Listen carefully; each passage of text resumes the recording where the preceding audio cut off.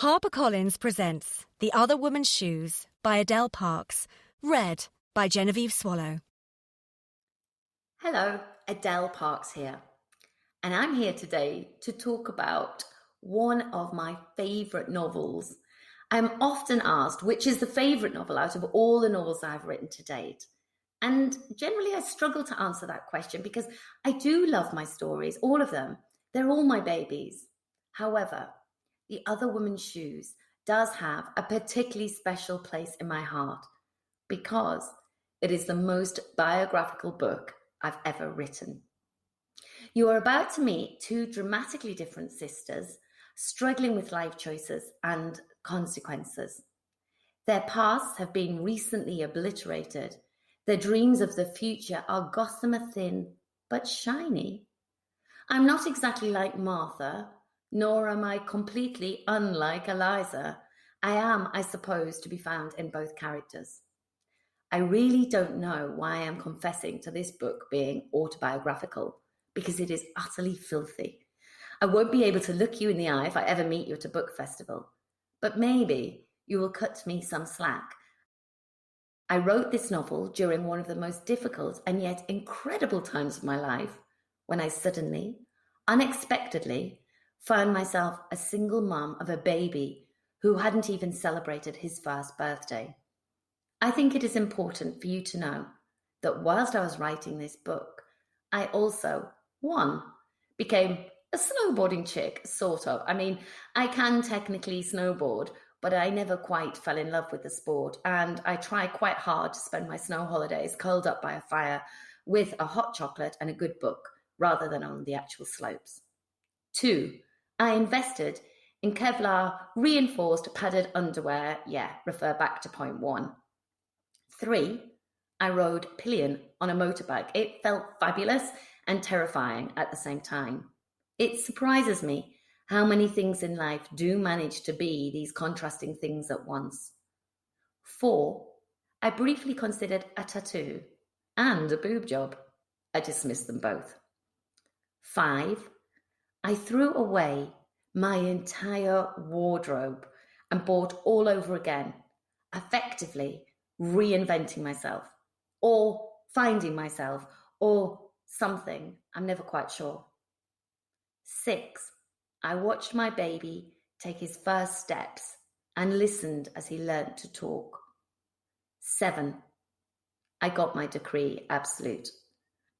Eight, I bought a Kenwood smoothie maker. 5 portions of fruit and veg per day are us. 9, I sat in a hot tub at night time while snow fell around me. It was one of the most perfect moments of my life. 10, I fell in love. This novel is about everything on that list and more. Enjoy. The Other Woman's Shoes. Adele Parks' audio introduction. I am often asked which is my favourite novel out of all the novels I have written to date. I always struggle to answer that question. I love all my stories. They are all my babies. However, The Other Woman's Shoes does have a particularly special place in my heart because it is my most biographical book I've written. You're about to meet two dramatically different sisters, struggling with life choices and consequences. Their pasts have been recently obliterated. Their dreams of the future are gossamer thin, but shiny. I am not exactly like Martha, nor am I completely unlike Eliza. I am, I suppose, to be found in both characters. I really don't know why I'm confessing to this book being autobiographical, because it is utterly filthy. I won't be able to look you in the eye if we ever meet at a book festival. But maybe you will cut me some slack, as I wrote this novel during one of the most difficult and yet incredible times of my life, when I suddenly, unexpectedly, found myself a single mum of a baby who hadn't even celebrated his first birthday. I think it is important for you to know that whilst I was writing this book, I also, 1, became a snowboarding chick, sort of. I mean, I can technically snowboard, but I never quite fell in love with the sport, and I try quite hard to spend my snow holidays curled up by the fire with a hot chocolate and a good book, rather than on the actual slopes. 2. I invested in Kevlar reinforced padded underwear. Refer to point 1. 3. I rode pillion on a motorbike. It felt fabulous and terrifying at the same time. It surprises me how many things in life do manage to be these contrasting things at once. 4. I briefly considered a tattoo and a boob job. I dismissed them both. 5. I threw away my entire wardrobe and bought all over again, effectively reinventing myself, or finding myself, or something. 6. I watched my baby take his first steps and listened as he learned to talk. 7. I got my decree absolute. 8. I bought a Kenwood smoothie maker. 5 portions of fruit and veg per day are us. 9. I sat in a hot tub at night time whilst snow fell around me. It was one of the most perfect moments of my life. 10. I fell in love. This novel is about everything on that list, and more. September. Chapter 1. Martha wasn't usually to be found on Earl's Court Station in the middle of the afternoon. She rarely travelled by tube at all. It was so impractical with the children. Not enough of the stations had lifts, and dragging 10-month-old Maisie and 2.5-year-old Matthew, not to mention the related paraphernalia of double buggy, endless bags, several dolls, books, rain covers, etc., etc., up and down escalators or stairs, was not Martha's idea of fun. Martha rarely went anywhere without the children, so mostly she drove around London in the family car. But today the car was in the garage being serviced. Lucky bloody car. Martha looked around, guiltily, as though she'd said her thought aloud. No one was paying her the least bit of notice, which suggested she hadn't. It's not that she was complaining about Michael's lack of attention, it was just that... OK, she was complaining. The children were being looked after by her mother. Martha felt a little bit guilty about this too, although as guilt was the emotion Martha experienced most, she no longer even recognised that she was feeling guilty.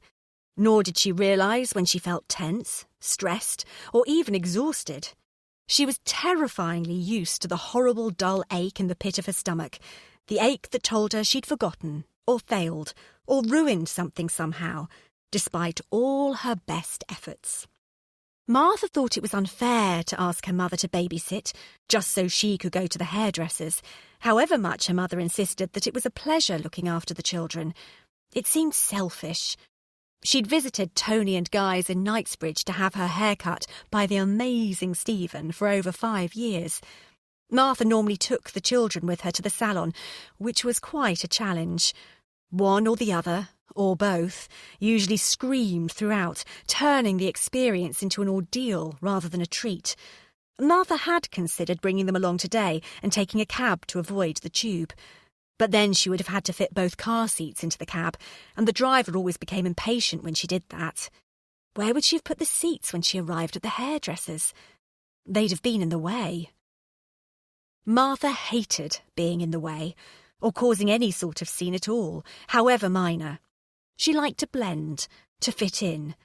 Ideally, she'd like to be altogether invisible. Besides which, Martha always felt cabs were just a tiny bit self-indulgent, and such extravagance was not her style. Indeed, there could hardly be anything less Martha's style than self-indulgence, except perhaps fluorescent pink hair accessories. So it had been a toss-up. Luckily, her mother had taken the decision out of Martha's hands by turning up with balloons and e-additives in the form of sweets and squash. Martha fingered the already impeccably neat collar of her shirt and straightened it again. She checked her reflection in the shiny chocolate machine that stood temptingly on the platform. She brushed a few errant hairs from her shoulders. The cut was perfectly symmetrical. Martha went to the hairdresser's on the first Friday of every month at 2:15 p.m. Only the very observant would notice that her hair had been cut at all. It was an iota sharper, a fraction tidier. Martha was pleased with it, all the more so because you could hardly tell it had been done. Martha's hair, like Martha, was neat, sleek, orderly. It was brown with subtle dark blonde highlights. She loathed bared hair, scrunched hair, artfully sculpted hair, and even curls. Martha liked straight, reliable, controllable hair. Her heart went out to those women who had bad hair days. Imagine getting out of bed and having random bits of hair sticking out at jaunty, irresponsible angles. Or treacherous hair that went flat when it was supposed to be full, and full when it was supposed to be sleek. Martha breathed in deeply, fearful at the very thought. Her coat was beige, pure wool, very long. It was tied with a belt, which showed off her neat waist. It wasn't a fashionable coat, but it was a classic, and it was flattering. She wore 10 denier skin tone tights. Stockings were ludicrous. Stay-ups simply didn't. She wore patent court shoes that she'd bought in Russell and Bromley, but somehow, on Martha, they appeared entirely Dr. Scholl. The heel was a sensible 1.5 inches. Under her coat, she wore a neat, tailored navy suit, not black. Goodness, she wasn't a barrister, and she certainly didn't work in advertising. Her shirt was pale blue, and other than her wedding ring and engagement ring, a large cluster of diamonds, she didn't bother with jewellery, although she did wear a beautiful, expensive watch. Whilst women commented that Martha's skin, hair and nails were perfect and would agree to call her attractive, men were more likely to compliment her on her good brain, new man, or quiche Lorraine, traditional variety. She was popular with men who were turned on by schoolmarms and the young Princess Diana. That type of man thought of her as extremely sexy. It seemed to Martha that just about everybody on the platform at Earl's Court thought just about everybody else on the platform was extremely sexy. She tried very hard to keep her eyes on the chocolate bar machine. It was about 4 o'clock, school kicking out time. The outrage was that all the people finding all the other people sexy were children. Martha wanted to keep her face impassive and not allow her mouth to tighten into a tell-tale grimace. But girls, aged anywhere between 12 and 16, Martha couldn't tell, who could nowadays, were blatantly flirting with boys of the same age. Matthew would be this age in the blink of an eye. The thought caused the dull ache in the pit of Martha's stomach to flare into a spasm of searing anguish. It was September. They ought to have been wearing their jackets, and there would certainly soon be a need for handkerchiefs, as these girls all insisted on sporting skirts the size of one. Martha, along with every testosterone-driven youth on the station, found it impossible to avoid staring at one particular girl who stood a few metres along the platform, chewing gum. The girl was leaning against a poster advertising the latest blockbuster movie.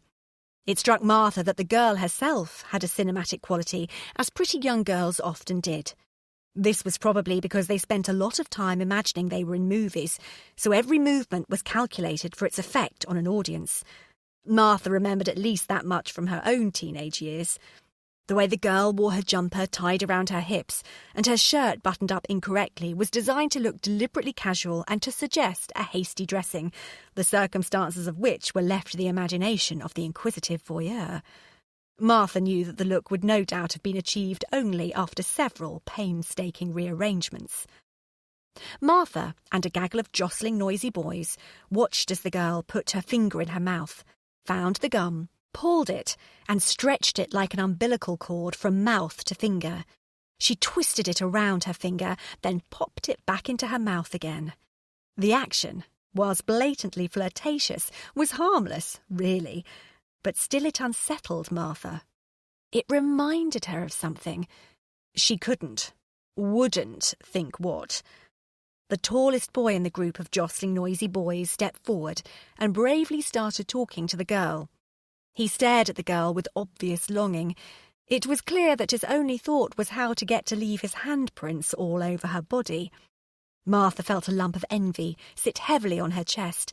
Her hand fluttered to her neck as though she were trying to brush the envy away. Envy was an illegal emotion. The tall boy wasn't sure how to explain his appetite and possibly wouldn't be eloquent enough for several more years.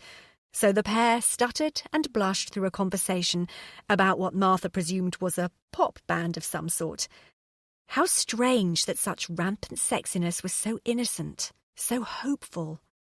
Martha's envy dissolved into longing. The girl caught Martha staring and stared back with all the hostility and honesty of youth. Martha blushed and dragged her eyes away. Thank God, the train pulled into the platform. Martha scolded herself. Longing was even more dangerous than envy. Chapter 2. Eliza gazed around Greg's flat. It was a shambolic hole. There was no other way to describe it, and no amount of tie-dye throws or candles and empty wine bottles could disguise the fact. Straight up, the opposite was true. She was 30. 30, not 20. Because she'd just drunk the best part of a bottle of red wine, the number 30 swam around her head, bashing up against her battered brain cells. 30. The number hovered like an annoying wasp that she couldn't shoo away. 30. It was so close to 40 that for a moment she stopped breathing. She slowly folded the pizza box in half, taking care not to allow the discarded olives or uneaten crusts to spill onto the carpet. At 30, she ought to remember when ordering a Fiorentina pizza to say, "But hold the olives." Then again, at 30, she should not be eating pizza out of a box, in front of a box, on a Friday night. Should she? Definitely not.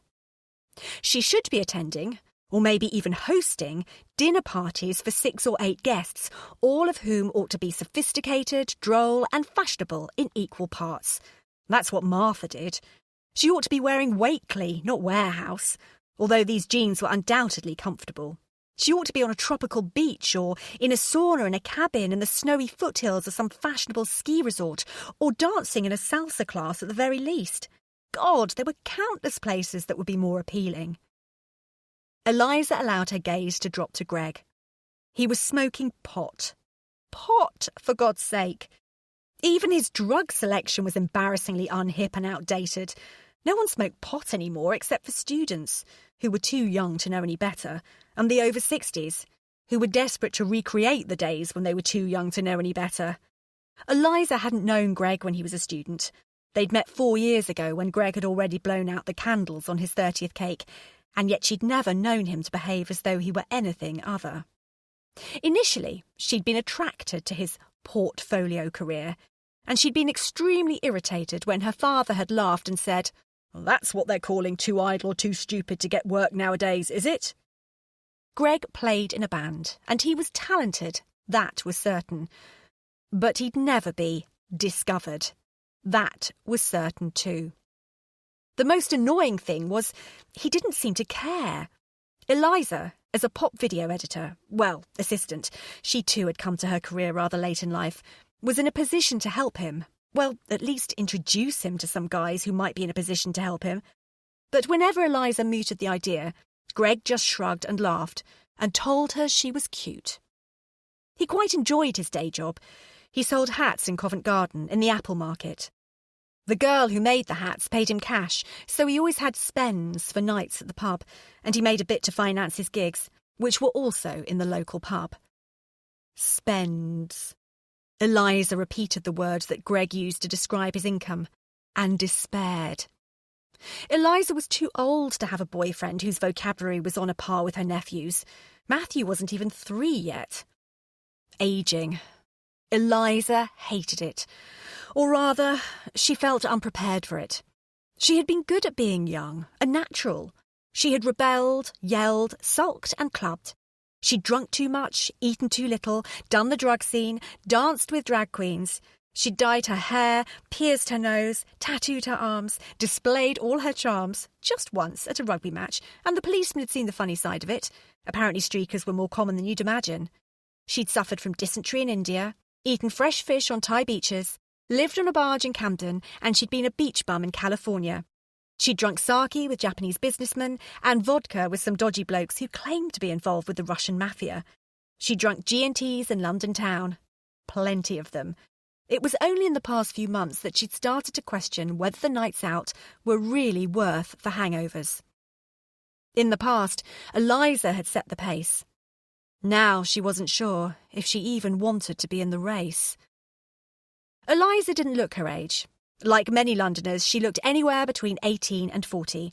Age in London was a mindset, although Eliza currently felt it was a minefield. Eliza was 5'8" and very thin. She'd been waiting for boobs to grow since she was 10.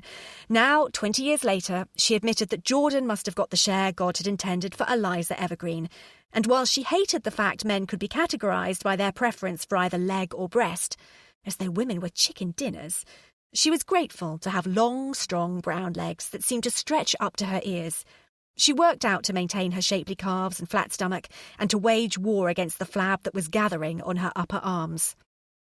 Eliza's hair was cut into a messy bob, or rather, whether it was cut that way or not, her hair had a will of its own and always fell that way. Eliza was naturally a brunette, although only her mother knew this. Eliza herself could hardly remember as she dyed her hair as frequently as other girls painted their nails. She had been Titian, red, honey, golden, raven, chestnut, scarlet and silver. It was hard to say which colour was most flattering. She always looked good. She had huge brown eyes that dominated her elfin face. She dressed in Kukai, Roxy, Diesel and Miss 60. She was one of the few people in this world who managed to look as good as the adverts promise in such skimpy, trendy kits. Eliza was a babe. On 2 occasions, when Eliza was squandering her youth kicking her heels and smoking Marlboro Lights outside the off-licence, she'd been approached and asked if she'd ever considered modelling. Which just goes to prove it does happen. "You're having a laugh, aren't you?"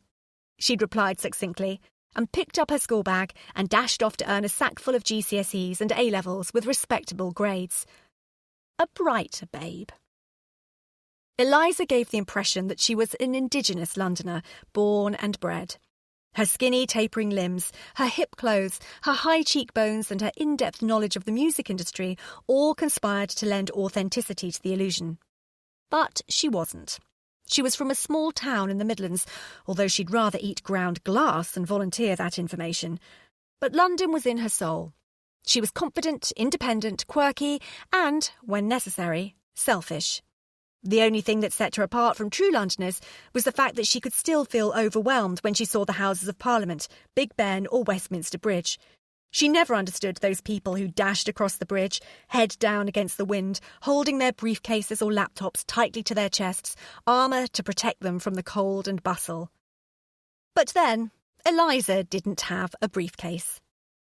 Eliza still remembered the thrill of arriving in the city when she came to study at St Martin's, aged 18. Then her favourite place in all of London had been Covent Garden. The smell of aromatherapy oils wafting up against the smell of coleslaw and jacket potatoes had thrilled her. The stalls selling second-hand Levi's or people offering to tell your future for a fiver had struck her as chaotic, avant-garde and creative, everything her hometown was not. Now she hated helping Greg set up at the apple market. Covent Garden was changing.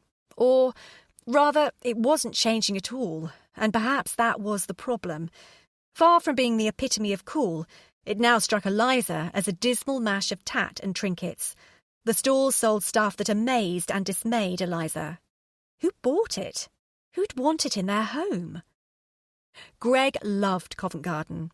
He liked having a laugh, meeting people, chatting about the spirituality of amethyst crystals and the like, whilst he earned enough money for his beer, fags and tie-dye throws.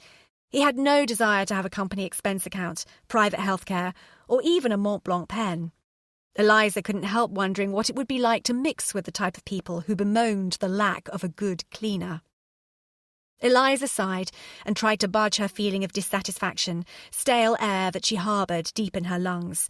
The dissatisfaction that had slowly crept up on her, taken hold, and now threatened to explode, blowing everything apart. Blowing them apart. She tried to remember exactly when she had started looking at Greg and seeing failure, when she started to think his come-to-bed autumn sky blue eyes were more lazy than licentious. She used to like his devil-may-care attitude. She had adored the fact that he'd scribble lyrics on the bathroom wall. Now she wanted him to pay attention to Dulux colour charts. She actually ached with the hope he'd mention golf clubs, pension plans, and more specifically, a wedding. She was bored of being an adolescent. He was sexy, though. Breathtakingly sexy. He had loose hips and firm lips, and whilst she objected to the fact that he ate with his fingers, that he still wore Doc Martens and long overcoats from charity shops, as he had done when he was a 19-year-old, and that he earned pretty much the same as he did then, she was extremely grateful that his sex drive had remained adolescent. Extremely grateful, but no longer eternally grateful. Chapter 3. Are you coming to bed, darling? Michael's smile was designed to try to disguise the fact that he was absolutely shattered, and it was only the lines at the corners of his mouth that betrayed him. When he was tired, they sort of smudged together, like tributaries of a river.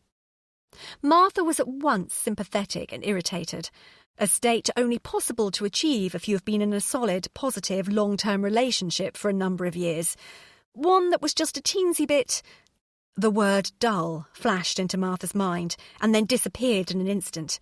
She replaced it with safe. She did sympathise with the fact that Michael was tired. He worked really hard, as all captains of industry had to, doing all sorts of important things for Esso, the exact nature of which she was unsure of. But then it was Friday, and Friday night meant sex. Even after 10 years, Friday equalled sex. Surely Michael understood that. Wanted that. As if reading her mind, Michael paused at the door and added, "We would both benefit from an early night." He smiled again, and this one was genuine, saucy, inviting. Martha's body responded. The twinge in her stomach was an answer to the part of her that sympathised with his constant fatigue and understood his overwhelming ambition. The warmth that she felt between her legs was because another part of her not only respected his drive, she'd married him for it. The part of her that was irritated that his ever-present fatigue had robbed him of speech for the entire evening. After all, she was tired too. The children had been particularly demanding and uncooperative, yet she had still chattered to him throughout dinner, practically non-stop, drove her to mutter, "I'll just finish this chapter and then follow you up." As soon as Michael left the room, Martha regretted being sullen. It wasn't very grateful, and she ought to be more grateful. On a more or less daily basis, Martha was in the habit of counting her blessings. It was a hangover from her lower middle-class upbringing.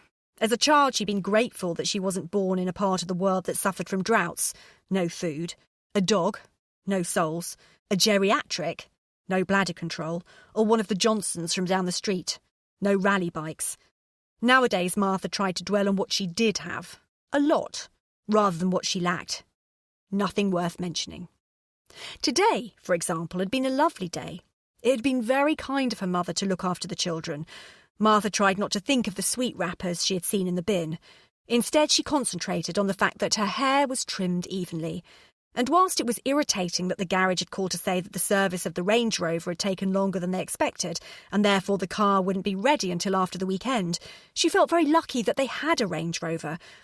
A very expensive vehicle that, Martha couldn't help thinking, ought more properly to belong to someone else. Martha was always conscious that she'd ended up far richer, aged 32, than her parents had been when they retired. She tried very hard to be grateful for her prosperity, although in truth she found it mildly embarrassing. It was just something else to feel guilty about. Other blessings? Matthew's face when Martha returned home from the hairdresser's. Martha had been delighted when he'd rushed into the hall and flung his little body at her legs. He'd clung onto her skirt and kissed the nylon of her tights. His urgent, inexpert kisses had touched her heart, and it was even a good thing that he'd shouted, "Yuck, Mummy, your legs are tickly," reminding her that she needed a leg wax. She must make an appointment. It wasn't like her to let herself go. "Matthew doesn't normally greet me with such enthusiasm," Martha had commented to her mother. She hoped it didn't sound as though she were accusing her mother of treating Matthew badly. That certainly wasn't what she intended.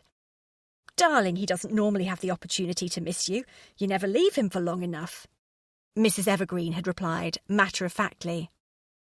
Martha didn't understand how it could be the case, but she'd felt mildly chastised. Surely her mother appreciated Martha's devotion to her children, and surely she was proud of it. After all, it was exactly as Mrs. Evergreen had acted with Martha and Eliza. Why was it that all her blessings seemed to be tinged with, nagging feelings of... Martha left the thought unformed in her mind. She stood up and poured herself half a glass more of white wine. Martha didn't drink much. She never touched spirits, too potent, or red wine, stained her teeth. 1.5 glasses of white wine every third day was usually Martha's limit. Anything more would be totally irresponsible with children in the house. Today, she was allowing herself an extra half glass. It was Friday, after all. Another blessing. Both children were in bed and asleep. Generally speaking, and this was yet another blessing, the children were becoming easier day by day. Today had been nothing more than a small aberration, she was sure of it. Martha was prepared to admit, after her glass and a half of Chardonnay, to herself, and if they'd been there, to her mother and to a couple of her NCT friends, that the theory of having children close together, so as to get the nappy bit over with all at once, was in practice harder than she'd anticipated. Still, Maisie's colic had finally cleared up, and she had slept through from 8 p.m. until 6 a.m. 4 nights in a row. After 10 months of waking every 3 hours, this was undoubtedly a godsend. Sometimes Martha's head, neck, back, eyeballs, and even teeth ached with exhaustion. Yet it wasn't so much the lack of sleep that Martha found hard to take. After all, that was a given if you had a baby. It was the screaming. Martha felt ill knowing Maisie was in pain and that she couldn't do anything about it. Martha had spent night after night watching her daughter's tiny body go into spasms, her knees jerk up to her chest. The wailing tore at Martha and left her feeling miserable and inadequate. There was nothing more torturous than a crying child. Martha never understood how Michael was able to sleep through the pitiful wailing. Martha often sent generous cheques to appeals on behalf of children who needed urgent operations, false limbs, or simply water and shelter. Martha wanted to hold each and every one of them and shush their crying. How did their mothers face each morning? And that was why it was silly to get into such a state about something as insignificant as potty training. And, like she told Michael he would, Matthew had finally grasped the concept of pooing in the loo, as opposed to in his bed, the kitchen cupboards, the reception room, or, most memorably, Michael's shoe. It had been a long haul. Matthew had been well on the way to being potty trained at 20 months when Maisie was born, but then suddenly seemed to lose the knack. Martha had tried but failed to ignore the comments from her numerous child behaviour expert friends and relatives who felt compelled to constantly comment that the step back in bathroom etiquette was a deliberate act of defiance / anger / terrorism brought on by sibling jealousy / insecurity / feelings of loneliness. No kidding. Remarks like this sent a frisson of tension running up and down Martha's spine. She wanted to point out that she'd had a caesarean. 2, actually, not a lobotomy. She said nothing. She sometimes wondered where she stored her suppressed irritation. Because it must be adding up. Martha had read the books and dutifully carved out exclusive, special time for her and Matthew, with the hope of eradicating the excrement terrorism. They went to the zoo, they made paper boats and floated them on the pond, they fed the ducks and they played in the park. They did this even though it cost a fortune in childcare for Maisie. They did this even when Martha could barely walk with tiredness because she'd been up 4 times in the night. But it had been worth it. Matthew was now fully potty trained. Martha's blessings included her family. She adored her mum and dad, who quietly rumbled through their retirement without making much demand on her time, but were always visibly grateful if she did descend on them for an afternoon with the 2 children and 24 bags. Her parents had moved down to a London suburb when they retired, as both their daughters and their grandchildren were settled in the capital. They'd hoped to help Martha with the childcare. Secretly, they were a little disappointed by her fierce independence and insistence on doing everything on her own. They felt redundant as parents and grandparents, and it didn't take Einstein to work out that Martha could do with some help now and again. Mr. and Mrs. Evergreen feared it would be quite some time before Eliza ever wanted children. Blessings, blessings. Other than needing spectacles and one of them having a gammy toe, her parents, touch wood, were the picture of health, and they were so normal. Martha always felt so sorry for her friends who had alcoholic, neurotic, or clingy parents. Hers was so pleasant, so non-intrusive. They were no bother at all. Martha beamed to herself. And Eliza, her sister, was also a joy. Admittedly, she was unreliable as a conversationalist at dinner parties. She was often deliberately shocking. She was not great at timekeeping, or saving, or choosing men, and she had never done anything quietly in her life. Still, the very thought of Eliza made Martha smile. What were kid sisters for if not to show you glimpses of the wrong side of the tracks? Martha had always believed that Eliza was predestined to be more glamorous than Martha, therefore more trouble. After all, Martha was called Martha. Think mumsy, think 19th century respectable, think good hostess in the Bible. And Eliza was called Eliza, which was a more spirited, passionate, interesting name to live up to. It was Mr. and Mrs. Evergreen's fault that the girls had turned out as they had. Martha often wondered how different her life would have been if she'd been named Eliza. Then there was Michael, of course. Michael was so much a part of Martha that it was almost easy to overlook the fact that he was a huge blessing, the most fundamental blessing, in fact. Without Michael, there would be no Matthew or Maisie. And without Michael's enormous salary, there would have been no chance of Martha giving up her work in the civil service to bring up the children. They had both agreed that the very best thing for the babies was her undivided attention, that she was the very best person to bring them up. And she barely missed the civil service at all. Barely. Perhaps she missed the chat with the girls in the morning about the previous night's TV, and the last Friday of the month when they used to have lunches at Pizza Express, which had always been a giggle. She sometimes missed buying suits from Jigsaw and shoes from L.K. Bennett and being able to say she needed them for the office. She hardly missed the harmless flirting with the blokes from accounts. She certainly did not miss the 45-minute commute twice a day, the tedious meetings, the endless power struggles, or putting money in collections for new babies, /21st birthdays, /wedding prezzies of people she'd never even talked to. Martha had met Michael 10 years ago, not long after she'd graduated and moved down to London to start her first job. They'd met in a pub through a friend of a friend of a friend, the way you do when you're young and up for meeting people.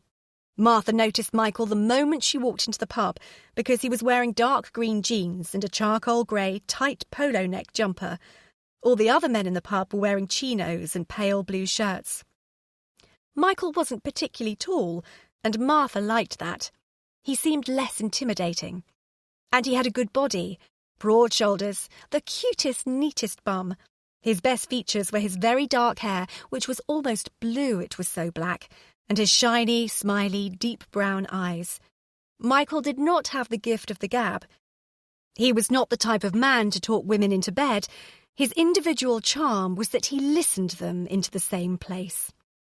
Michael was the first man ever to listen to Martha properly, genuinely listen. He didn't ask questions about her that would inevitably bounce back to a funny story of his own. He didn't spin endless tales about his sexual exploits in an attempt to make her jealous. Nor did he recount daredevil action man exploits in an attempt to impress her. He didn't interrupt her when she was speaking, nor did his eyes glaze over. If pushed, he would modestly relate a funny anecdote, shyly admit to his ambition to travel the world, and, more honestly, admit to his ambition to be chairman of ESSO. Michael told Martha that she had the most beautiful smile in the world, which encouraged her to use it with a new and greater frequency. Whilst she was smiling at him, drinking her third vodka orange, because in those days Martha didn't have children and so she could drink 3 vodka oranges if she felt like it, Martha noted that Michael had a large chin and nose, which she thought made him look distinguished and masterful. By the end of the evening, Martha had decided that Michael was exactly the type of man she ought to marry. Moreover, he was the man she wanted to marry. Even their names matched. She decided then and there that their children ought to have names beginning with M too. Michael wasn't the type of man that women fell in love or lust with at first meeting, so it surprised them both when Martha fastened onto him so rapidly and tightly. Martha had had 2 boyfriends before Michael, one throughout the 6th form and one throughout the 2nd and 3rd years at university. She'd had a bash at being wild during the 1st year, but it hadn't been a particularly fruitful experience. She wasn't a natural. Since graduation, she'd slept with 2 other men. Again, she found it didn't suit her. She was a serial monogamist at heart, a heart she wore on her sleeve. Martha and Michael were married within 18 months. And Martha had been right. Michael was such a good husband. He was kind and gentle and trustworthy and very, very hard-working. He was stable, neither a womanizer nor a football fanatic. And she still fancied him, even after 10 years. Maybe not in that knickers-dropping, heart-stopping, can't-get-enough-of-you way that she had in her early 20s, but still, he knew which buttons to press. Every Friday night. Martha and Michael had plenty of money and plenty of friends, and they had the children's names down at some very good schools. And all of these things were undoubtedly blessings. Martha decided that she didn't want to finish the chapter after all, and went upstairs to the bathroom. She opened the right-hand drawer under the basin and pulled out a cotton wool ball. Carefully, she poured on lotion, and then with long, deliberate strokes, she cleansed her nose, chin, forehead, and then cheeks. She gently removed her makeup, mascara and blusher. This, plus clear lip gloss, was the only makeup Martha ever wore, except at the occasional evening function. If Michael asked her especially, then she could sometimes be spotted sporting eyeshadow as well. She preferred it if everything on her face stayed its original colour. She dropped the used ball into the bin and repeated the process with toner. Next, she carefully applied her moisturiser in firm, upward, gravity-defying sweeps. Then she checked that the bathroom door was bolted and began to undress. Martha always liked to take a shower before she went to bed, and she didn't like Michael walking in on her. She could never understand couples who apparently felt comfortable enough to go to the loo in front of each other. Why would anyone want to do such a thing? Martha tried to imagine who they were. Pop stars, probably, or method actors. Martha carefully towelled herself dry and then slipped into a pair of Egyptian cotton pyjamas and matching slippers. She checked her reflection. Not bad for 32. Should she undo the top button? How many? 1? 2? Finally, Martha walked into the bedroom. "Hey, Mickey," she mumbled, with only the faintest hint of self-consciousness in her voice. But even before Martha slipped between the sheets, she identified the slow, familiar movement of Michael's chest rising and falling, clearly indicating that he was well and truly ensconced in the land of Nod. Chapter 4. Eliza sipped her double espresso. It tasted bitter, black. Or maybe that was just her mood on this particular Wednesday morning. "What's up? You usually love the coffee here." Greg's honeyed tones oozed concern. Eliza dismissed the concern as over the top and felt irritated with him for the 100th time that day. She'd prefer it if he were the type of man who failed to notice that she hadn't touched her coffee, but paid his bills by direct debit, and there were loads of that sort of man around. All her friends had married one. Michael, her brother-in-law, was a perfect example. How come she'd missed her chance of one? "I don't like espresso," she thought. "It reminds me too much of being a student. I should be drinking Earl Grey and eating passion fruit gatto in a proper tea shop. That's what women of my age do. That's what Martha would do. I should not be sitting in a crowded cafe that doesn't even have the decency to be part of a chain, but is run and owned by real Italians." True, its individuality used to appeal to her. In fact, she used to be proud of her amazing find and only introduced her very best friends to Cafe Bianchi. She used to delight in the fact that none of the wooden chairs matched, and most had one leg shorter than the others, and that Signora Bianchi served espresso and cappuccino and nothing else. No cafe latte, no cafe macchiato, no cafe americano, No espresso ristretto, no flavours, and certainly no decaf. They didn't sell fancy packets of tea or bottles of olive oil for 20 quid. They were true Italians and believed that introducing chairs to the cafe had already been a huge concession to the oddness of the British people. They did offer a glass of water with each cup of strong pitch black coffee. No charge. Signora Bianchi was extremely fat.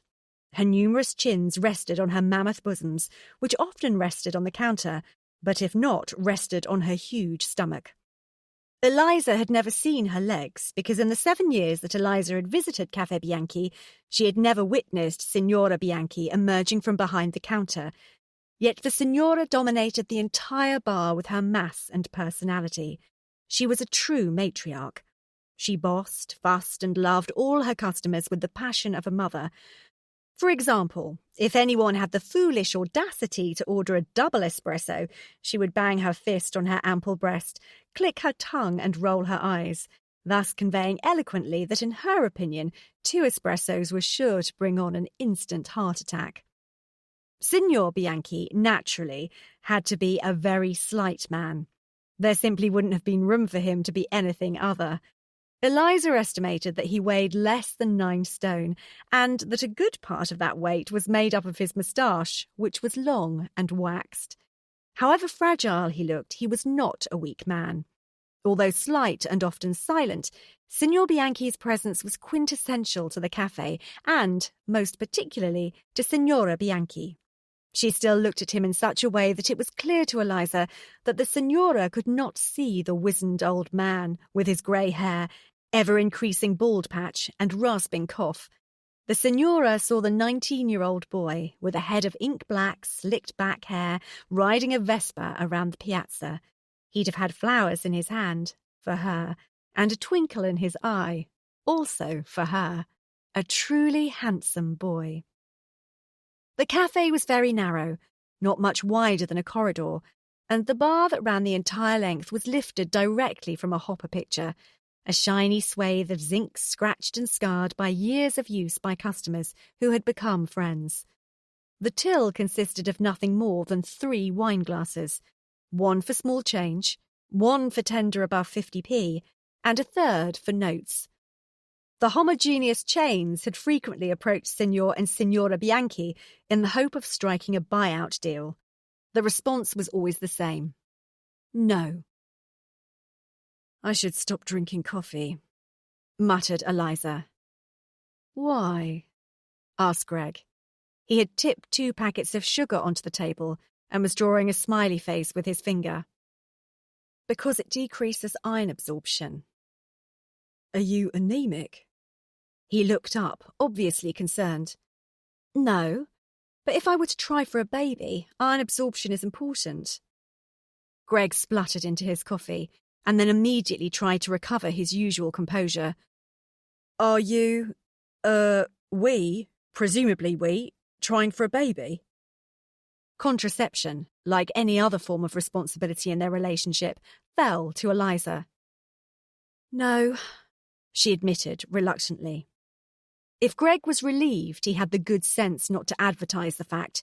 His facial expression didn't alter a jot.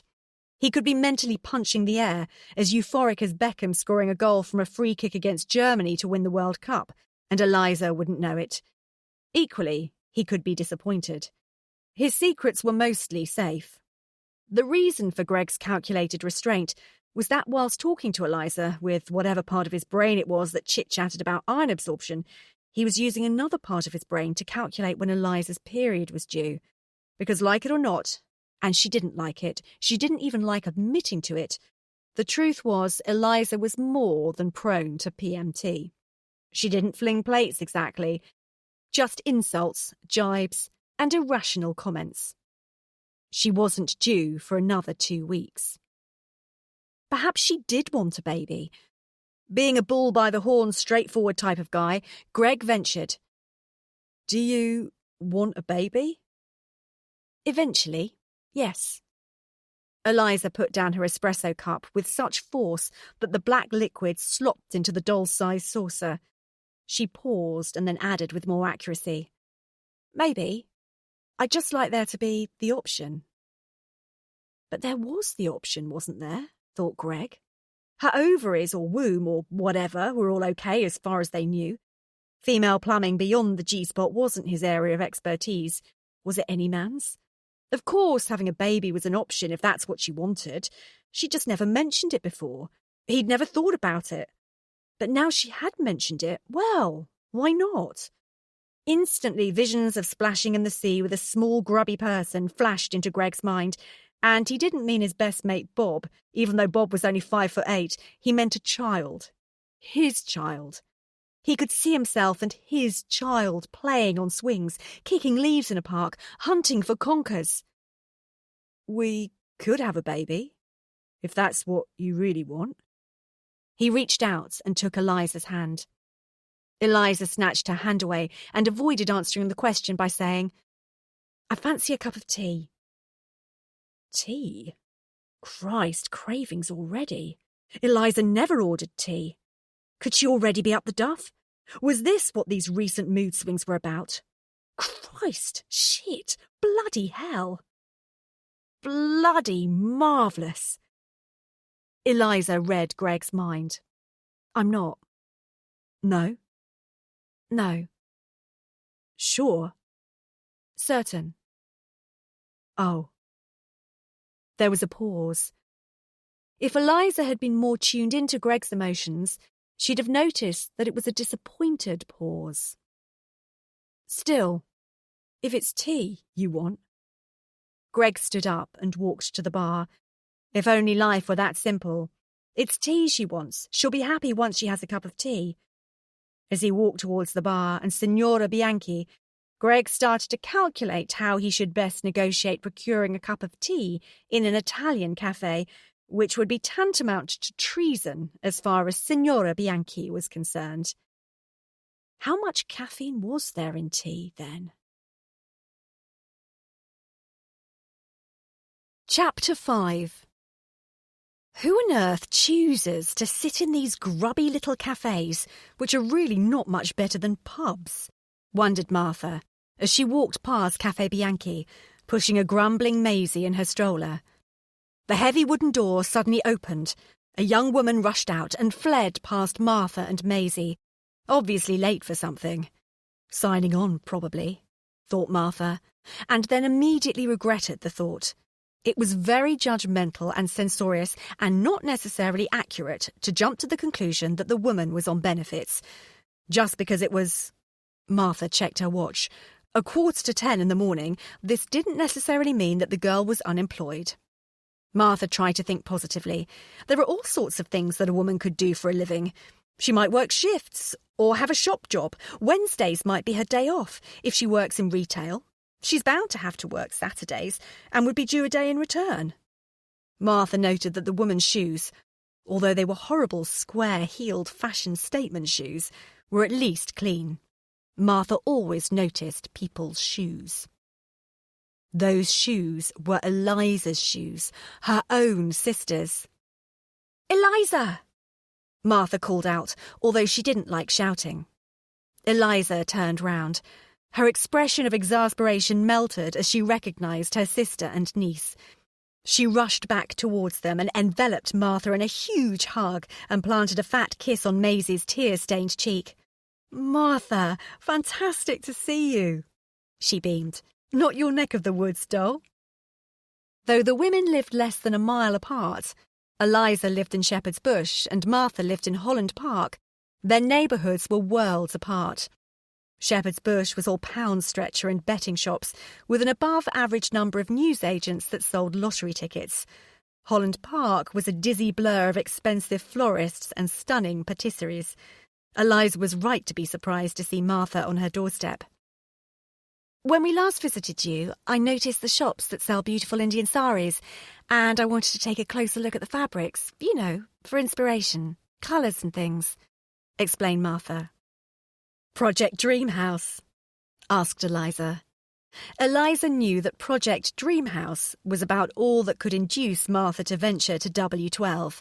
Martha, Michael and the children had only ever visited Eliza in Greg's flat 3 times, although she'd lived there for 4 years.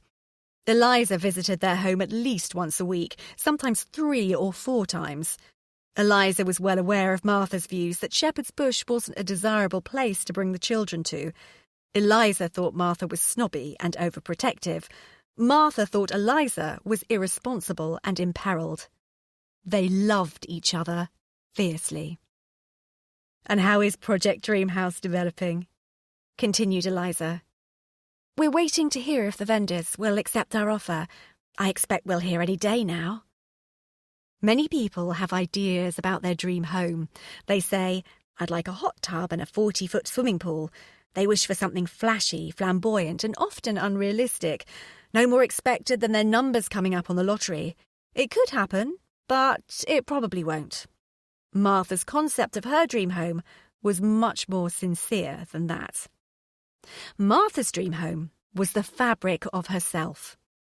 Since her teens, she'd been filling a scrapbook, and when that was full, a box, to be the inspiration for her dream home. She'd collected magazine pictures that had caught her eye, mostly of sunny kitchens and fun-looking children's bedrooms. As she grew more confident in her own creative abilities, she saved a leaf and stored it carefully in her box, because one day she wanted to paint a bathroom that exact same shade of rust, along with a glass marble she'd bought in a toy shop, because she liked the way the colours slipped into one another. She squirreled away pieces of rich fabrics, textured stones and pebbles, pretty tiles and pottery. Martha spent hours mixing paints when she did craft with Matthew in an attempt to get the perfect blue, the blue of a troubled sea before a storm, and the exact red, the pinkish red of lazy Spanish walls that just about propped up the terracotta roofs on the sleepy houses. She often went into a haberdasher's and gazed at the bobbins of cotton. A myriad of colours, wonderful rich magentas, soulful greys and lilacs, every nuance of vibrant green. She'd buy the reels and add them to her treasure box. Her interest was not just about the cosmetic side. Whilst she did buy countless magazines and books about interior design, she also became an expert on the technical aspects of creating a dream home. She knew everything there was to know about renewing roofs, damp-proofing joists, tiling, polishing, converting, dismantling, restoring, and maintaining. Her dream house would be a big house, but not ostentatious. The rooms would be light and airy, south-facing. There would be enough bedrooms for the children still to sleep separately, to have lots of friends and family to stay in comfort. Maybe they'd even have a live-in nanny, as Michael often said he wanted. Every room would be full of love and laughter. Her dream home would have kids' pictures pinned to the kitchen walls, and there would be lots of pairs of small shoes by the front door. She knew Michael considered their family finished, a boy and a girl, the set. But she secretly longed for more children. 4 had always seemed a lovely number. They would have a playroom that would be a fairy tale space for adults and children alike. Each wall would be painted a different vibrant colour. There would be a library corner where the kids would sit and pore over the books that she'd read as a child, and quite a few modern ones too, which were a damn sight funnier and brighter. And there would be a big wicker basket full of old loo rolls and cereal boxes so that she and the children could make things together. Models of space rockets, miniature gardens, and they'd look just like the ones they made on Blue Peter. The kids would always have friends round for tea, and they'd eat sandwiches and drink big glasses of milk. Matthew's intolerance to wheat and dairy products would have subsided. It would also be a party house for grown-ups. Martha and Michael had lots of great friends, and Martha loved entertaining. There was nothing she liked more than sending home half a dozen half-cut friends after they'd eaten and drunk well. In her dream home, the kitchen would be large enough to have a sofa and a fireplace so that her dinner guests could congregate there as she prepared the food. They'd laugh and chat about the latest celebrity gossip, and they'd talk about the serious issues of the day. They'd serve great wines that Martha would be able to recommend with confidence. The children would politely pop downstairs at the start of the evening to say goodnight to the guests. Then they'd go back to bed without getting overtired and throwing tantrums. The food would be beautifully presented and delicious. She wouldn't burn a single thing. After a 2-year search, Martha and Michael had found the bridal way.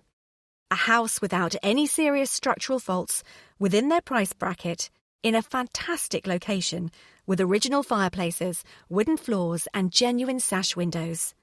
The right blend of potential. The dream house. Martha was left breathless just thinking about it. Eliza knew all there was to know about the bridal way, and she wanted Martha and Michael's offer to be accepted almost as much as Martha did. Depressed as she was about her own scope for joining the ranks of London's affluent classes, she delighted in living her life vicariously through her sister. Not for a moment was she jealous of Martha's emotional and material success. In fact, it gave her hope. "Have you time for a cup of tea, and then you can update me?" asked Eliza.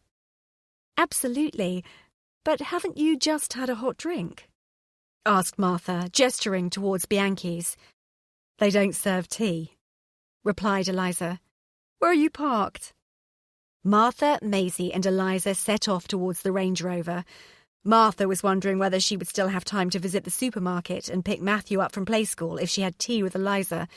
Eliza was contemplating, with amazement, that Martha still thought hot drinks were something to do with needing warmth or quenching thirst, when clearly they were all about being sociable. Both were desperate to chatter. Chapter 6. Eliza suspected that Mr. and Mrs. Evergreen had found her on their doorstep, aged roughly 2 days, and had taken her in out of the goodness of their hearts. Because how else could she explain the fact that she was different from her sister in absolutely every way? Mrs. Evergreen was not the type to have conceived a child by the milkman and conned her husband into bringing it up as his own. And yet they couldn't be sisters, could they? Not only had Martha failed to look impressed when Eliza mentioned she'd spent the night before at a club drinking with Basement Jacks, but she looked absolutely bemused. "Did you go to college with her? Have I met her?" Martha inquired politely, desperately searching for a reason why she should be supposed to remember this Bertha Jacks person. Eliza hadn't bothered to explain. It was too embarrassing. Besides dressing differently, they talked differently. Martha entirely the Queen's English, Eliza all urban hip chick. They walked differently. Martha was stiff and upright, her movements sudden and jerky. Eliza drifted with fluid, languid grace.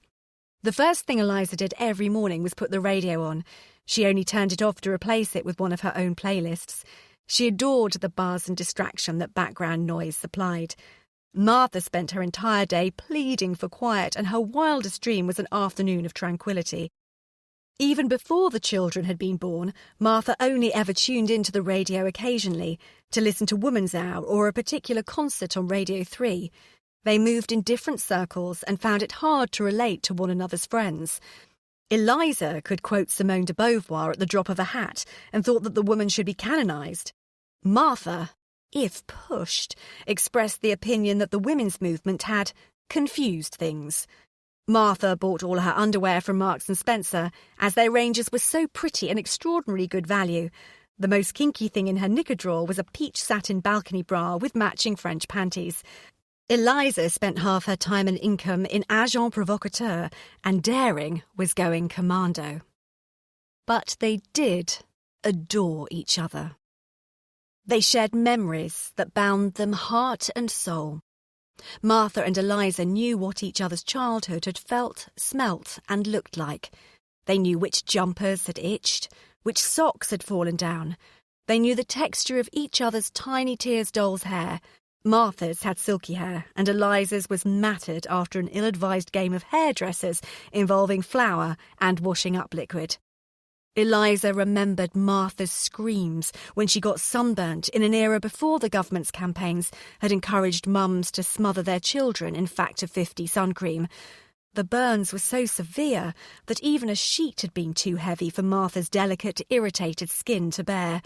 Eliza had cried as she watched her sister being lowered into a bath of soothing lotion, just as Martha had cried after a game of circus had gone horribly wrong and Eliza had ended up in hospital and in plaster.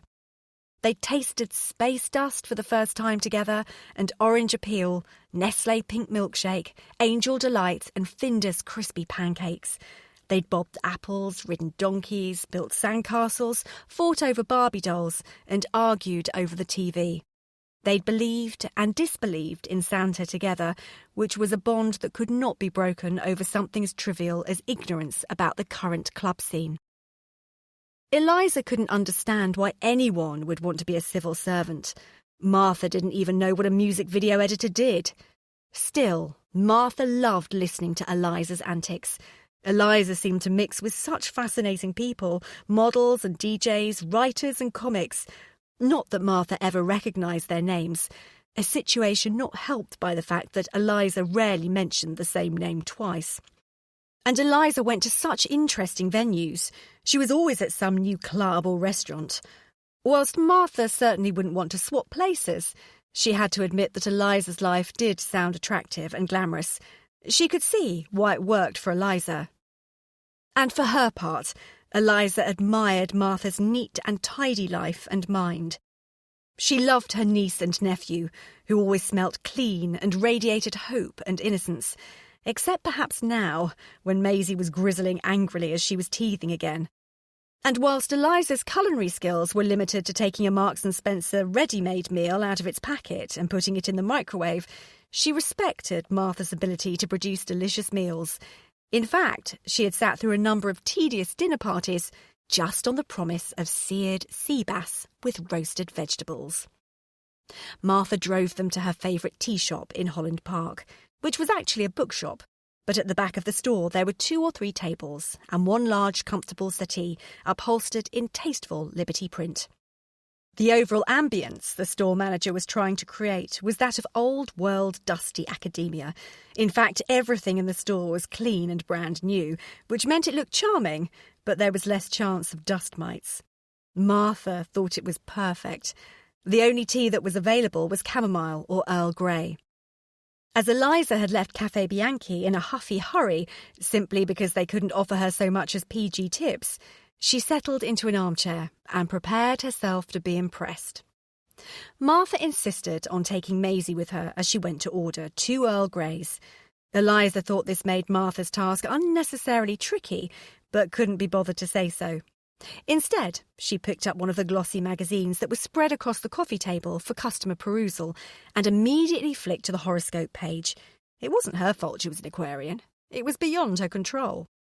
Martha carefully lowered the teas onto the table, lowered Maisie into a high chair, passed her a rusk, and then sat, or rather collapsed, into the chair opposite her sister. "Listen to this, Martha," said Eliza with ill-concealed excitement. "You certainly could be short of cash if you fail to pay attention to your finances. It would be a good idea to double-check your bank statements. That is so weird, because the cash machine has just refused me any money. I must be overdrawn again." "There's nothing weird about that, Eliza. You're always overdrawn," said Martha matter-of-factly, glad that she'd picked up the tab for the drinks. "I don't know why you pay any attention to those horoscopes. It's hardly scientific." "Well, you would say that. You're a Virgo. Virgos are very sceptical." Martha raised her eyebrows but said nothing. It was a shame that Eliza relied on some mumbo-jumbo to find her direction in life. She seemed so together in other ways. Martha was far luckier. If she had a problem, she did not consult horoscopes, tarot cards, or tea leaves. She discussed it with Michael, and he was always so good about offering advice. "If you were born between the 10th and the 18th of February, you may be questioning if the partner who is currently by your side is still the one for you." "Now that's spooky," said Eliza, in awe. "Are you and Greg having problems?" asked Martha, immediately fretful. She didn't like the idea of anyone having problems. It didn't suit her view of life, and she didn't like the idea of her sister having problems most of all. "Sort of." Eliza sighed and sipped her tea. It tasted like cat's piss, and she missed the strong Bianchi espresso, but she wasn't going to admit as much, least of all to herself. "We're not arguing or anything," she confessed. "I'm just bored, I suppose. Do you ever feel bored by Michael?" "No, never," replied Martha, without thinking about the question. "And I find him really irritating at the moment. Does Michael ever irritate you?" "Never." Martha didn't miss a beat.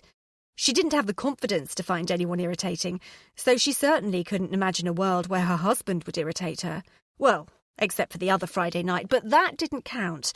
Martha didn't know why that didn't count, but she was sure it didn't. "See?" said Eliza, believing that she'd proved her point. Martha didn't see, but didn't know how to say so. "I think I've outgrown him. I think I'll have to call it a day. Cash in my chips," added Eliza, resigned. "But what will you do without him?" asked Martha, astounded and more than a little disappointed. She'd rather thought that Eliza and Greg were well suited to one another, and she'd been pleased that Eliza had managed to sustain a relationship for 4 years. Before Greg, Eliza's relationships had only ever lasted a couple of months at most. Greg and Eliza had always seemed so happy together. They certainly laughed together more than any other couple that Martha knew. And whilst Martha had long given up hope that Eliza would do anything as conventional as marry Greg, and therefore allow Maisie to be flower girl and Matthew a page boy, one of Martha's greatest ambitions, she had thought that they'd last. Martha firmly believed people were better in relationships than out of them. It was neater that way, as it should be. "Won't you be lonely without him?" "Well, I'll still have my friends, my work, you. He isn't all-consuming, you know." No man had ever been so to Eliza. She was rarely in one place long enough to establish a relationship, let alone lose her heart. When she'd first started seeing Greg, she hadn't expected to stay in London for longer than 6 months. She was on her way to Australia, but staying just sort of happened. They were always having too much of a laugh for her to apply for a visa, and then she got a job in the music industry, the first job that held any real interest for her. She was doing really well. Not much more than a glorified gopher, but she was well liked and well respected. She took her work seriously, well, fairly seriously. She still wasn't great on filing or invoicing or timekeeping, but she tried. She wasn't sure if Greg ever took anything seriously. "He's no longer what I'm looking for." "So, what are you looking for?" asked Martha, wiping Maisie's mouth without taking her eyes off Eliza. Eliza beamed. She couldn't wait to tell Martha about her recent emotional developments. The fact that she wanted a little more of what Martha had was bound to gain Martha's respect and approval. "I'm looking for a man who wants to be a man, not just a boy. One with a proper job and his own flat. One that I could visualise shopping in B&Q. Martha's jaw hit the shiny, fake, wooden floor. "You do?" "I do. I want a man who has a debit and a credit card that he keeps carefully in a leather wallet, rather than one who has to scramble around in his rucksack for loose change every single time he takes the tube. For that matter, I don't want a man with a rucksack. I want a man with a briefcase and a laptop." "I see," said Martha, choosing her words carefully, trying not to betray her astonishment. "Well, I'll say one thing for you, Eliza. You never cease to surprise me." "I knew you'd be pleased." Eliza grinned, oblivious to Martha's reserve. She checked her watch, realised she was in serious danger of being late for work for the 3rd time that week, made her excuses, kissed her sister and niece, and left the tea shop, relieved that she didn't have to drink any more cat's piss. Martha finished her tea, and then struggled to put Maisie back into the stroller. Maisie resisted by making her tiny body absolutely rigid, like a steel bar, refusing to sink her bottom into the chair. She wanted her mother to carry her. At only 10 months, Maisie was able to communicate her needs and desires with astonishing clarity, something she must have inherited from her father, as Martha couldn't imagine trying to force her will on anyone with such determination, even now. Maisie cried and screamed for a number of minutes, drawing disapproval from other tea drinkers. Eventually she exhausted herself and collapsed into a sulky sleep. Martha felt the familiar knot of guilt tighten in her stomach. Maisie shouldn't really be asleep at this time of day. She'd never have a lunchtime nap now, and if she didn't have a lunchtime nap, she'd be grouchy by the end of the day, and she'd need to go to bed early, which would mean she'd wake up early tomorrow, which would irritate Michael. Oh, dear. Still, Maisie was asleep now, and there was nothing Martha could do about that. Martha decided to try to enjoy the rare luxury of peace and quiet. She would take the opportunity to browse around the bookshop. Martha rummaged in her bag and pulled out a list of titles from her organiser, then proceeded to locate 3 of the books. 2 were on the Booker Prize shortlist that had just been announced. 1 was a Pulitzer winner. All should prove to be improving and educational. The writing styles would undoubtedly be graceful, confident and intelligent, as described by critics and advertised by the publishers. Although they might be a little bit gloomy. Martha shook her head as she thought that she'd got through just 5 books in 9 months. She could remember the time when she'd read 5 books in a single month. Realistically, it would be unlikely that she would manage to plough through the 3 she'd just bought by Christmas.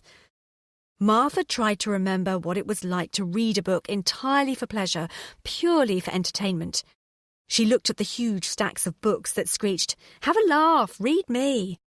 These were the ones with pink, turquoise or yellow covers, with little cartoon pictures of spangly handbags or overflowing champagne glasses. She allowed her finger to trace the embossed name of the author of one of them, but she couldn't quite bring herself to pick it up. When would she have time to read something so entirely self-indulgent? She knew that the novels she had selected would at least be useful. They would no doubt be discussed at the dinner parties she attended. Martha moved to the card rack. She fished in her handbag and produced another list. She needed a card for Ed and Belle's wedding anniversary, a welcome to your new home card for Michael's aunt, a birthday card for Michael's father. All tasteful. No bottoms, no breasts, no gags about wind. Her final purchase was a book for a little friend of Matthew's. Matthew was going to a birthday party and would need to take a gift. Martha chose The Hungry Caterpillar, creatively stimulating and educational. Ideal. Martha always bought children's books as presents. Martha left the bookshop undisputedly on a high.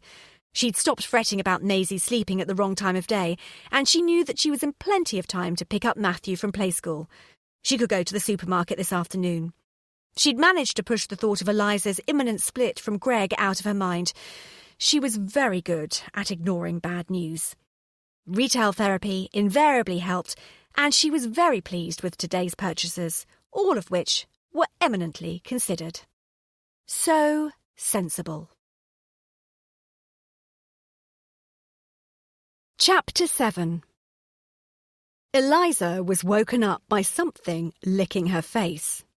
If it was Greg, he really had to see a hygienist. It wasn't Greg. It was Dog. Dog was Greg's spaniel, rescued from a dog's home 2 years ago. Dog's life with Greg was anything but a dog's life. Dog was spoilt rotten by both Greg and Eliza. Eliza worried that Dog was her child's substitute, and she had no idea where Greg's depth of feelings for Dog came from.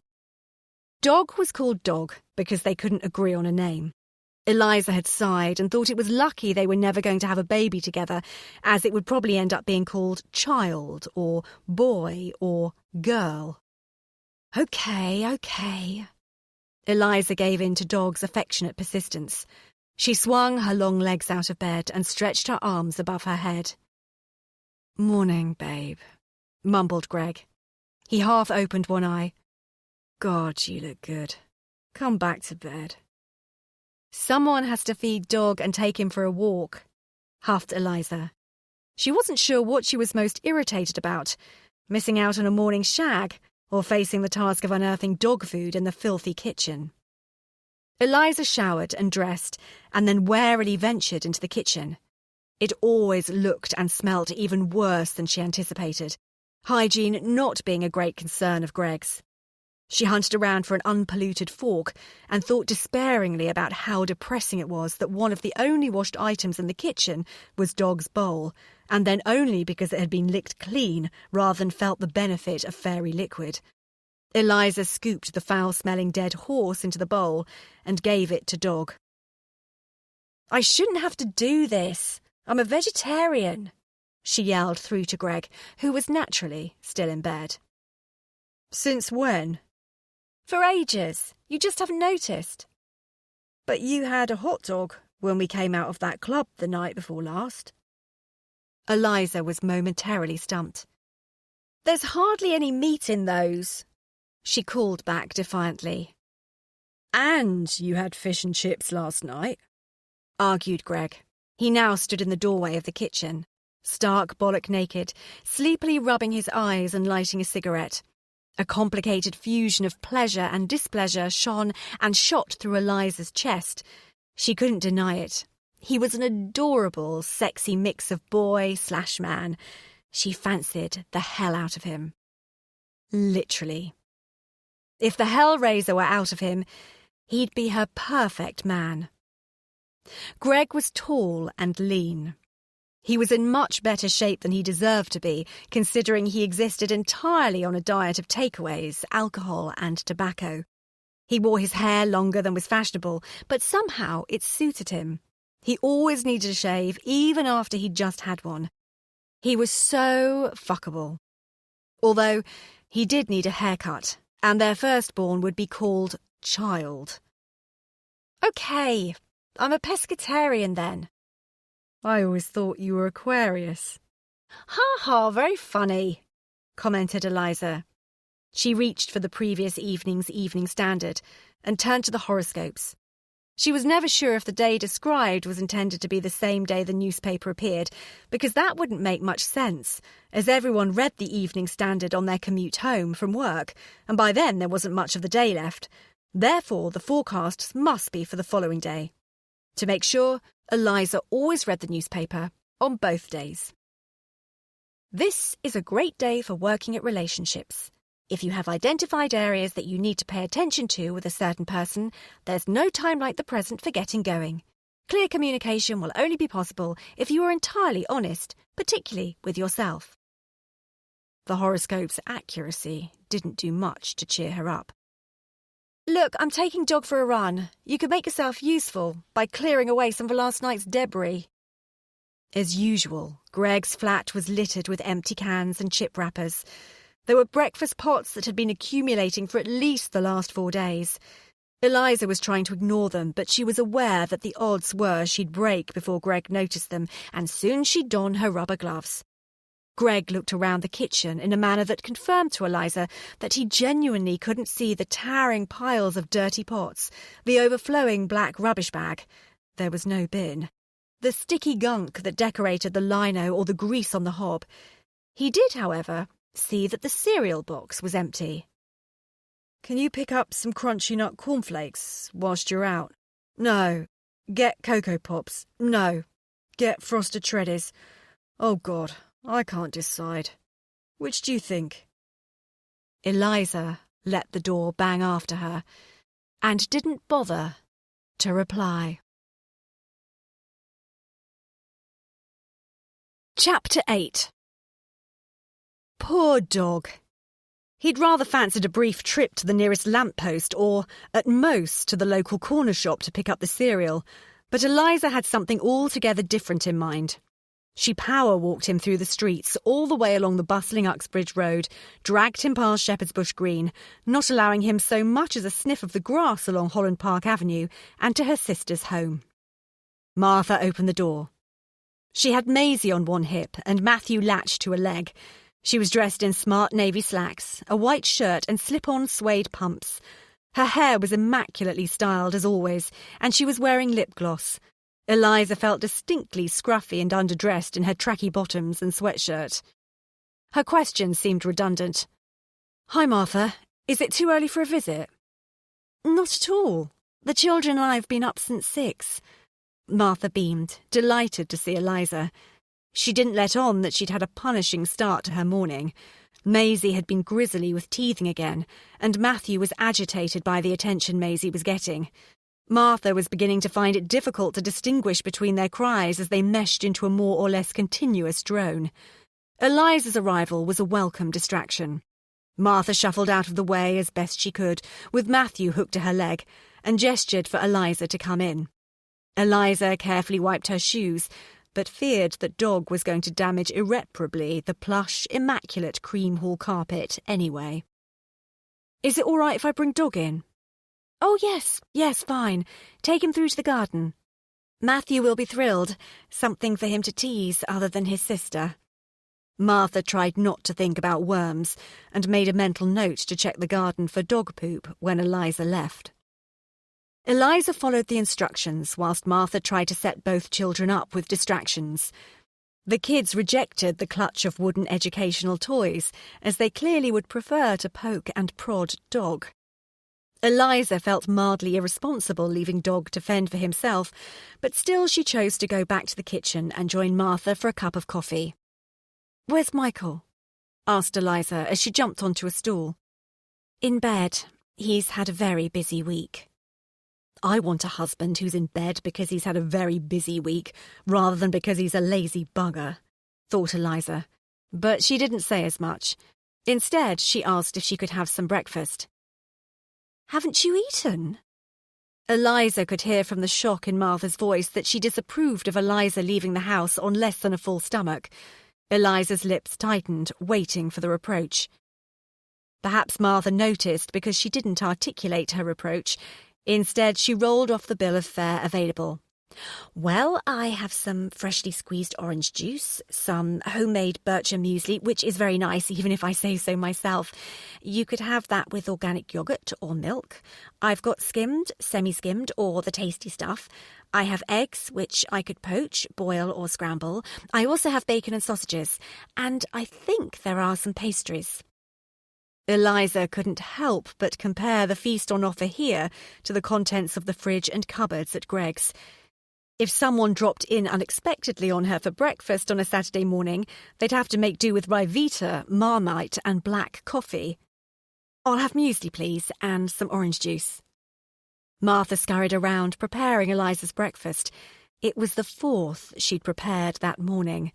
The children had eaten first, then she'd had time to grab a slice of toast for herself. After Eliza was sorted out, Martha would have to start on Michael's cooked breakfast, which he liked to have at 11:30. At noon, Martha would begin cooking the children's lunch. Eliza looked out of the window. It was a lovely Indian summer morning. Freakily hot, hot enough to believe that it was August. God or Mother Nature or the guys in the white coats who invented aerosol sprays had got it all muddled again. Throughout the summer you were considered at best irresponsible, at worst an insurance risk if you ventured out of doors without the protection of knee-high wellies and an umbrella. Now, in mid-September, you wouldn't be thought peculiar if you shimmered along the high street in a shift dress and slapped on sun oil. The unseasonably hot weather made Martha worry about global warming. It made Eliza smile. This time last year, half the population had been barricading their doors with sandbags against flooding rivers. Anything had to be better than that. Eliza watched her niece and nephew play. They were glowing with sun and excitement. "Look at their rosy cheeks," she sighed adoringly. "And muddy knees," sighed Martha, her tone noticeably less whimsical. She ran outside and rubbed some more sun cream onto Matthew's face, then scooped Maisie up into her arms. Maisie let out a wail of defiance. She wanted to stay and play with her brother and Dog. "Is this bircher muesli difficult to make?" asked Eliza thoughtfully. "It's delicious." She wasn't exactly sure what bircher muesli was.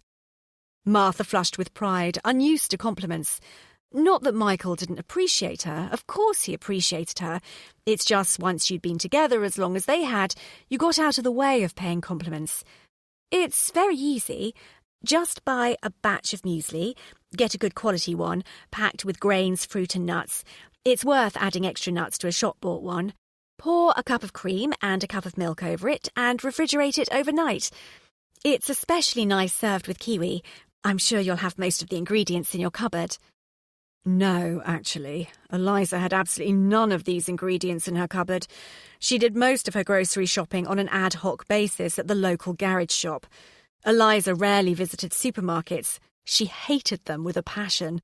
The frustration began almost as soon as she drove into the car park. She rarely drove anywhere, as her battered ancient Morris Minor was so unreliable. However, her dread of getting on and off buses with huge shopping bags was greater than her dread of trailing oil up London roads, so she did take the car to the supermarket if she really had to go there. Annoyingly, it was almost impossible for legitimate shoppers to find a space because so many commuters from out of town chose to drive to the supermarket, park their cars, and then catch the tube into the centre of town. Even if she did find a space, there was the bloody trolley to contend with. She loathed the fact that the trolley couldn't be released from its captivity unless you paid £1 for the privilege. Eliza remembered the time when these things were free. Nothing in life was free now, not even going to the loo. Eliza never had a pound coin, although she did wish that she were the type of woman who always had the correct change. And of course, after she had run about trying to buy a packet of chewing gum with a £20 note to get a pound coin, and finally secured a trolley, she always discovered that she'd selected the one with the cranky wobbly wheel. A trolley with suicidal tendencies that wanted to dash across an aisle and throw itself under another trolley. Then there were the shoppers. Eliza had more or less come to terms with the fact that shopping in supermarkets meant that she was bound to encounter the oddball who insisted on taking 6 items through the 5 items or fewer till, which didn't necessarily have to be a problem, but did turn into one if the assistant was an oddball too and insisted on voiding the transaction and sending the customer through another till. The old dears who were slow, the drunks who were smelly, the Filipino housekeepers who were stressed, therefore hysterical, the Mediterranean au pairs who were exhausted, were all an inevitable part of Eliza's shopping experience. It all bored her. Usually. But now, Eliza wanted to make muesli. She was sure that making muesli was where she should be as a person. So it was with some reluctance and great trepidation that Eliza muttered, "I think I might go to the supermarket." "Come with us. We always go on a Saturday afternoon, after I've made Michael's breakfast and given the kids their lunch.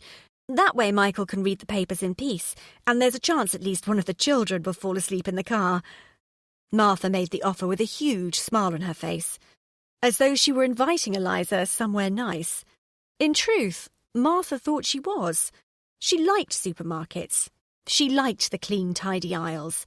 She admired the armies of people ensuring that the bottles sat side by side just so. She enjoyed the fact that the jars and tins stood in perfect lines.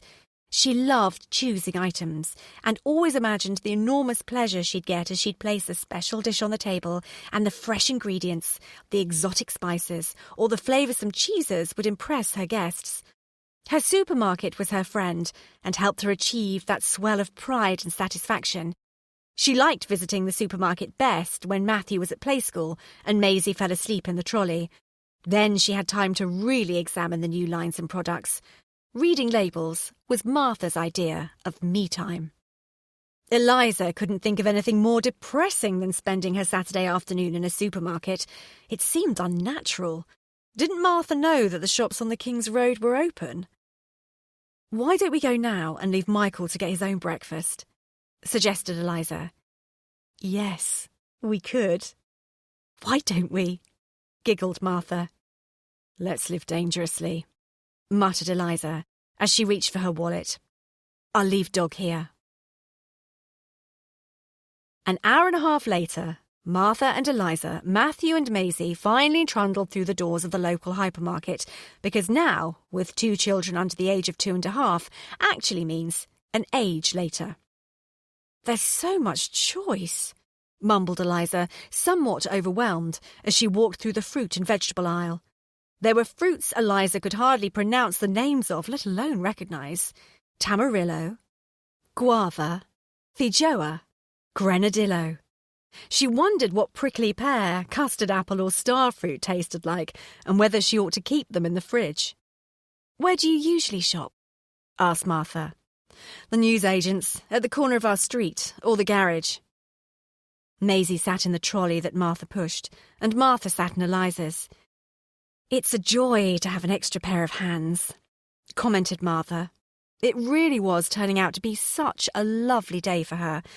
If they're both in the same trolley, Matthew often attempts to beat Maisie over the head with a tin of beans or something similar.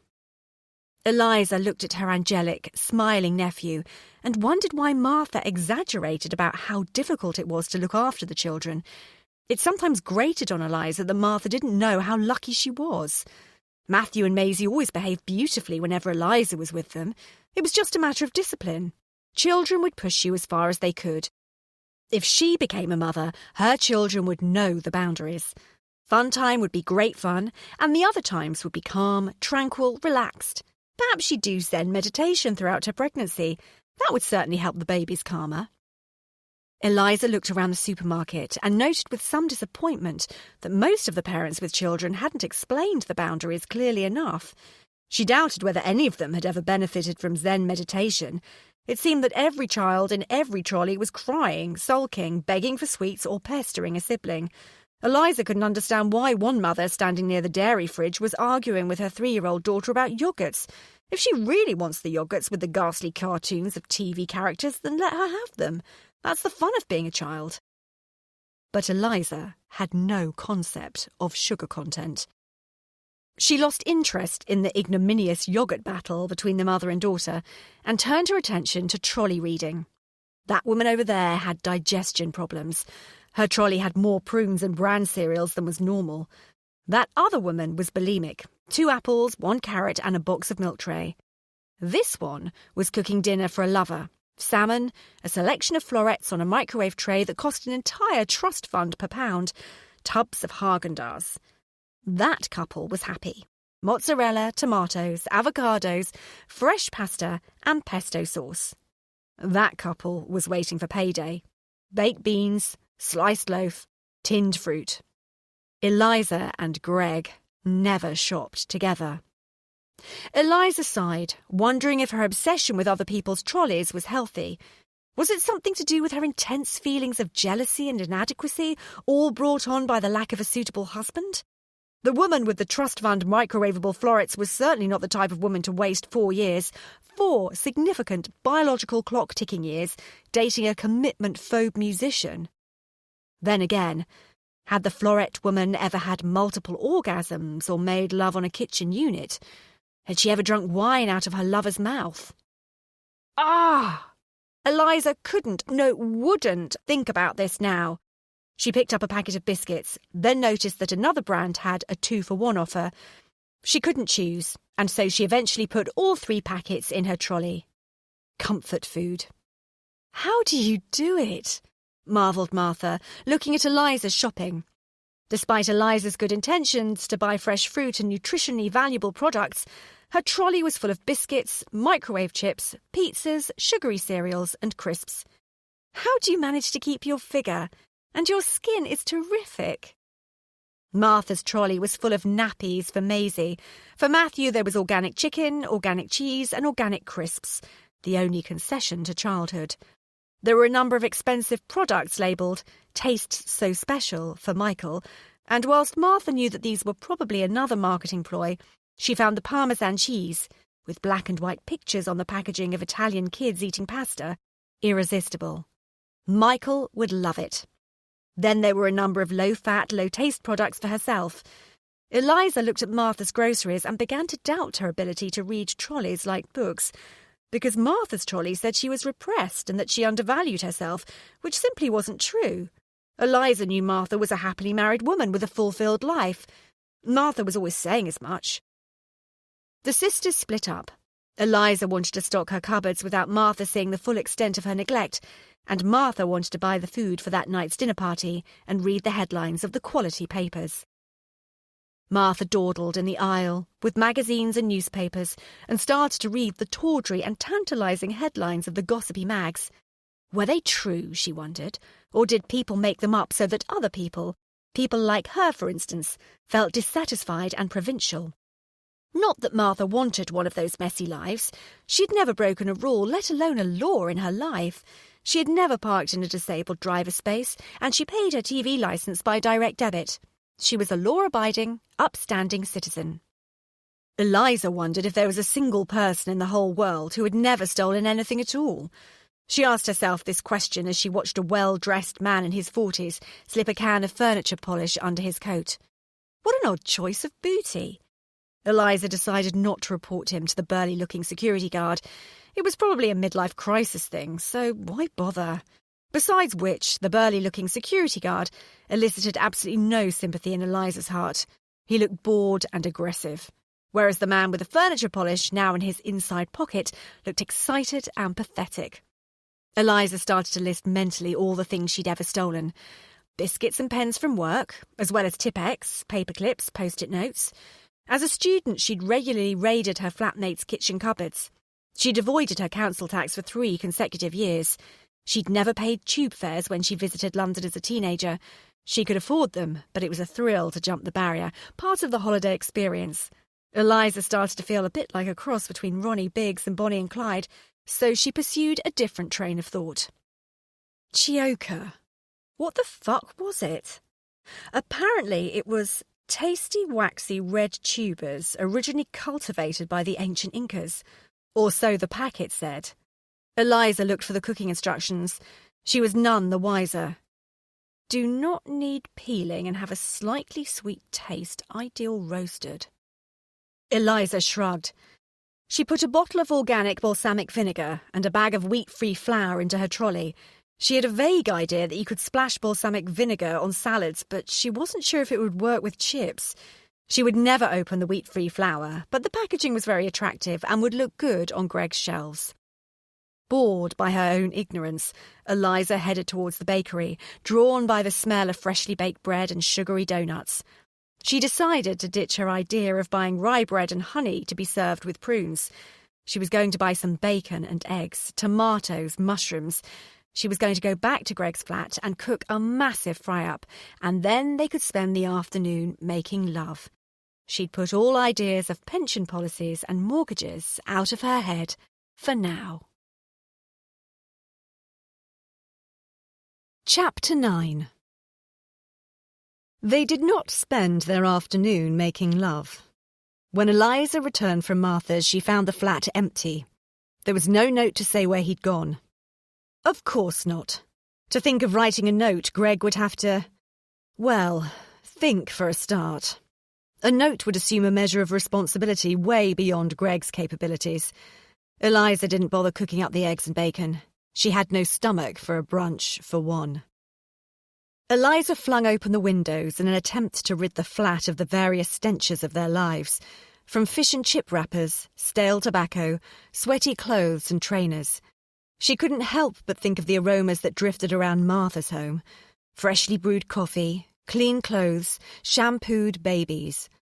Eliza felt grubby. She went to the bathroom with the intention of removing some of the grime that seemed to be a permanent symptom of her lifestyle. She pushed the door with some caution. The bathroom was never a pretty sight. Even spiders objected to being in there on grounds of health and safety. Wet towels abandoned on the floor had obviously reproduced in her absence and were now forming a barricade. There was a tide mark around the bath that suggested Eliza and Greg worked down to pit. Various ointments and unguents had mysteriously splurged from their tubes and tubs. They oozed across the sink, mirror, tiles and floor, as though they too were trying to effect an evacuation from this hole of Calcutta to a more sanitary environment. Her feet stuck to the lino. There was no loo roll. The blind didn't open. Eliza sat on the edge of the bath and cried.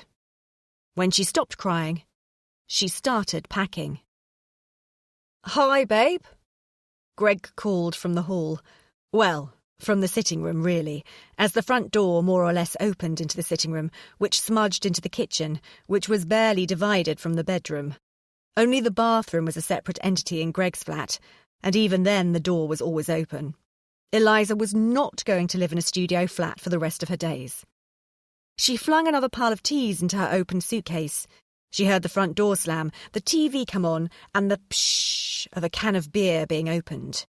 She checked the clock. It was 4:30 in the afternoon. She knew Greg was now lying on the futon, with his trainers no doubt muddying the throw. His jacket would be on the floor. Greg didn't actually fling it there. His clothes seemed simply to drop off him and land in untidy heaps. Eliza listened to him flick through the channels. Horse racing, documentary, rugby, soap omnibus. Greg paused at the tweenies and shouted, "The tweenie clock! Where will it stop?" He did a great impression of Jake. Eliza would have thought this adorable if they'd had children, but they didn't, so as it was, she thought it was stupid. Finally, Greg settled on MTV.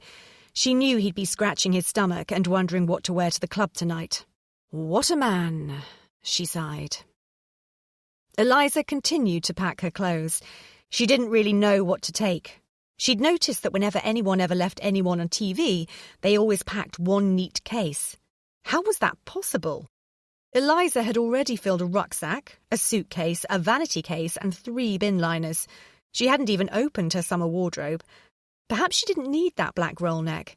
She had packed 2 others. She could come back for it. Eliza sat on the bed and stroked the duvet. Why was she worrying about what to pack, when what she should be worrying about was what to say to Greg? She rubbed her hand across their duvet again. It felt cool and smooth. Nice. It was just a cotton thing from Debenhams, nothing particularly special.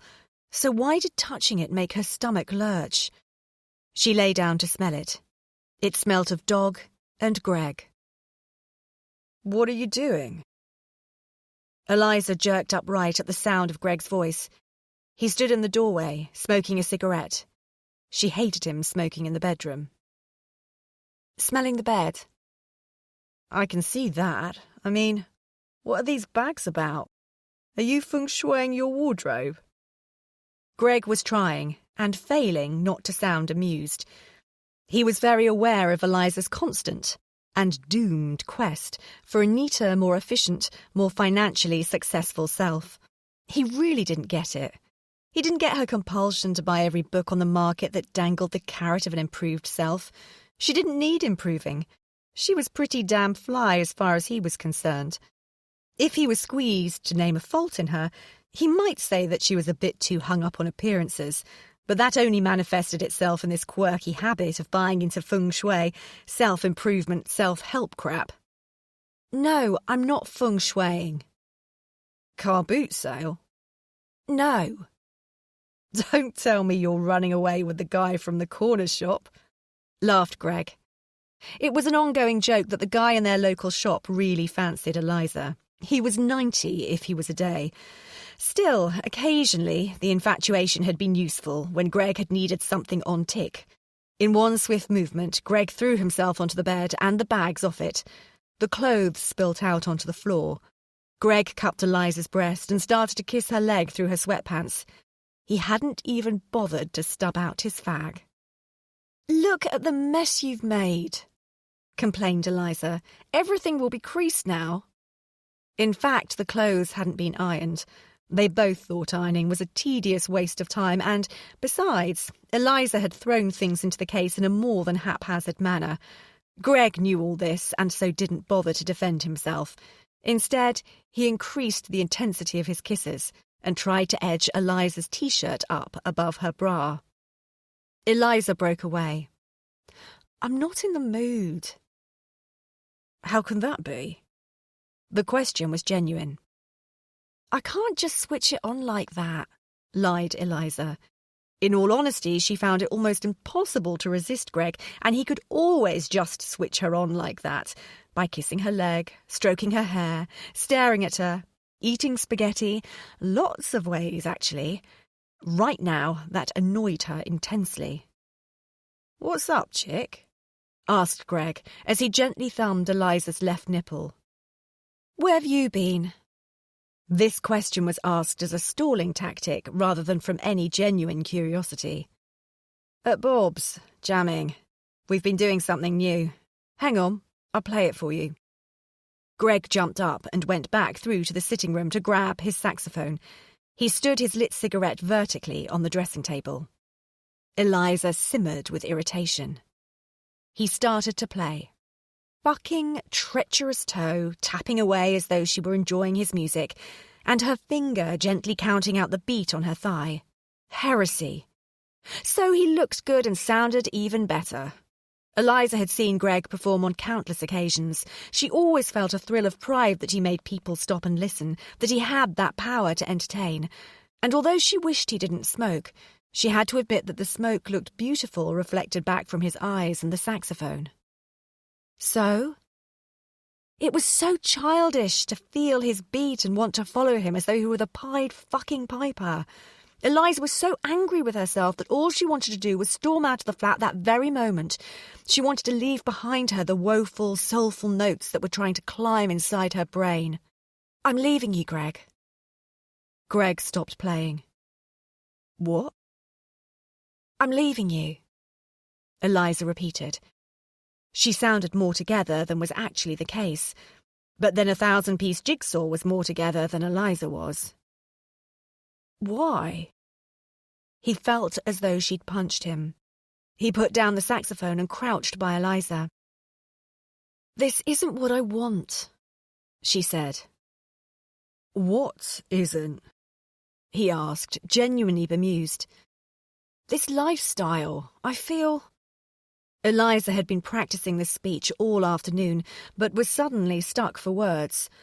"I feel stifled." Stifled? Greg didn't get it. Their life together was very creative. They often wrote lyrics together for his songs. Only the other evening they'd been bathing together and scribbled one on the bathroom wall. He'd thought that was so cool. They read together and discussed books, gigs, gags, films and clothes. They had great, adventurous sex, and no one had that after 4 years. What did she mean, stifled? "What do you mean, stifled?" "I don't think I'm all I could be. I want more." "Well, what do you want?" he asked reasonably. She probably didn't mean she was leaving. She was probably being overdramatic. It didn't sound like a dumping speech. But then he'd never been dumped before. His past chicks had always just been there, and then not been there. It hadn't been a big deal, but he hadn't thought Eliza would ever not be there. Thinking about it now, he couldn't imagine it. If he could, he knew it would be a really big deal. "It's not you. It's this lifestyle," Eliza tried to explain. "You're not going out with a lifestyle." "You can say that again," Eliza sighed. She hadn't wanted to get into a big debate. She hadn't imagined being questioned or made to explain herself. She hadn't thought Greg had that sort of energy. "What's chioka?" "I have no idea." "It's a root vegetable. It's the type of ingredient that Martha uses when she's cooking for dinner parties. We don't even know what it is." "Aren't we well suited?" Greg's flip comment went down like a lead parachute. Eliza's eyes blazed with anger, but he honestly did not know what was making her so furious. "You're dumping me because I don't know about some spice or other?" asked Greg, amazed. "It's a vegetable, and yes, well, no, not exactly. We don't have dinner parties," she declared. "Fran and Andy ate round here just the other night." "A fish and chip supper without plates is not a dinner party." Eliza was surprised to hear she was shouting. Okay, we'll have plates next time." Eliza wasn't placated. She stood up and hauled her case back onto the bed. Frantically, she crammed her clothes back inside. What was wrong with them? They seemed to have metamorphosed into tightly coiled springs. Everything she'd packed jumped straight out again. With determination, she pushed knickers inside of shoes, weighed down slippery, flimsy dresses with heavy jumpers. "I want matching crockery. I want shiny cutlery. I want private healthcare and travel insurance. I want a mortgage, not a rent book. I want dinner parties. I want to visit supermarkets and B&Q. "You can't be serious.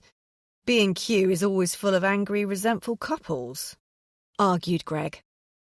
"I want to be an angry, resentful couple," yelled Eliza, without really thinking what she was asking for. "Well, you've got that at least, chick." Greg tried to smile. He wanted to appear flip and fearless. He was sure he sounded bitter and sad. "No, we're not a couple, Greg. That's what I'm trying to say. I want a partner, not a boyfriend." Greg started to roar.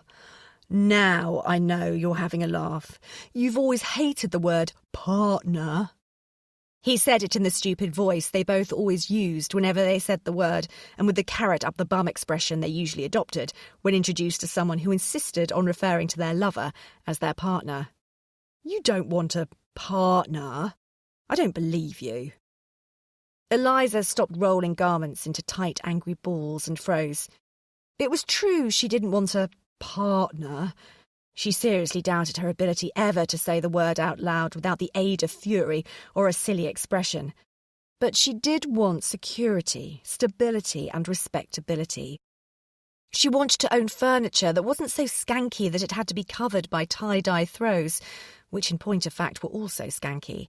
She wanted stacks of Tupperware, smart pans with matching lids, and a fridge without the magnets arranged to spell rude words. She wanted all the things Martha had, and most of all, she wanted a husband. "I want to get married," admitted Eliza. She dragged her eyes from the carpet and stared at Greg. Her look was defiant. This wasn't a romantic proposal. It was a challenge. Greg knew this instantly. He could see the gun that was being held to his head as clearly as he could see his own reflection in the mirror. Eliza waited. It was possible, just possible, that he'd say, "Okay, let's do it." She'd even do the Vegas thing and be married by Elvis, if that's what he wanted, although she secretly longed for a replica of her sister's fairy tale wedding. "I see," muttered Greg. "I think I need a drink." "That's not the proper answer," steamed Eliza silently. She angrily tried to force the zip of the case to close. It wouldn't. She had to sit on it. She jumped on top of the case and bounced up and down, and centimetre by centimetre the teeth of the zip locked together. Greg came back into the bedroom. He was carrying a half-empty bottle of whiskey in 2 glasses. Eliza noticed that the glasses didn't even match. Typical. Greg handed her 1 glass, which she mutely took. He unscrewed the cap of the bottle with his mouth and sloshed generous measures into both glasses. He had beautiful fingers. "So, tell me again, why do you want to get married? Because you want matching crockery and cutlery and private healthcare and a mortgage?" "Yes," sighed Eliza. She knew she wasn't being very clear, but she couldn't find the words. "I want a grown-up life," she offered. "And we're not that?" "No, we're not." "I thought we were, Liza. I thought being helplessly in love was grown up." Eliza didn't know what to say. She normally loved it when he called her Liza.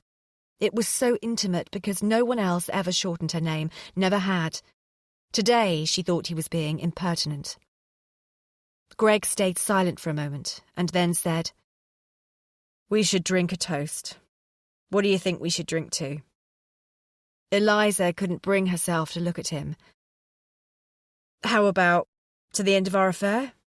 he said, and then clinked his glass up against Eliza's. To the end," mumbled Eliza, embarrassed at the unconventional nature of the toast. Greg took a sip, and then a chance. "Will you sleep with me one last time? For old time's sake." He smiled a slow, lazy smile, which drew lines around his eyes. Still, he didn't look his age. Or act it, Eliza reminded herself. "No," she said as firmly as possible.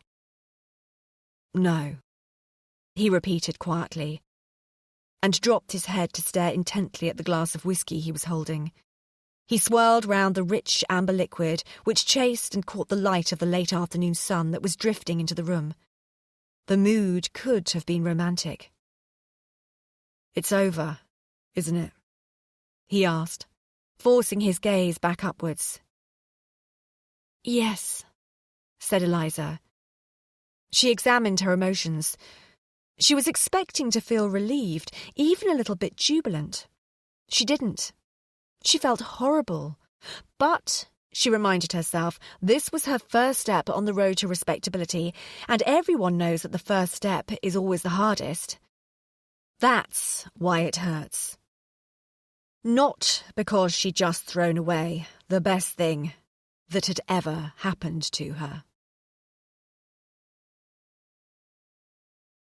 Chapter 10. Martha felt wonderful. Absolutely brimming with happiness and, good Lord, excitement even. It had been a while, but now she felt marvellous. Today had been perfect. Today was the type of day when you saw a space in the supermarket car park and you managed to reverse into it. First time, no hesitation. Today was the type of day when you were able to buy absolutely every ingredient on your list for your dinner party. Even shioka. The type of day when the children played happily together. Martha had a convenient memory and had already forgotten the torturous early morning. And your sister called round unexpectedly, and you had a really lovely time just doing ordinary things like eating breakfast and buying the weekly groceries. Today was the day when the estate agent called up to tell you that your offer on your dream home had been accepted. Hurrah! An absolutely perfect day. Michael, isn't it wonderful? Martha didn't pause for his response because she knew it was wonderful, and she knew that Michael would think so too. It will solve all our problems. A live-in nanny, pure bliss. Somewhere to air the towels and bed linen, a decent-sized garden, a Wellington room. Martha pronounced the words Wellington room with the same enthusiasm other women reserve for thanking sex gods for multiple orgasms. But Martha didn't know that. She'd never been with a sex god, and she'd never benefited from multiple orgasms. Martha had returned home from the supermarket and immediately called the estate agent, as she had 4 or 5 times a day since they'd made the offer on the bridal way. Martha was used to receiving the polite but uninspiring response, "They're still mulling it over." She wasn't aware of the estate agent's exasperated eye-rolling at his colleagues, or of the fact that they all chorused, "Mrs. West again," every time the phone rang. Martha would politely and somewhat hopelessly respond, "Oh well, let me know as soon as you hear anything." Her comment was accompanied by a brave smile and a renewed silent prayer. "Please, please let them accept our offer." So it was more than a surprise when the estate agent deviated from the established conversation pattern. "Ah, Mrs. West, I was just about to call you." "Were you?" "Please, please, please, God. They've accepted your offer." In those 4 or technically 5 words, all of Martha's Christmases and birthdays came at once. Martha had unpacked the shopping, fed the children, played with them all afternoon, taken them to the swings, fed them again, bathed them, read them a story, prepared dinner for 6, showered, washed her hair, got dressed and made up, all in an unprecedented state of exhilaration. It was the perfect day. Martha allowed her chatter to run on and on as she dashed around the kitchen, completing the final preparations for the dinner party. She asked Michael whether she ought to put champagne in the fridge so that they could celebrate the offer's acceptance. She commented that another plate was chipped. She rooted in the vegetable rack, remarking on the freshness or otherwise of each vegetable, but she wasn't really concentrating on her own chatter. All she was thinking about was the bridal way. The new house. Their dream home. Martha and Michael's dreams were about to come true. The offer had been accepted. The solicitor had been instructed that it was all systems go, and that they must exchange and complete as fast as humanly possible. Martha had actually rung their solicitor at home on a Saturday because she was too excited to wait until Monday. She would never normally have been so bold, even if she and Michael did pay a fortune for her services. Martha was smiling from ear to ear and could not imagine ever stopping smiling. Michael wasn't concentrating on Martha's chatter either. He had no view on whether Martha should put champagne in the fridge. He couldn't have cared less that another plate was chipped. And the vegetables, for fuck's sake, were, after all, only vegetables. "I wonder where everyone is. Ed and Belle are normally so prompt. Maybe the traffic is bad. Dom and Tara are always late. That doesn't surprise me in the least. Do you think I should call?" Martha was desperate to tell someone her news. Tara would have such good ideas for the kitchen. She'd recently had hers completely renovated. Martha coveted Tara's taps. No, you're right. It looks a bit rude if I hurry them. I'm sure they'll get here in their own time. They're not coming. Who aren't? Ed and Belle? Or Dom and Tara? Oh, Michael, you could have told me earlier. I've cooked for 6. Did they ring? Is it babysitting problems? Martha continued to dash about the kitchen as she fired these questions. She decanted a bottle of red that needed to breathe. She poured olives into a bowl. She polished the champagne glasses for the second time, and she tried to ignore the surge of irritation that she felt slither up her spine. Lovely as Michael was, he simply didn't understand the logistics of how Martha managed their lives. He should have mentioned that they'd had a cancellation. She hated wasting good food, not to mention precious preparation time. If she hadn't been in such a good mood, she might have said something. But then, she probably wouldn't have. So, who can't make it? Martha was already wondering if she had any last-minute stand-ins. Would Eliza and Greg behave if she called them and invited them over? Or would they insist on smoking pot and ranting on about the unfair lack of facilities in state schools? None of them are coming. None? Martha didn't understand. She stopped dashing and stared at Michael. No. Why not? I called them and cancelled. You cancelled? Martha thought she'd misheard. Then, all at once, she understood. Oh, Michael, you sweetie! You want us to celebrate on our own? She moved towards him and went to put her arms around his neck. She pushed aside the thought that he should have told her so that she could have saved a fortune and an awful lot of time. It was a very romantic gesture. Michael took hold of Martha's arms and slowly, carefully, put them back by her sides. He wasn't looking at her. I'm leaving, Martha. We're going out? She asked hesitantly, because there was something in Michael's voice that didn't say celebration. In fact, his body screamed hostility, frustration, shame, and solitude. Michael sighed very deeply and stared at his mobile phone. He had been fiddling with it for a while and had finally plugged it into the recharger. I'm leaving you, Martha. I'm moving out. The world stopped orbiting. Martha stopped breathing. Her heart was pounding so hard she could feel it beating in her skull. She'd heard his words, or thought she had, but she couldn't have. They were all wrong. They didn't make sense. They swam in front of her, but still eluded the part of her brain that might decipher them, the part that could reassure her heart that she must have misheard Michael. Isn't it good news about the house? Stuttered Martha. She waited for his beam, his nod. She wanted to tell her heart, false alarm, just a joke. It's over. What are you talking about? The voice didn't sound like Martha's. It was high-pitched and very frightened. Michael hesitated. He looked around the room and ran his fingers through his hair. I'm going to a hotel. A hotel? But I don't understand. And she really didn't. What's wrong? Cough. It's difficult to say. Suddenly Martha didn't want to hear. Hard as it might be for him to say, she had the feeling that it would be much, much harder to listen to. She had to stop him. Well, don't say it. Don't say it. Stop being silly. Let's get on with supper, she said quickly. She picked up a tea towel and started rubbing the already immaculate kitchen surfaces. Silly was one of the words Martha often used when talking to the children. The inadequacy of it suddenly hit her. Michael ignored her interruption. It's not you. It's me. He couldn't finish the sentence. Just what? She asked automatically, as a result of years of self-training and taking a polite interest.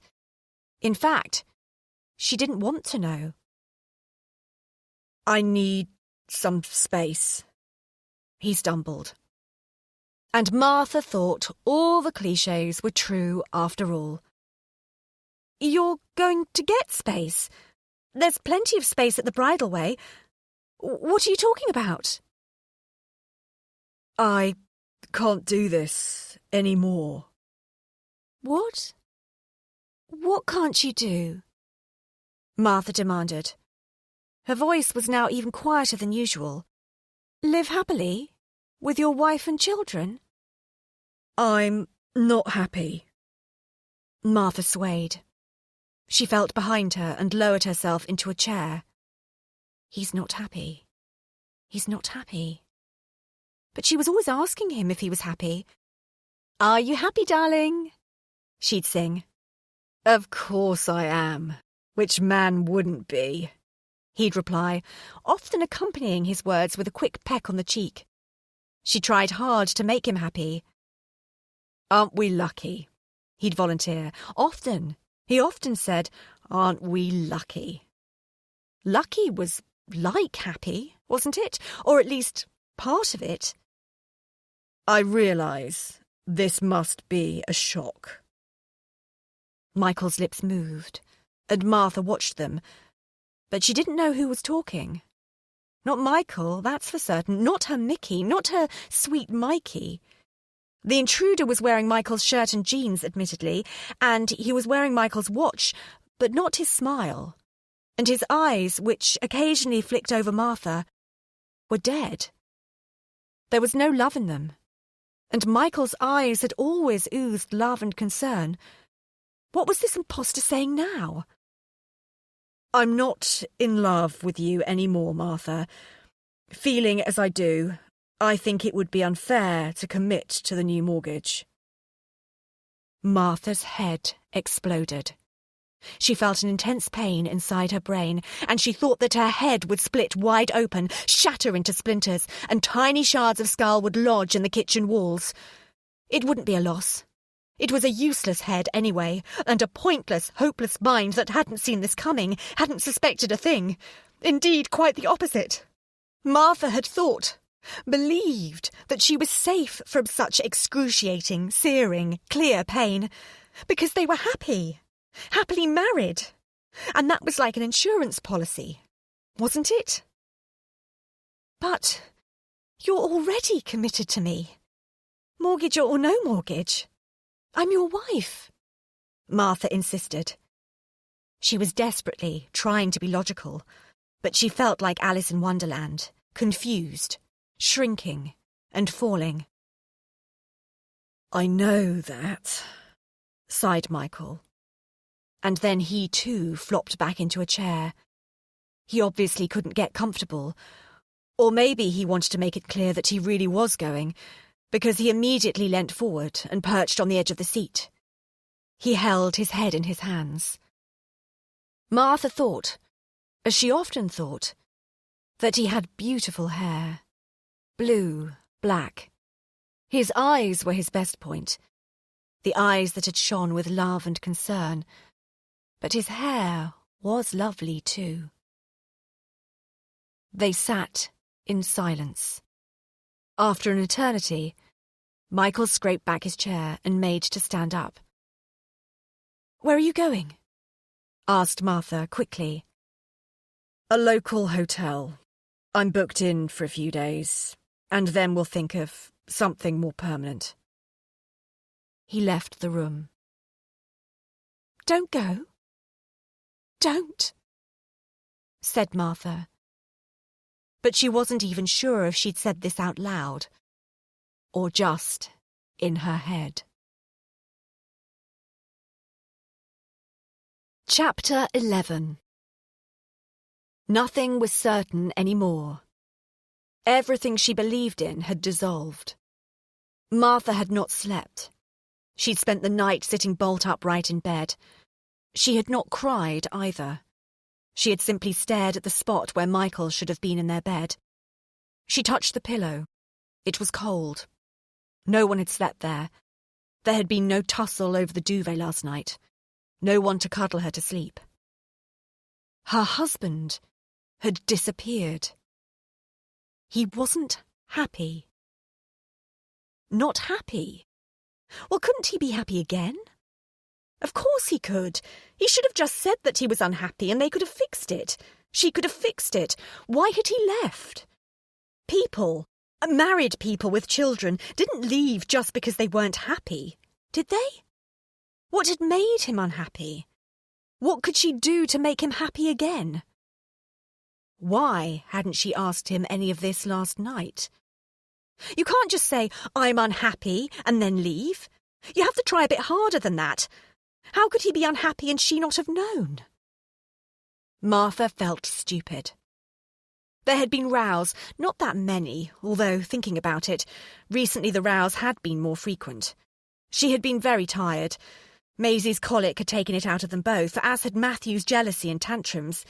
But Maisie had started to sleep through now, and Matthew was becoming more confident again. They were just children. No one could blame them. And so Martha and Michael had started to blame each other.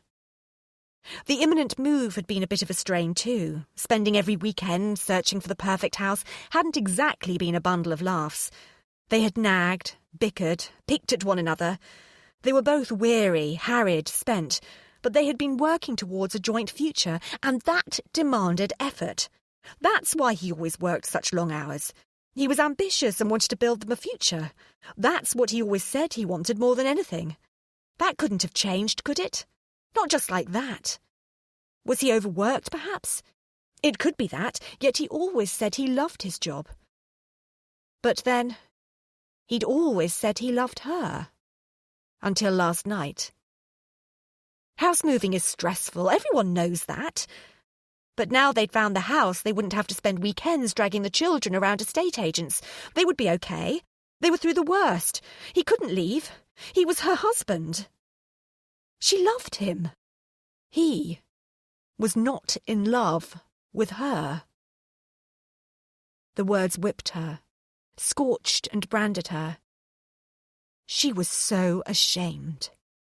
Martha wished she smoked or drank or shouted or had some sort of refuge, somewhere to hide from her own stupidity and shame. What did he want? She'd give it to him. Whatever it was, she'd do it. She'd make him happy again. He just had to come home. They just had to forget this silly spat. Martha reached for her phone, and for the 100th time that night her finger hovered over the number of Michael's mobile. For the 100th time, she stopped herself pressing it. She looked at the clock. 5 a.m. Too early to call. He was never at his best in the mornings. It was all a silly mix-up. He would come home today. Best not call him. Best not make too big an issue out of it. "Mama? Mama?" The tinkling voice drifted from the nursery. "I'm coming, Maisie." Martha swung her legs out from under the duvet. She was still wearing the dress that she'd put on for the dinner party. "Mummy, I need a wee-wee." Matthew's voice this time, more insistent. "Good boy, Matthew. Well done for telling Mummy. Let's get you to the toilet." See, even toilet training was working. Everything was getting easier. It would be okay. Michael didn't call during breakfast. He missed seeing Maisie put her bowl of Cocoa Pops on her head. Martha had dashed to the garage to buy Cocoa Pops. They didn't normally have sugary cereals, but Martha thought they were all in need of a treat. She'd never have thought of buying cereal at a garage if it hadn't been for the conversation she'd had with Eliza the day before. She hadn't even taken the time to shower or change out of her little black dress. She just popped the children into the double buggy and dashed to the garage without so much as brushing her hair. She didn't stop to consider the possible catastrophe of meeting other mummies from Matthew's playgroup whilst she was in this state of disarray. Odd, because this was normally a major concern of hers. Matthew couldn't believe his luck that he was allowed Cocoa Pops. It wasn't even a holiday. Martha also bought donuts and some magazines, like the ones that had intrigued her in the supermarket. Could it be possible that it was only yesterday when Martha had thought that these messy lives were irrelevant? Now the headlines seemed to have been written just for her. Male midlife crisis happening earlier and earlier. My husband went to the newsagents and never came back. There was also another article on celebrity single mums. Not that Martha was going to be a single mum. This was just a silly spat. No, that article was definitely not relevant. Martha quickly put the magazine back on the shelf, as though by holding it she were risking catching a divorce. Then she picked it up again. She bought the magazine. Martha never shouted when the children made a mess eating. She'd read in one of her many books about children's behaviour that if you did so, they started to associate stress and anger with mealtimes, and you'd end up with picky eaters. Michael wanted the children to eat at restaurants and try different delicacies when they were on their foreign holidays. He definitely did not want picky eaters. He didn't like mess, though. He'd have scowled if he'd seen Maisie's hair dripping with chocolatey milk. He'd have told Martha that her laughing was encouraging bad behaviour, that she was too soft. Matthew didn't ask where his daddy was, although he did ask to go to the park. "Not today, darling." "But we always go today," argued Matthew with a child's logic. It was true that Martha took the children to the park every Sunday morning. Church, then park. It wasn't really that she was particularly religious, but church had become somewhere to take the children, before the shops opened, in order to allow Michael some peaceful time to himself. And church was quite a pleasant place to be. The old dears always seemed delighted to see Matthew and Maisie. They often amused one or both of them, giving Martha free hands, if not free time. But this Sunday she couldn't risk going out in case Michael called. It was unlikely that he would sleep in today. He was bound to call, and no doubt he would be feeling really silly and would need Martha to be in and to be bright and breezy. If he called and she was out and he had to call again, he might lose his nerve. So although it was a lovely day for a visit to the park, a blustery, bright day, and they could have fed the ducks, which they loved to do, they all stayed at home. In the morning, they painted. "Who's that, Matthew?" "You." "And who's that?" "Me, and that's Maisie." "Where's Daddy?" "He's not in my picture. He's at work." "I think we should draw one for Daddy." Michael didn't call whilst the children were having their afternoon naps, which would have been a good time because they could have had an uninterrupted discussion. He didn't call at tea time, or bath time, or story time.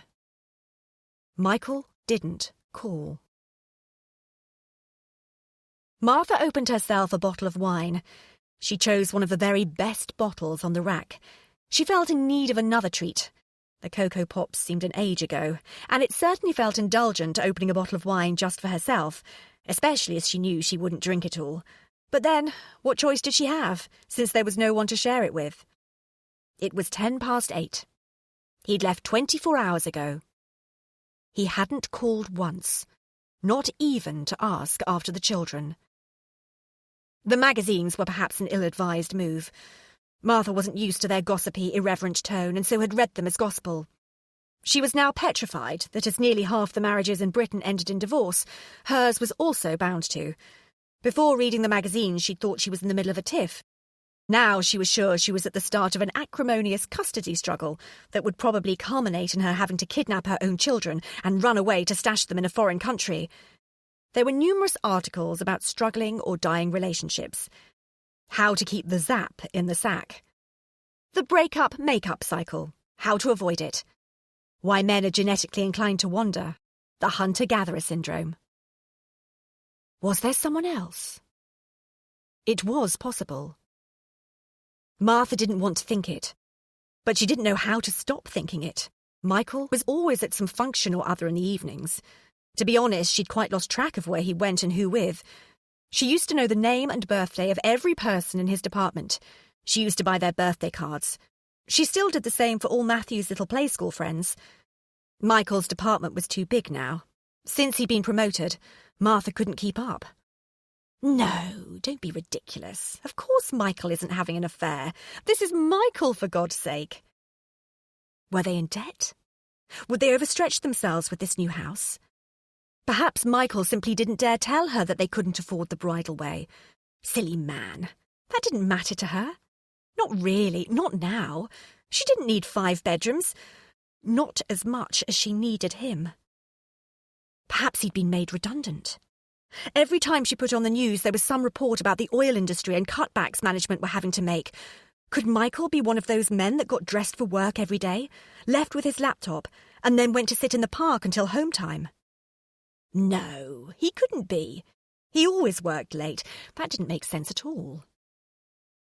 None of it made sense. What should she do? Should she ring him and tell him that it was okay? Whatever it was okay, that they could fix it, that they could work on it, and that they could have a better, stronger marriage? Or should she tell him to piss off? Martha winced. She never swore, not even in her head. She looked at her glass. It was already empty, which explained the outburst. She was aware that it was at times of crisis such as this that women turned into alcoholics. You heard about it all the time. Sod it. She poured another. Martha's hands felt heavy. Her back ached and her legs were dead weights. Eyes open or closed, she couldn't focus. She couldn't move. She had no idea what to do. Her life, which had always been full and busy and purposeful, had lost all its clarity. Chapter 12. "The doorbell keeps ringing. Mommy!" yelled Matthew. He was sat at the kitchen table, employed in helping to feed Maisie.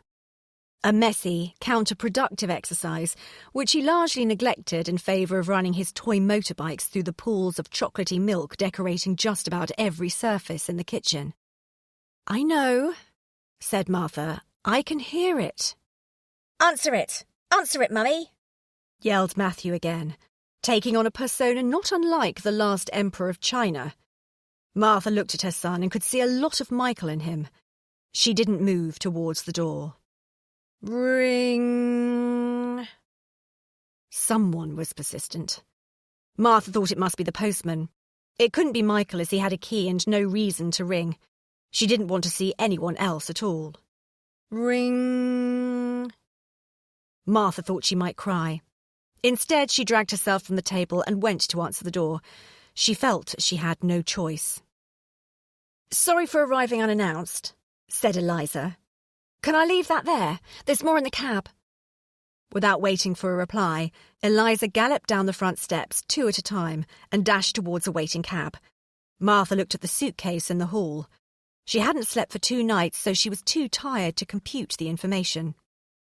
Eliza paid the cabbie and hauled a number of what appeared to be dead bodies in sacks up towards Martha's doorway. "I'm so sorry, Martha, but I've been at Mum and Dad's since Saturday tea time. That's how many hours?" "About 30, said Martha, as she'd been counting her life in hours all weekend. "Really? Seems a lifetime." "Doesn't it?" agreed Martha. Eliza bustled past Martha, dragging her luggage behind her. She was too engrossed in her own problems to wonder what Martha meant. "I did spend Sunday afternoon at the estate agents trying to find somewhere to rent, but what a disaster. They all wanted to knock off at 3, and I'd had a heavy night the night before. Didn't get there until 2. There's not much you can achieve by way of renting a flat in an hour." Eliza had never had to have intimate contact with estate agents in the past. She had travelled too much ever to need a permanent base. And whenever she did need a pad in the UK, she was the type of girl that people wanted to share a flat with. So friends or friends of friends had always had a spare room that she could rent or doss in. Then she'd hooked up with Greg and moved into his place. "Do you know, I've never met an estate agent before, not even on a social basis. Not one. Not in any of the numerous countries I've visited or parties I've been to. But then, thinking about it, this isn't such a surprise. It's unlikely that anyone at a party would own up to being an estate agent and still expect to be offered a glass. So, what's the problem?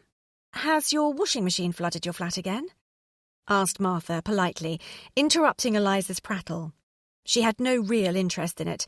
It was clear that this conversation didn't relate to Michael or, most particularly, his whereabouts. But Martha was sensible enough to know she had to ask, if only to momentarily interrupt Eliza's chatter. "No, Bloody hell, Martha, what's happened here? Have you been robbed?" Whilst they'd been talking, Martha and Eliza had automatically gravitated towards the kitchen. As a rule, Martha's kitchen was a haven of comfort and cleanliness.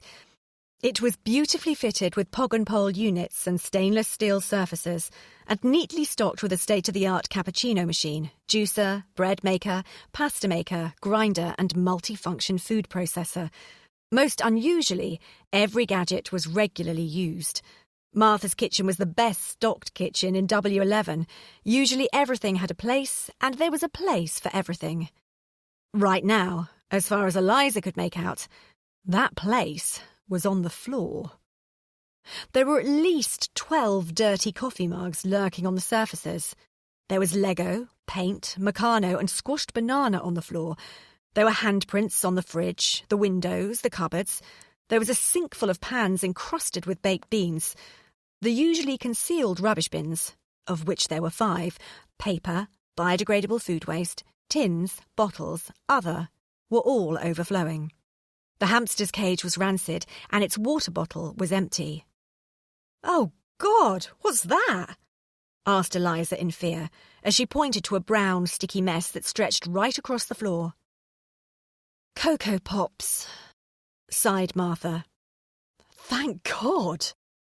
Eliza dropped all her bags, aware that she was adding to the chaos, but calculating that her contribution would hardly be noticeable.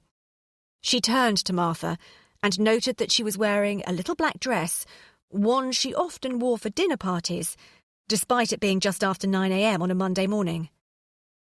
"What's happened?" "Michael's left me." All Sunday, Martha had tried to pretend this wasn't the case. Saying the words aloud made them real. Michael had gone. He'd left on Saturday, and this was Monday, and she hadn't even heard from him. The enormity of the situation suddenly slapped Martha and shocked the first tears from her. "He's left me," she sobbed, as she held up her arms and waited for her sister to scoop her up and make it all better. Eliza did at least scoop. She held Martha tightly and stroked her hair. "Don't worry. Shush. Don't worry," she cooed. "It's okay. It's going to be okay." She thought if she said it often enough, she had a chance of convincing herself at least. Maisie and Matthew looked on, wide-eyed. Mummy was funny today. "It'll be okay. You'll see. It'll be okay," repeated Eliza firmly, trying hard not to sound as helpless and hopeless as she felt. Chapter 13. Eliza couldn't hear Martha's crying through the bedroom wall, but she sensed it. She wearily got out of bed and staggered onto the landing. She knocked at the door.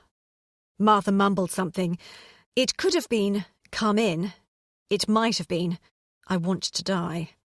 It was impossible to tell because Martha had pulled the duvet over her head to hide her tear-smudged face. Eliza opened the door and asked the dark room, "You okay?" Eliza was very aware of how ludicrous the question was. "Oh, fine," replied Martha, using her Women's Institute voice. Eliza had never thought the voice, or for that matter joining the WI, had suited Martha. "This is nothing, you know, just a silly spat. It will all blow over," Martha said in her sing-song voice. She had repeated the same thing all day and night.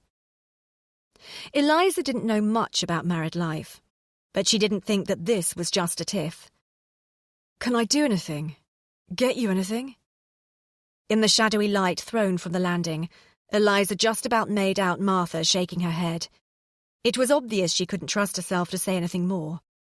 Eliza quietly closed the door and went back to her bed, or more accurately, Matthew's bed. Matthew had been shoved in with Maisie. Martha, ever the hostess, had tried to make Eliza comfortable. She dug out a comfy duvet, Egyptian cotton sheets, and numerous duck feather pillows. But Eliza couldn't fall asleep.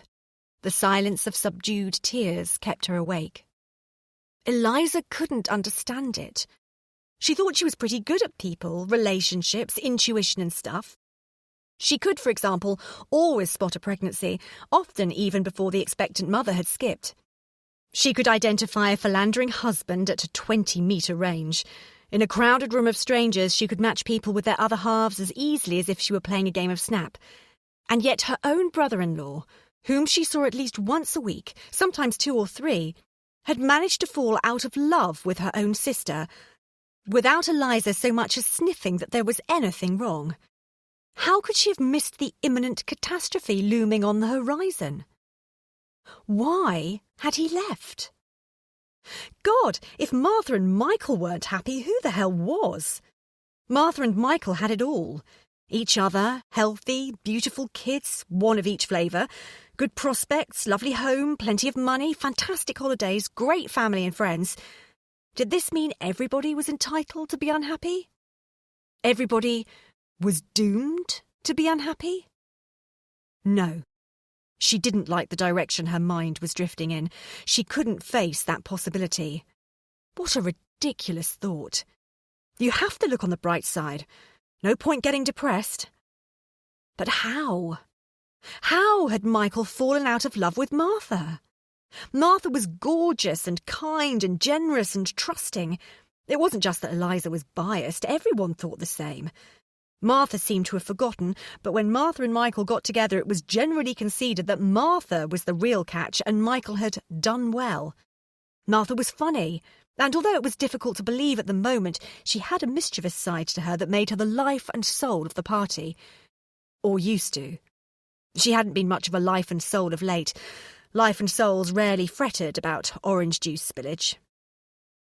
Martha was so in love with Michael that she had automatically and honestly sung his praises to anyone who would listen. She was his very own portable PR machine. He obviously believed her hype. Had Martha forgotten herself in her enthusiasm to promote her love? Admittedly, in the last year or so, Martha had become a bit obsessive about the kids' safety and about cleanliness and about what the neighbours thought, which was quite irritating. But generally, Martha was lovely. Martha was, well, Martha. The woman Michael had married. The woman he'd promised to love forever, in sickness and in health, for richer, for poorer, for better, for worse. Bastard. The phone rang once and then stopped. Eliza knew that Martha had snatched it up, hoping against hope that it was Michael. The phone had rung 4 times that day, and every time Martha had run at breakneck speed to answer it. Yes, she'd answered breathlessly, expectantly. Each time she was crushed, it was never Michael. It's for you. Martha tapped at Eliza's door. Her voice was thick and heavy with disappointment. It's Greg. Shit. Greg. In all of this chaos, Eliza hadn't given a thought to her own domestic crisis. She jumped out of bed and ran to pick up the phone in the hall downstairs. This was not a conversation she wanted to have in front of Martha. It's me. You're drunk, she said grumpily. Of course I am. I have feelings, you know. Eliza smiled. He had a point. She'd been trying to force alcohol on Martha all evening. What do you want? What do I want? He was astounded at her stupidity. I want you to come home and tell me what this is all about. I have told you, said Eliza. She sounded more impatient than she was, because she felt the sting of guilt. She hadn't really explained anything to Greg. How could she try to get him to understand that his biggest fault was his lack of a pension policy? Look, this isn't about you. It's about me, she added. Greg let out a laugh that was at once amused and insulted. He could only be amused because he was an extremely easygoing bloke. Sorry, said Eliza, kicking herself for resorting to a cliché. What I mean is, you haven't changed or done anything wrong.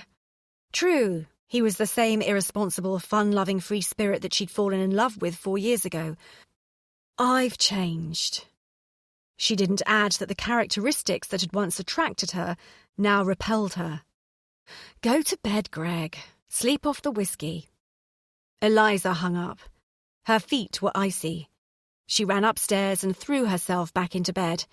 She snuggled under the duvet and tried to will away that nagging thought that a pension policy hadn't protected Martha anyway. October. Chapter 14. As Eliza put the key in the lock, She could hear the now all too familiar sound of Martha's howling. She quickly pushed the door open, not pausing to take off her coat or drop her bag. She charged at Martha and started to wrestle the phone out of her hand. For such a small bird, Martha was deceptively strong and clung tightly to the handset. "Hang up, Martha." "Please, please come home. We need to talk. I love you, Michael," Martha begged. "I'm going to switch my phone off now, Martha," said Michael calmly.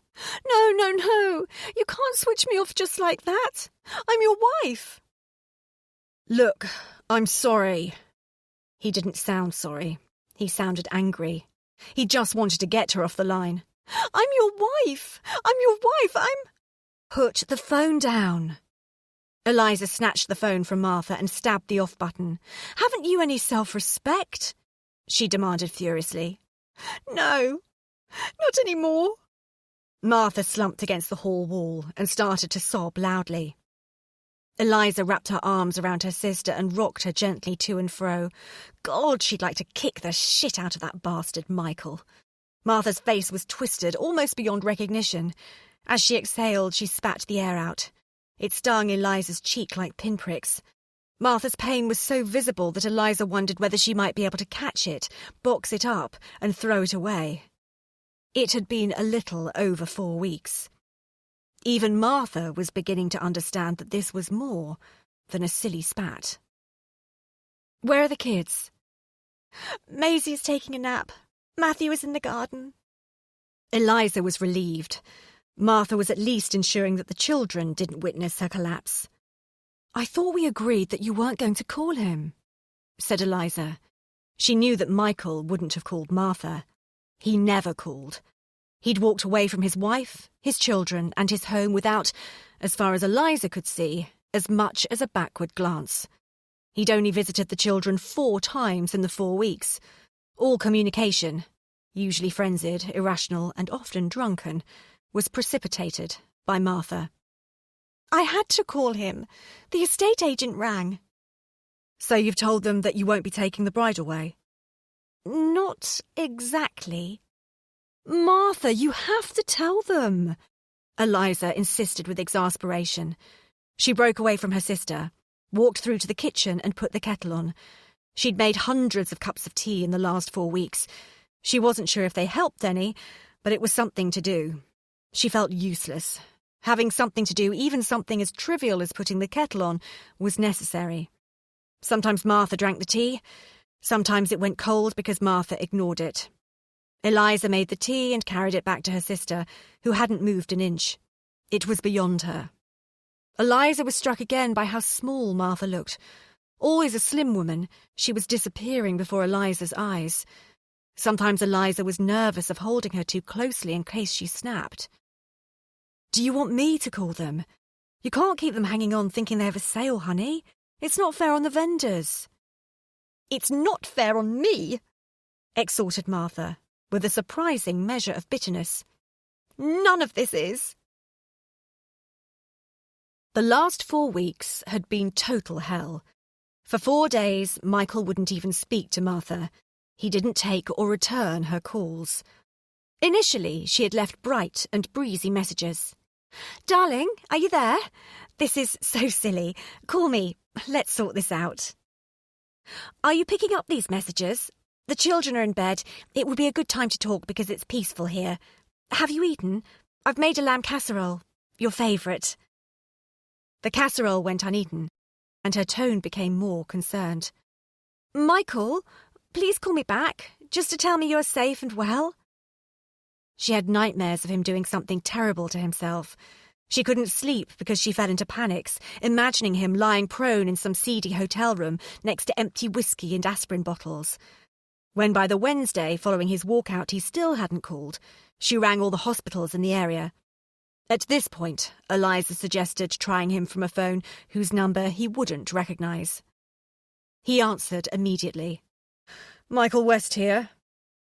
"Eliza Evergreen here. Not dead, then?" Eliza muttered dryly. She only just resisted adding, "yet," as she handed the phone to her sister. Eliza listened as Martha pleaded, cajoled, reasoned and implored. It took Martha 3/4 of an hour to persuade her husband to meet her, just for a talk. "It'll be fun," Martha had said, rather unrealistically. "Like a date." Their first meeting was, in some ways, like a date. An unsuccessful blind date. Martha had barely waited until they were shown to their table in the restaurant before she blurted out, "But what's making you unhappy?" They were at the local Italian, one of Michael's favourite places to dine. Martha didn't really like it at all. She thought it was overpriced and, anyway, they'd visited it a lot throughout her pregnancy with Maisie. She always associated the yellow walls with feelings of overwhelming nausea, but she'd made the reservation regardless as she hoped to please Michael. She'd bought a new dress for the occasion and, most unusually, she wore full makeup. But her lipstick couldn't shield her. "Can't we just order the food first before we start the big talk?" Michael asked with ill-disguised irritation. "Oh, of course, if you like." Martha hated herself for sounding so stupidly servile, but then again, she was used to following his suggestions. How could he think of food right now? But she realised that she had to be very careful indeed. Michael had left on Saturday evening. It was now Thursday evening. 5 days, nearly an entire week. How had the days slipped by like that? How had the clocks managed to tick? Martha certainly hadn't. She was immobilised. Martha had always believed that 2 people together were greater than the sum of the parts. That was one of the joys of marriage. It protected you. You were never alone. She and Michael used to say that even when they were apart, they were looking out for one another, somehow joined, perhaps by an invisible piece of elastic. If they needed each other, they could call or simply think of the other and their worlds would be better, safer, warmer. They'd said such romantic stuff and Martha, for one, had believed it. With him, Martha was enormous, positive, possible. Without him, she was microscopic. Martha still could not believe that this was happening to her. Michael could not mean that he really wanted to leave. Could he? Why would he want that? It was all a terrible misunderstanding. Until Saturday, they'd never gone to sleep on a row before. Yes, they'd had rows, but they always made up afterwards. They'd reaffirmed that they would love each other forever, and then, if there had been time, and the children were both asleep, they'd make love just to prove it. Even if it wasn't a Friday. Now they'd lived apart for 5 days, and Martha hadn't got a clue why. She had to get Michael home. She had to be very careful. She stared at the menu for an age, but she had no idea what was on offer. Michael ordered calf's liver and seared tuna. As usual, he chose the most expensive things on the menu. As usual, Martha ordered a green salad and pasta, the cheapest things on the menu. "Matthew drew a picture for you. A farmyard. We went to one on Tuesday." Martha scrabbled about in her bag and pulled out the picture. In fact, it had been given to Eliza, but Martha had taken it off the fridge and brought it to the restaurant. She didn't want Michael to forget he had children. "Maisie walked 3 steps today, holding onto a chair, admittedly," she gushed. "That's great. Really good. Send them my love. Give them a big kiss from me." Martha's heart sank, as it was clear that he wasn't planning on coming home with her that night. She just wanted things to get back to normal. She wanted them to eat this meal together, and at the end of the evening for them to get their coats and him to come home with her. She wanted him to spend ages in the bathroom as she chatted and called through to him from the bedroom. She wanted him to set the alarm on their bedside clock. She wanted him to get into bed next to her. She wanted to put her cold feet on his warm legs. Michael took the picture from Martha. He was holding it upside down, but this wasn't necessarily a reflection of his skills as a father. Matthew's pictures were very much at a raw talent stage. "A circus. Very good," muttered Michael. "A farmyard. We visited on Tuesday?" murmured Martha. The bread stuck in her throat. However much water she drank, she couldn't seem to swallow it down. She'd planned to be upbeat and dynamic. She'd wanted to discuss sensibly their position and, through rational debate, convince Michael to return home. She had everything on her side. He couldn't possibly want to stay away, could he? Not Michael. Michael was kind and sensible. Michael was good and reliable. That's why she'd chosen him to marry. He was the marrying kind of man. She'd backed the favourite, not the three-legged outsider, so how could she lose the race? He couldn't really intend to leave her and the children. He couldn't be that vicious, that cruel. He couldn't be thinking of a divorce. Every time the word divorce fought its way into Martha's consciousness, it hit her like a stun gun. She was paralysed and left entirely devoid of upbeat or dynamic conversation. Instead, she asked, "How's work?" as she had asked every night for the last 10 years. "Not too good." Michael winced at the memory of his day. "More culling, I'm afraid." Martha hated it when Michael referred to redundancies as culls. She thought it avoided the issue. Human lives were being obliterated. "Is your job under threat? Is this what this is about? Michael, you know I don't care about the bridal way," surged Martha, hoping she'd alighted on a cause of his unhappiness and could therefore offer a swift solution. It was in Martha's nature to fix things. If she saw a rip, she'd reach for her sewing box. If one of the children broke an ornament, she'd reach for the superglue. If someone was unhappy, she'd buy flowers, send a card or bake a cake in an effort to cheer them up. Martha believed everything could be fixed, except for death. Her marriage was not dead. She could mend it. If only she knew what was wrong. "You do care about the bridal way," Michael said slowly. "Well, yes," she admitted, "but nowhere near as much as I care for you. Are we in debt? Have we overextended ourselves? Is there something you feel you can't tell me about?"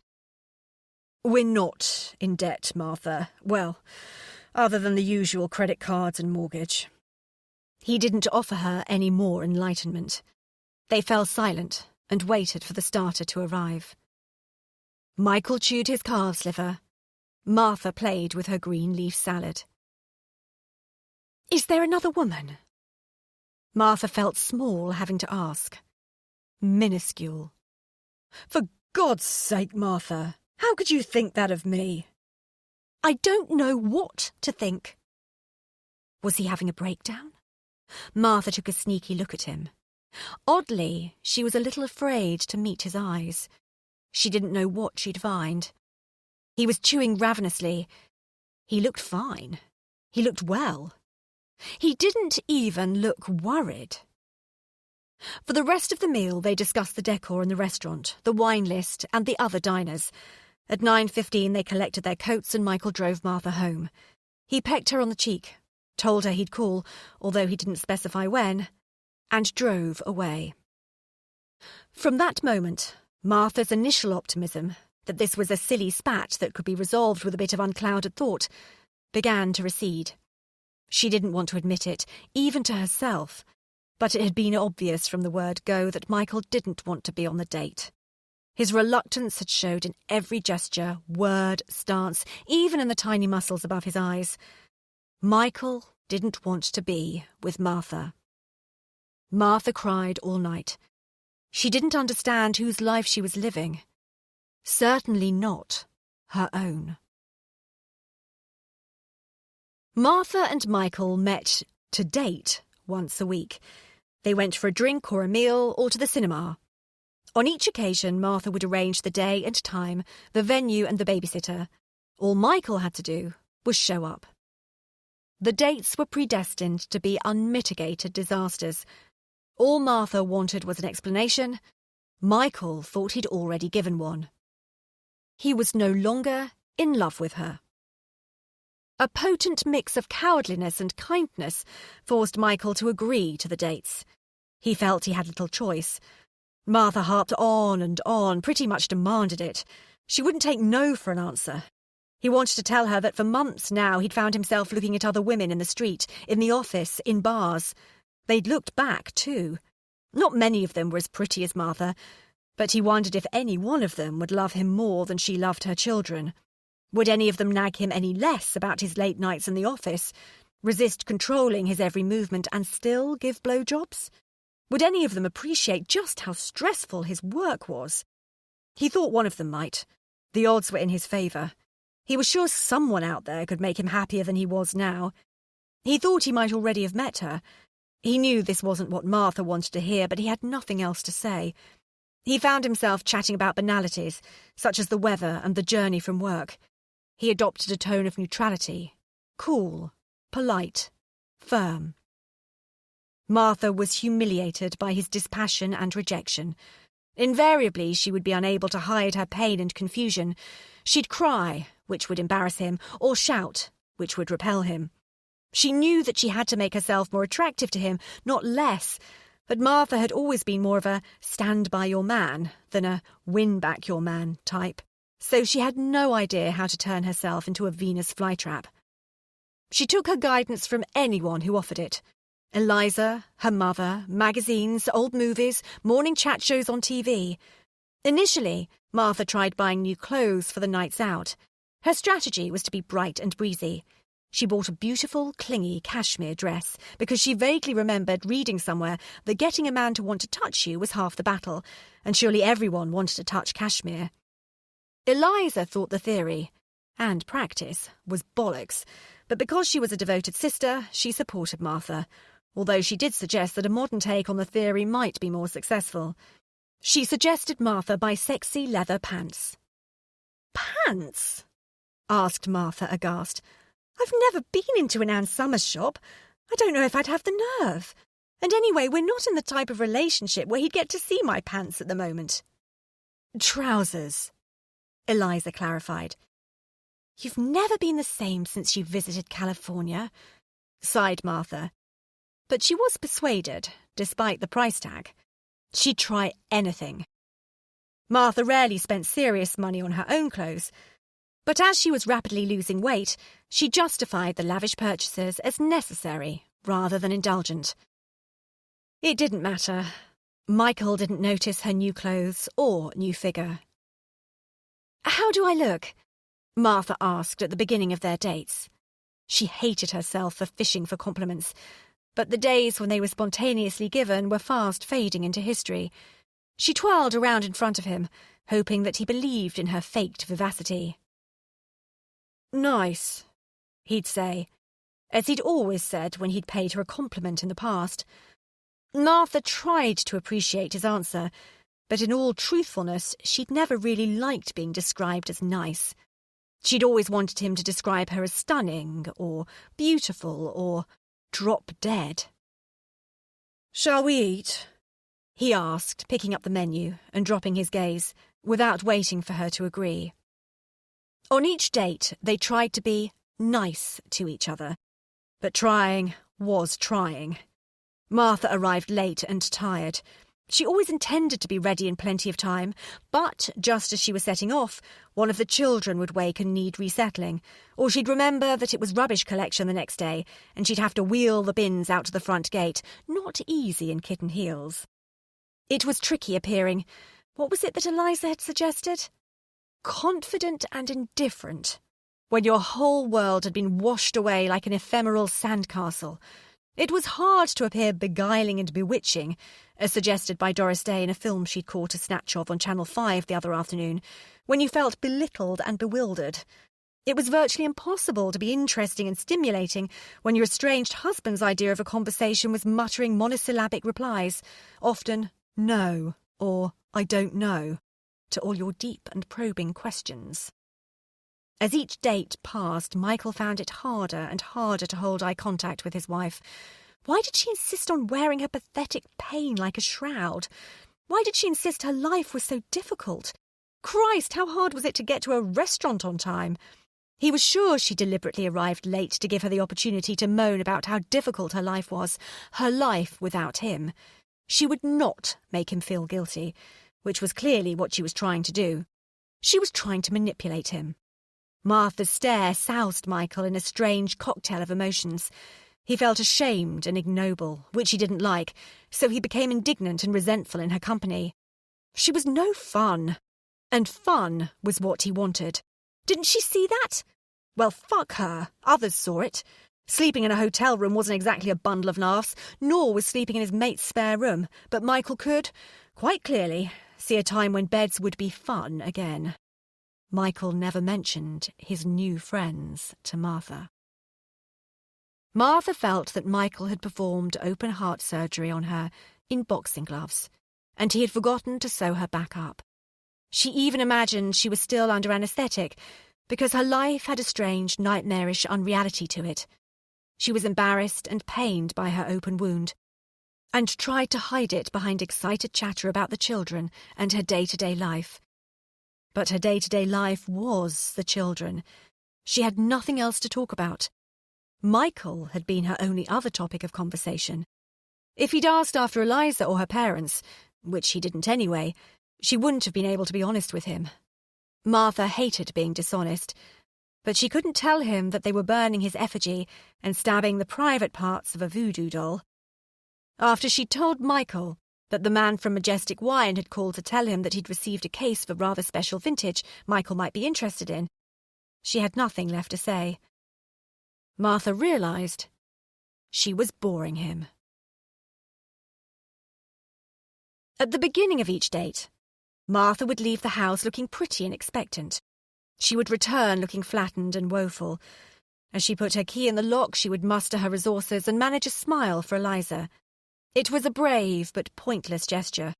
Eliza was always watching and waiting for her sister's return, monitoring the progress, or rather, lack of progress, as keenly as Martha.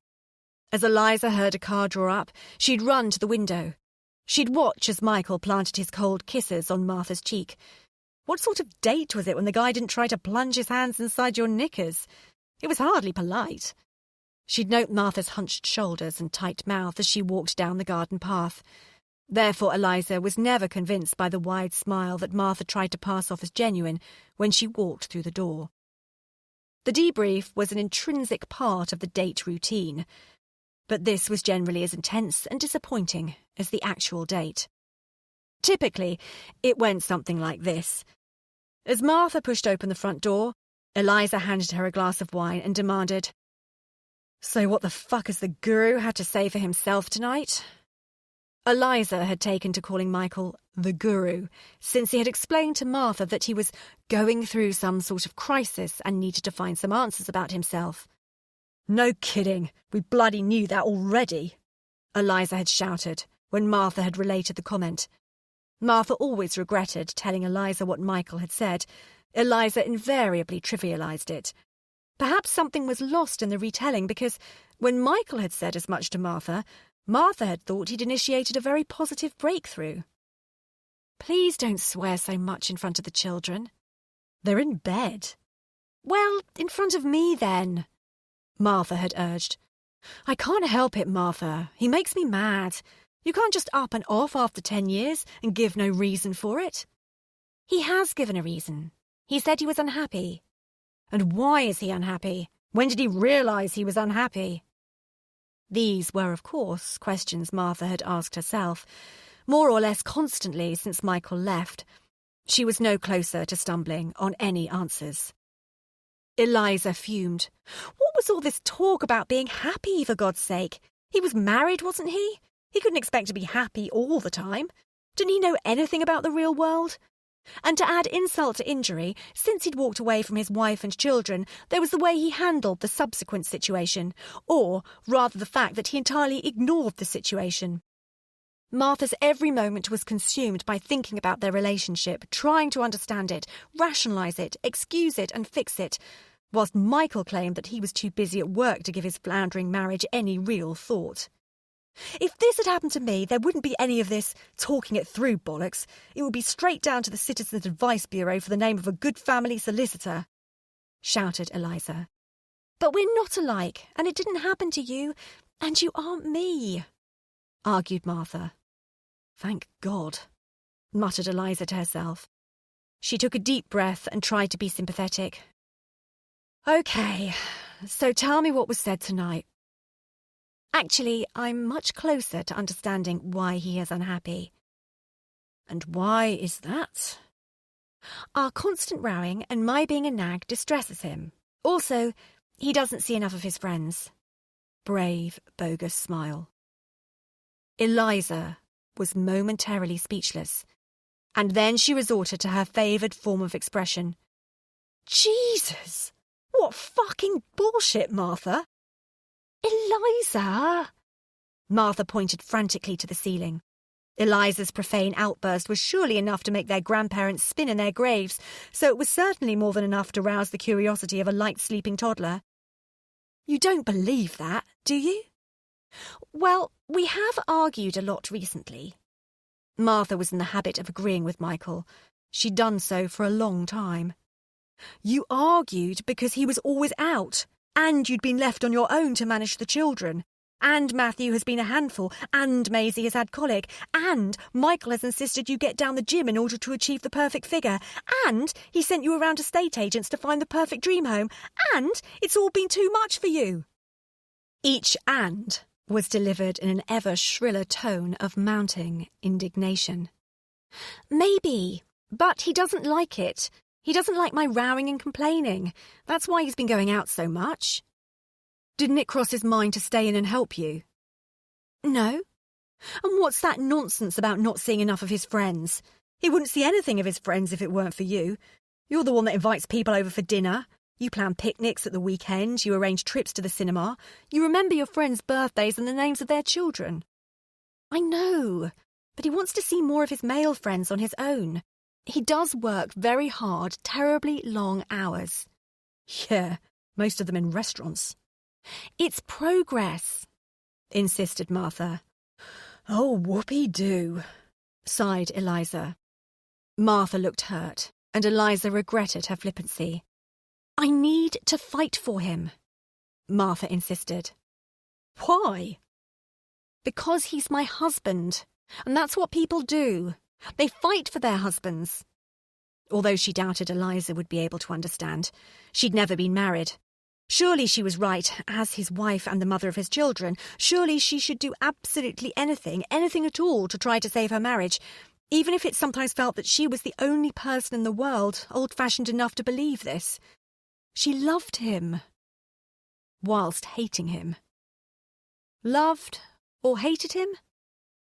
It was almost impossible to know. Eliza was so frustrated.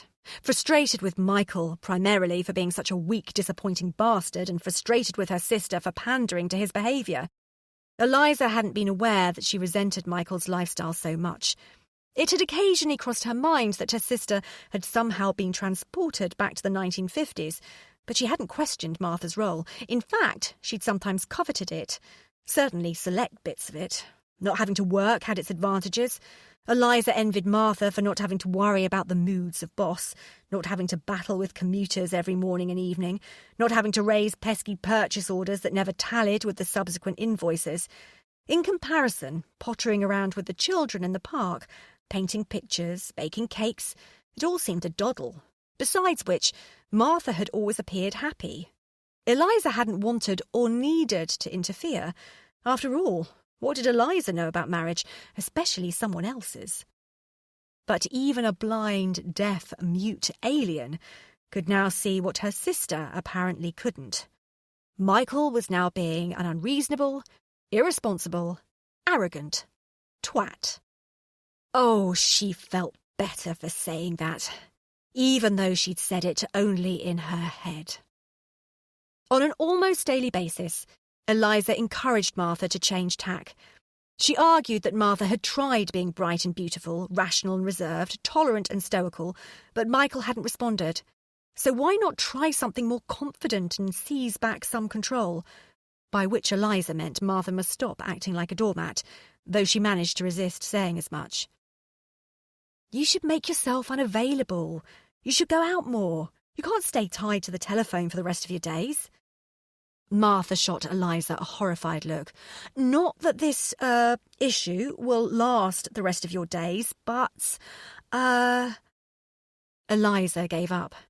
Her grave was deep enough. But where would I go? And who with? I don't have any real friends.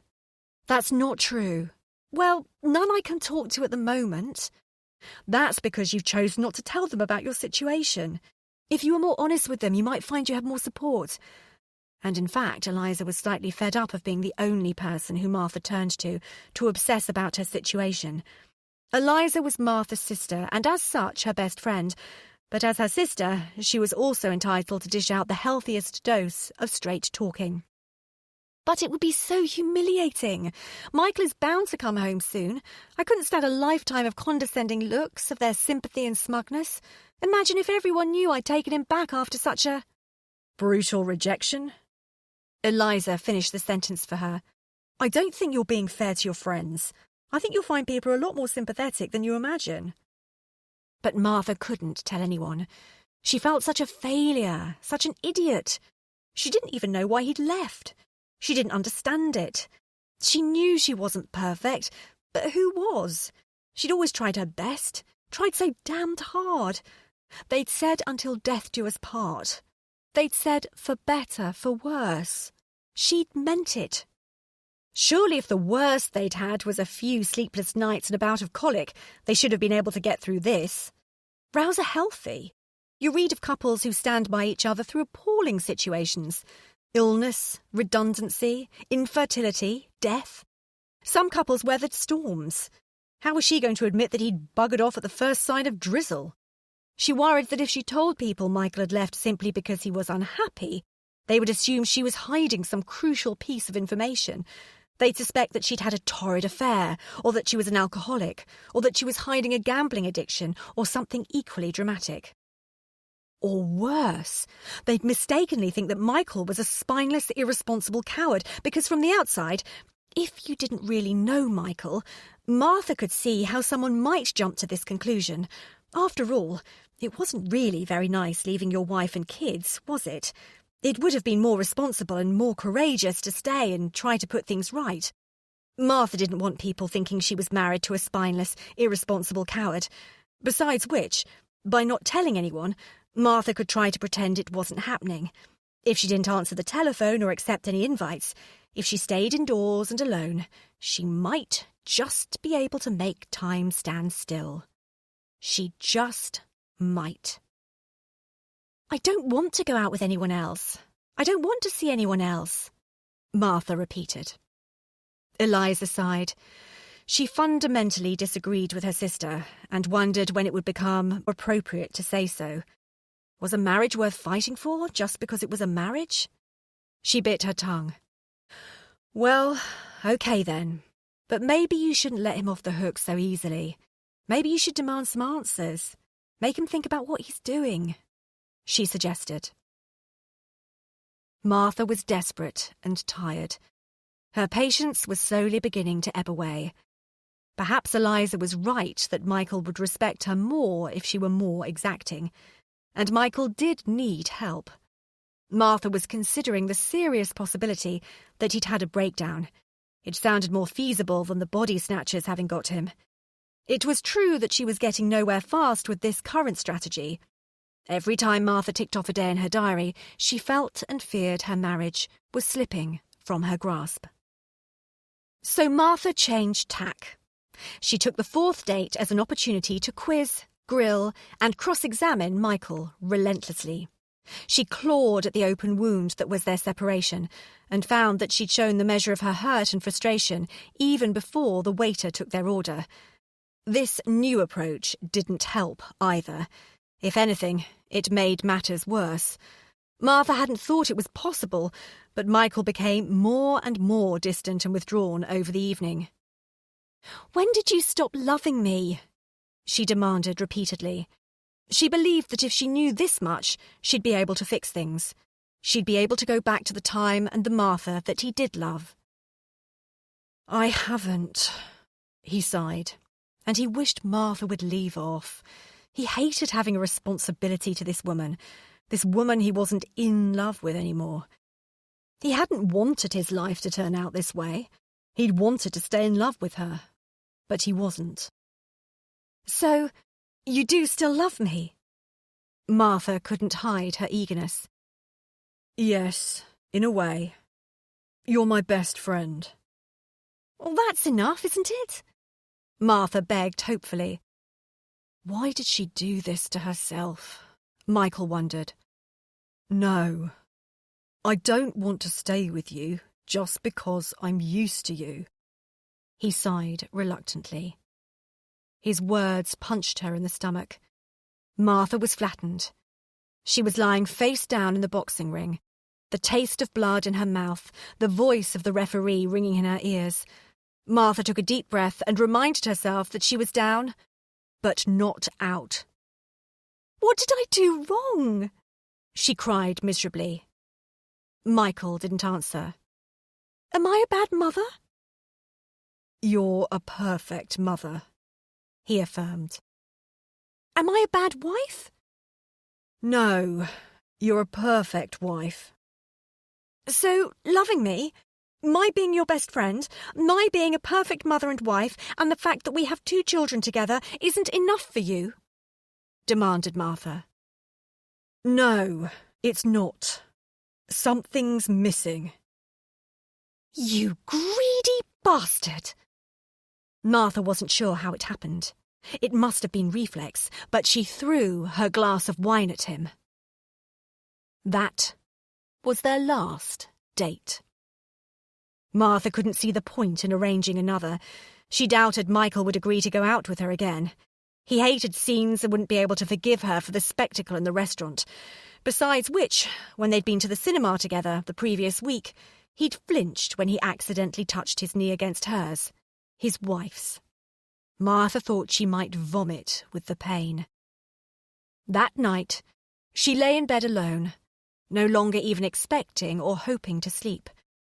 What he'd said about her being a perfect wife and mother, but that still not being enough for him, was worse than his leaving. It was crueler than his complaints. If he thought she was the perfect wife and mother but still didn't want her, then what he was saying was her best simply wasn't good enough. She'd spent 10 years trying her best, wanting to impress Michael, wanting him to feel proud of her, wanting him to validate her. And she'd failed.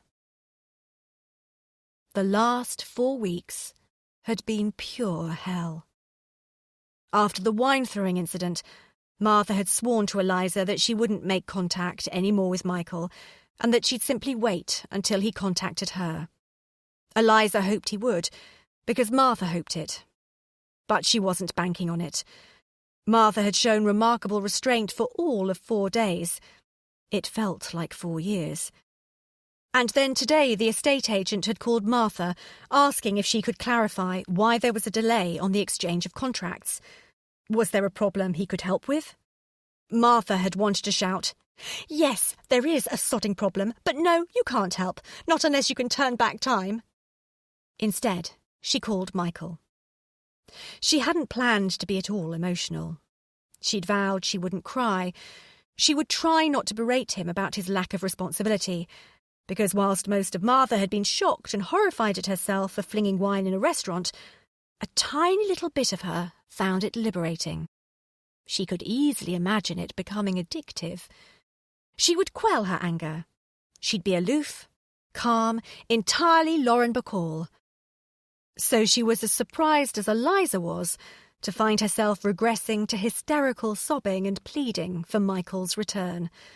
She couldn't even trust her own emotions. Martha took the tea from Eliza and wrapped her hands around the mug. It was a very mild October, but Martha felt permanently cold. "Should I ring the estate agent for you?" asked Eliza. She lowered herself down onto the floor and sat with her back against the wall, next to Martha. "You have so much to sort out, even if Michael does come back." "What do you mean, if?" "Of course he's coming back," insisted Martha through her gulps of tea and tears. Right, yeah. Well, when Michael comes back, you aren't going to be in a position to buy a new house. You'll have to rest and reassure one another before you'll be in a position to galvanise your spirits to tackle a move." "But the bridal way would be the perfect fresh start," Martha cried. It would be associated with all this confusion. You'll find another house when the time is right, said Eliza. She squeezed Martha's knee reassuringly. It's more than a house to me, Martha wailed. I know, babe, but you're going to have to let it go. Martha felt another shriek of pain sear her body. She was clinging to the idea of the dream home because she was struggling to accept the enormous change that had been thrust upon her. Wasn't it enough that her husband had left her? That he'd deprived the children of the stable family she'd always wanted them to have? That he'd obliterated her past and destroyed her future? But then, put like that, what did a house matter in the grand scheme of things? Martha took a deep breath and tried to recapture some of the self-control for which she was, historically, famous. OK, pass me the telephone. I'll call the estate agent. And whilst the brave smile was frail, it was genuine. Chapter 15. Eliza's recent dates had not been much more successful than Martha's. Her belief in the happily ever after with the man with a pension plan had taken a severe bruising from Martha and Michael's split, but she wasn't going to admit this. Eliza had expected to arrive at Martha and Michael's that Monday morning and be guided and helped. She'd expected them to be pleased with her adult decision to move out of a dead-end relationship and find someone who wanted a couple of kids and an endowment policy. She'd even thought that they would introduce her to some of Michael's friends at the golf club. She was looking forward to being mopped up into their happy family environment, which she'd so often admired.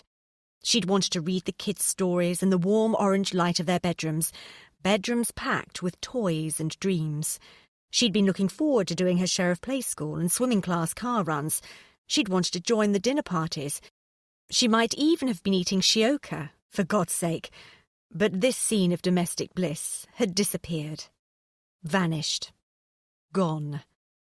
If she felt cheated, God alone must know what Martha was feeling.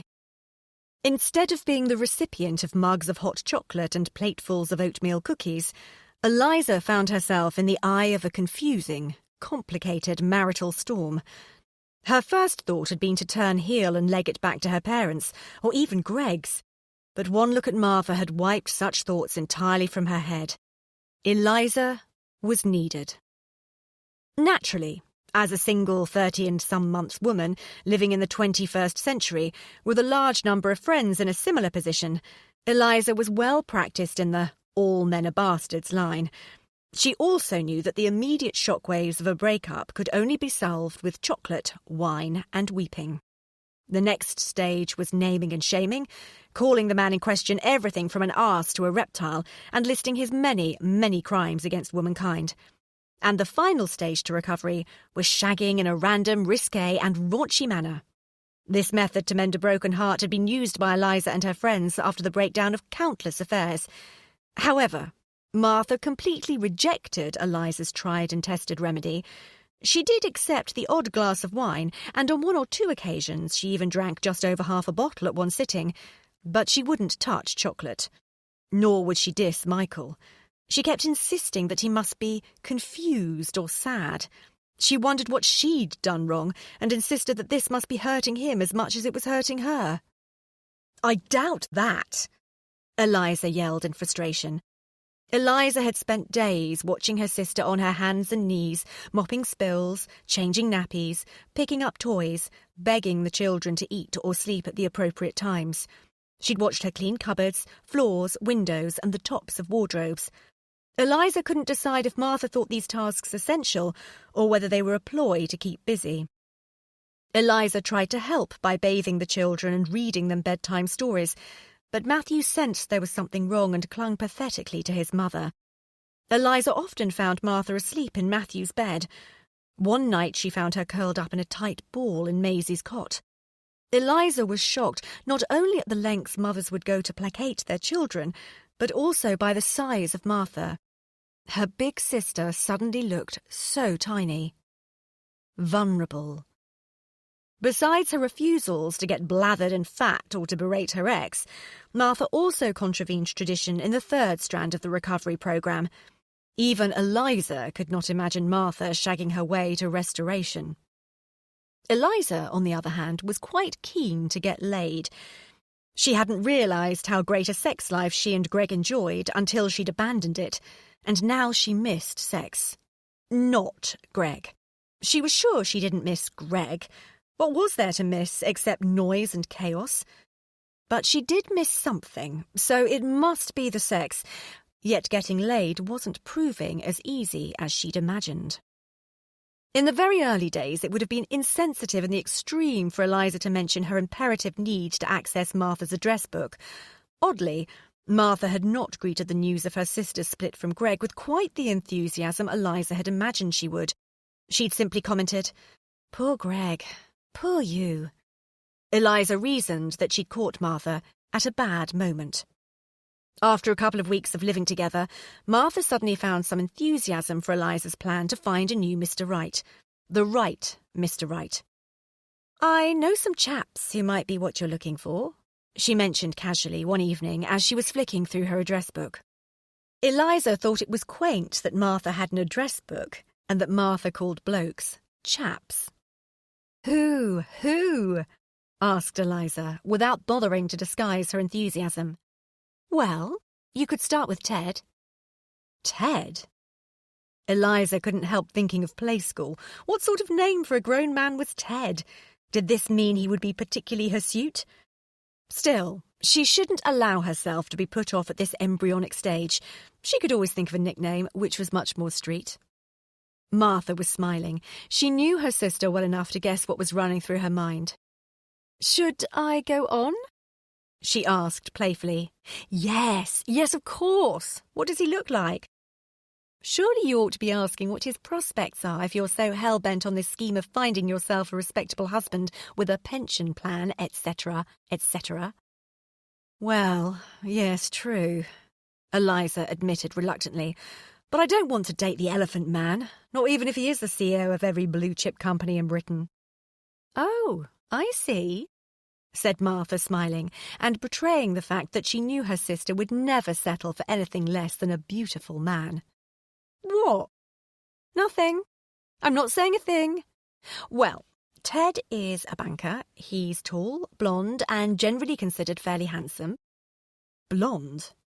"Yes." "Oh." "What?" "Nothing." "Eliza, don't say nothing when there is blatantly something." "I prefer dark-haired men." "So Ted's a no, then?" "He's a maybe. Let's write a list." Eliza jumped up to find pen and paper. She thought it was a very good sign that Martha had managed about a dozen sentences without turning the conversation back to Michael. Maybe this was exactly what Martha needed, something to take her mind off her own problems.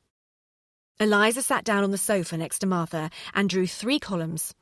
At the top of the columns she wrote, "Hot," "Might do," and "Not if he were the last man alive." Martha grinned. Underneath "Might do," Eliza wrote Ted. "There's Tarquin. He's dark-haired. He's a solicitor." "Is that his real name? You really know someone called Tarquin?" asked Eliza, astonished. "No, I'm sorry, I couldn't. I'd laugh every time I said it. I couldn't imagine calling out, yes, Tarquin, while I'm in the throes of pash. It's simply too try-hard." "Well, he's not responsible for his name," laughed Martha. "His parents saddled him with it before he could articulate any objection."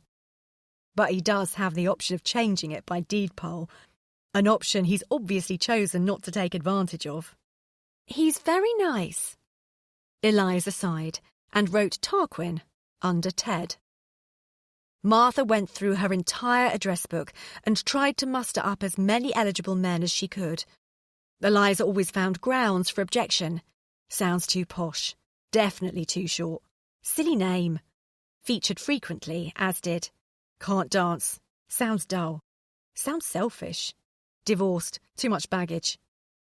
This last comment prompted the exchange. "Sorry, Martha.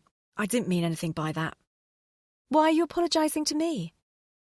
"Well, I'm not saying everyone will think a divorcee has too much baggage," lied Eliza, embarrassed that she'd put her foot in it. Why are you apologising to me? Martha repeated her question, stonily. No reason, said Eliza, and returned to the list. When they had finished, Eliza was disappointed to see that there were no names whatsoever under the hot heading, 4 under might do, and 7 under the not if he were the last man alive heading. Maybe you're being a bit too exacting, offered Martha. She'd thought that the 11 men she'd proffered were all reasonable candidates in answer to Eliza's brief. In fact, she'd done some censoring as she went along, and there were 3 other names she hadn't even bothered to mention. Knowing this number of single men at this particular age was a rarity, and several of Martha's friends had benefited from the contents of her fat leather address book. None of them had ever been as picky as Eliza. Martha didn't actually think that any of the men in her address book would suit Eliza as well as Greg had. But then, Eliza was old enough to make her own mistakes. So, let's get this right. Martha had been taking notes as Eliza had been making her comments throughout the selection process. She had that kind of mind. She picked up the notebook, and in a voice that was entirely chairperson's summary to the board, she recapped on Eliza's criteria. So, you're looking for a tall, toned, a lean, mean, loving machine, interrupted Eliza, giggling. She'd drunk the lion's share of a bottle of Chardonnay. Well, obviously, Eliza, I cannot vouch for their prowess in the bedroom. These are people I have round for dinner, not to shag. Eliza finished the sentence, as she doubted Martha could. Exactly, not to shag, said Martha, as though she were trying out a new word in a foreign language, which, in a way, she was. Both of the girls threw their heads back and laughed loudly. Eliza thought to herself that this was the first time she'd heard Martha laugh out loud for quite some time. There hadn't been that much laughing out loud, even before Michael had left. Now, concentrate, continued Martha with mock seriousness.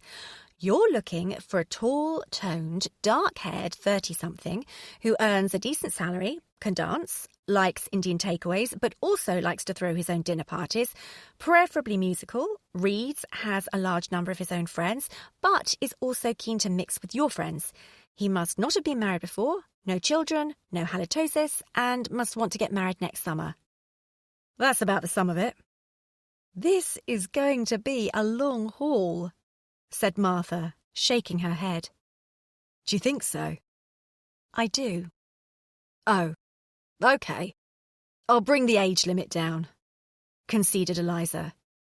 Oh, that should do it, smiled Martha, as she reached for the bottle of Chardonnay. It was empty. Shall we have another? Chapter 16. He wasn't Eliza's usual type, that was for certain. She quickly reminded herself that not my usual type was exactly what she was after. He was thin, and his shoulders had slumped and sunk to his stomach. Too many hours at a desk. Had he ever been inside a gym? He wasn't dark, as Martha had promised, but then, nor was he fair. He was mid, nondescript. Nice smile, though. But could that be sufficient compensation for sweaty hands? You must be Eliza, said Tarquin. He leapt to his feet to greet Eliza, and as he did so he banged his chair against the next table and upset a glass of wine. It was white wine, and it spilt on the floor, not on the diners, but still they made an embarrassing fuss. Tarquin generously bought them a new bottle to compensate for the lost glass. Eliza thought this was very kind. She sat down and wanted to like him. You don't look a bit like Martha. Tarquin's ears were still glowing bright red from the blush that had soused him after the wine-spilling incident. Eliza wished she could stop staring at them, but she couldn't. Tarquin turned round to see what was behind him that Eliza was finding so fascinating. Eliza finally pulled her attention back to his eyes, which were quite nice, certainly friendly. No, we don't look alike. We're not particularly similar at all. I've always thought Martha was such a smashing girl. Absolutely lovely. Quite perfect, gushed Tarquin. That Michael's a lucky bugger. Eliza was torn. Quite a big part of her was thrilled for Martha. It would be lovely to relay the compliment back to her that evening. Martha needed all the ego-boosting she could get at the moment. On the other hand, there was nothing more off-putting in the entire world than your date fancying your older sister. "God, yes, she's gorgeous," babbled Tarquin. "Should we order some wine?" asked Eliza. She'd already mentally scrubbed Tarquin off the might-do list and downgraded him. She'd never been keen on the name anyway. However, she didn't often get the opportunity to come to restaurants such as Quaglino's, and she decided she ought to make the most of it. "Good idea. Do you like pouet fumé? I know it's Martha's favourite." Eliza smiled bravely and wondered if she'd make it as far as the sticky toffee pudding. Eliza's next date was with a rather effete journalist called Sebastian. Eliza had had her doubts even before she'd met him. "I don't class journalists as reliable boyfriend material," she'd argued with Martha. "They work long hours and always love their work more than their women." "Oh, goodness, Eliza. If you're going to add to the criteria that the chap you're looking for has to love you above everything else, this already difficult task is going to start to compare to the labours of Hercules," teased Martha. "He doesn't have to love me above everything. Well, at least not straight away. But he does have to prefer me to my sister or his job." Eliza joked back. She'd been making much of Tarquin's crush on Martha because she saw it delighted her. Not that Martha was in the least bit interested in any man other than Michael, but her ego did need the promotion. "Sebastian's really good-looking. I think you should give him a chance." Sebastian was beautiful. In fact, it disturbed Eliza a little to note that she and Sebastian looked rather alike. They were both tall, tanned, and willowy. They would make a stunning couple. But was that eyeliner he was wearing? They'd met in a trendy bar, which pleased Eliza. She hadn't known what to wear for her date at Quaglino's. She'd settled for a black trouser suit, something she only ever wore to interviews and funerals. Though interestingly, this proved entirely suitable for the tone of the evening.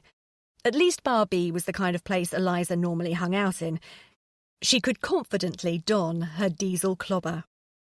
The bar was tiny, but appeared much larger because the walls and ceiling were covered with minute mosaic mirrored tiles, which was slightly disturbing because Eliza couldn't hold Sebastian's attention. He was too busy checking out his own reflection. After an hour and a half of competing against the mirrors and the attention of the attractive bartender, male, Eliza made an excuse and went to call Martha. "He's gay." "I've always wondered." "Well, now you know." No. I mean, has he resisted your advances?" "No, Martha. I haven't made any, but believe me, this guy is gay." "Oh, well, I'll wait up for you then." "Yes, do that," sighed Eliza. "I can't imagine I'm going to be late." Eliza's third date was with a guy called Henry. This once again prompted her to wonder if names defined personalities.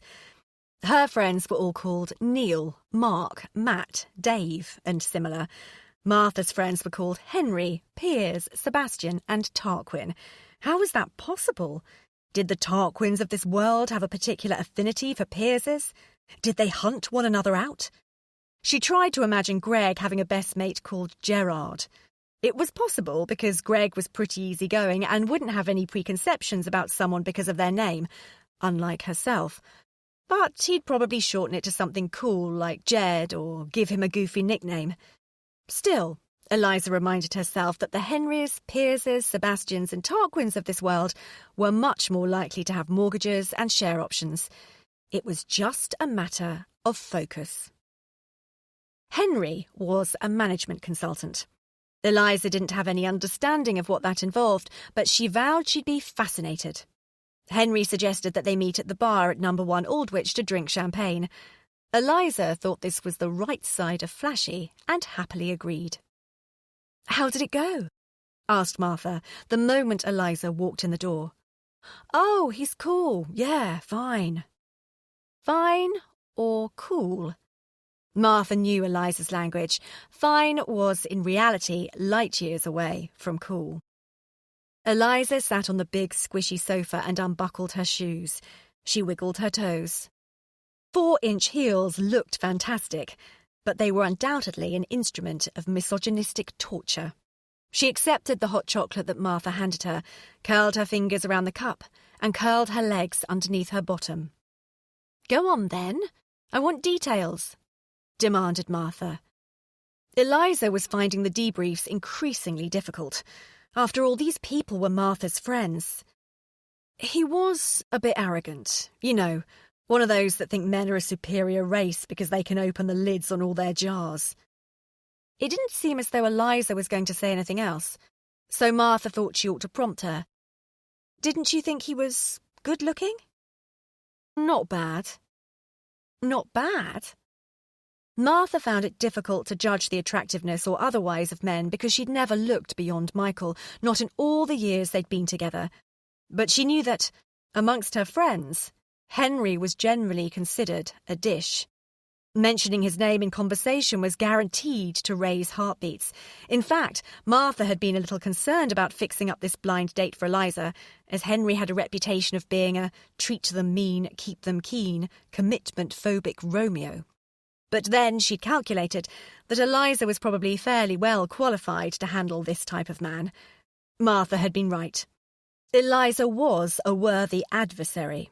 Henry obviously hadn't got under Eliza's armour. Eliza blatantly hadn't fallen under Henry's spell. He was good-looking in an obvious sort of way, added Eliza, but she was just being polite. "Well, what sort of good-looking are you hoping for?" asked Martha, who was beginning to feel just a tiny bit exasperated by her sister's pickiness. "Well, he was a bit too clean-cut for me. I like them a bit dirtier-looking." "Exactly." "More sexy?" "Yes." "More dangerous?" "Absolutely." It's not a look that often comes with being a partner in one of the world's biggest management consultancies. They tend to play it safe when they recruit. "S'pose. Anyway, he knew he was good-looking, and I hate that vanity thing, when they behave as though they're doing you a favour by going out with you. God, isn't it enough that their orgasms are always real?" "He's a man. What did you expect?" "I expected him to remember my name." "Oh, yes. That would be a minimum requirement," agreed Martha. Both girls fell silent, and Martha wondered if Eliza would finally admit to herself that this pursuit was ridiculous. If she'd acknowledge that her perfect man was Greg and go home to him, before going home to him ceased to be an option. The silence stretched between them, until Eliza finally said, "So, who's next on the list?"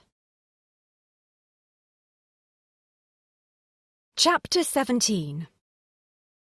Martha moved around the almost empty gallery and tried to concentrate on the exhibits. A fortnight after Michael left, her mum and dad absolutely insisted that she have some time to herself and offered to look after the children on Tuesdays and Wednesdays for as long as was necessary. Mr. and Mrs. Evergreen hadn't said much to Martha about Michael's departure, and his name was all the more glaring for its absence. Martha was grateful for their silence, although she wasn't sure whether it was due to calculation or coincidence. It gave her time to scrabble around for a crumb of pride, which had been all but obliterated. The Evergreens' silence was a result of the fact that they didn't know what to say. They liked Michael. They loved Michael. He'd been like a son to them for so many years.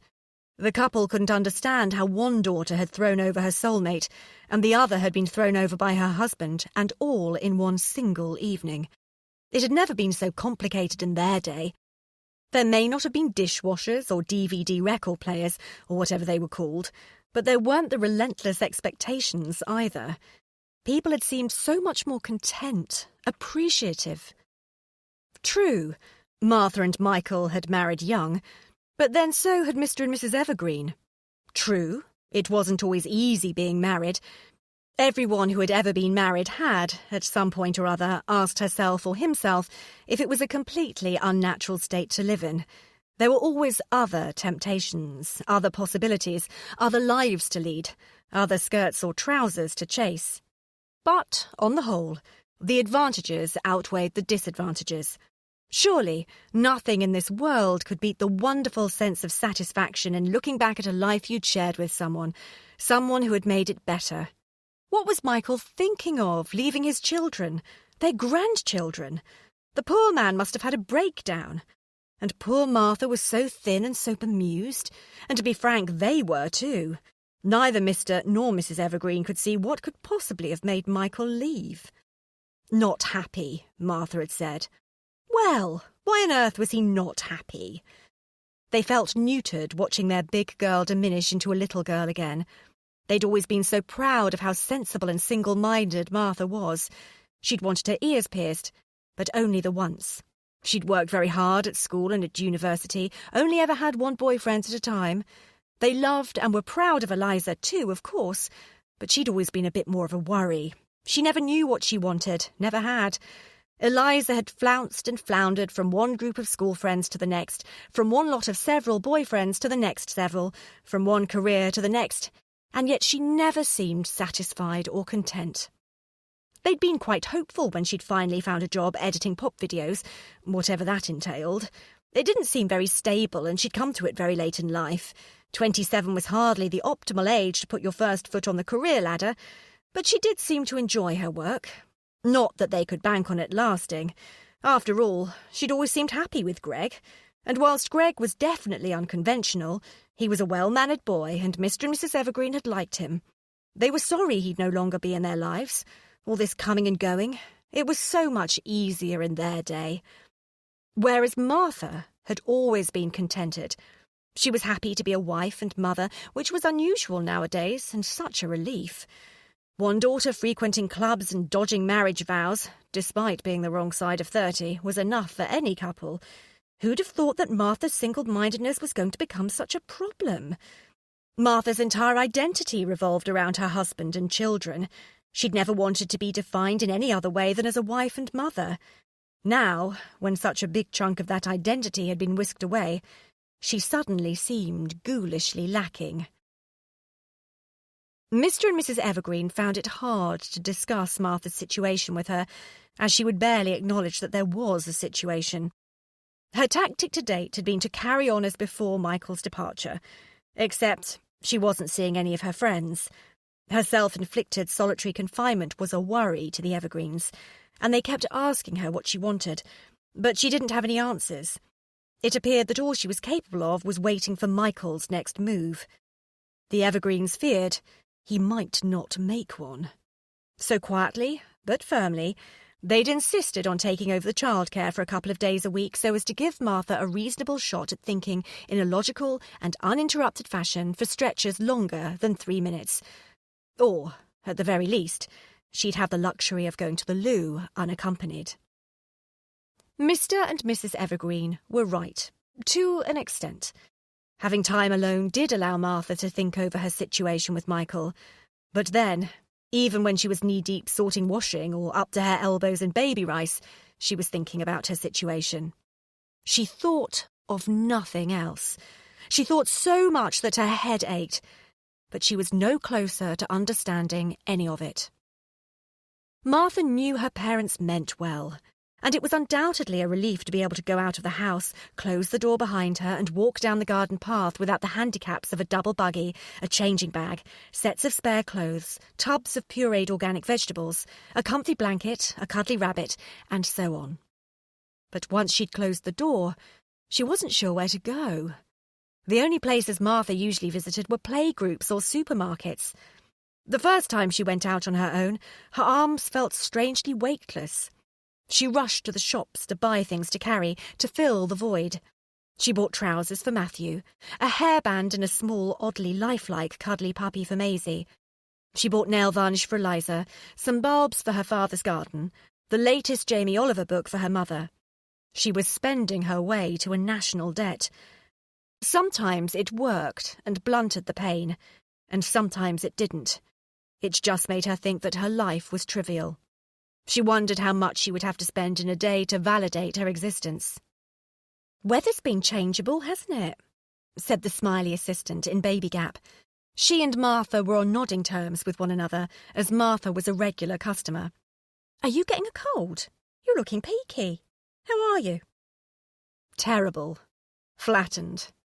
Annihilated." Talking to her friends about Michael's departure would somehow concede defeat. But suddenly she saw the attraction of immersing herself in the comfort of strangers. Maybe their distance would provide a perspective that she, so up close, couldn't find. "My husband's left me." Martha said this without an apology, simply with bewilderment. "That's awful, love. I'm so sorry. When did this happen?" So Martha told her tale, and it did help. It certainly did. The shop assistant offered uncomplicated, unconditional sympathy. On the back of that success, Martha mentioned to the woman in the toy shop that she was living on her own at the moment, and the woman squeezed her hand. She had a soft, dry hand. The chap at the garden centre said he could deliver the heavy stuff as she didn't have a man to carry it for her. These kindnesses went some way to soothing the agony. Martha was on a roll. She reasoned that if she told enough strangers and received enough sympathetic smiles, enough warming hand squeezes, enough help with heavy bags, she would be able to bung the gap in her heart and life. So she talked and talked and talked. She started to tell everyone she met. She told them that it was a shock, that she couldn't understand it, that she was devastated, and that she was going to wait for him to come home, because what else could she do? In this way she embarrassed shop assistants, hairdressers, and poor old dears who sat on the bus worrying about their gas bills. Martha didn't notice their embarrassment. She was swamped in her own self-pity. "How terrible," people said. They shook their heads, mostly saddened by the awful familiarity of Martha's story. "Why did he leave?" asked the lollipop lady. Martha felt dense and desolate again. She couldn't say. On top of everything, he'd left her dumbstruck. How stupid to have to answer, "I don't know." How careless. Martha tried to reason it through. "I'm pretty and pleasant. I adore the children, and I'm a good cook. I keep the home immaculate. I don't overspend self-indulgently. Well, at least I didn't until recently. And I love him." Loved him? "Is there another woman?" the helpful lollipop lady asked. "I don't think so." "There has to be," she asserted flatly. Has there? Martha didn't know, and she should have known, shouldn't she? She should have had some idea as to whether her husband was having an affair. Other women seemed to have a nose for that sort of thing. Sheila in the butcher's thought that he must be. The receptionist at the doctor's thought that they're all at it. Even Eliza had hinted that she thought it was possible. But how could Martha believe it? How could she be expected to stop trusting and hoping in an instant? How was she supposed to think so badly of him after 10 years of adoring him? She didn't know how. Martha liked it best if the strangers patiently listened to her tale, not interrupting with anything more significant than a confused or horrified tut. She didn't like the strangers that insisted on recounting their own stories of disillusionment or failure, and there was a multitude of these.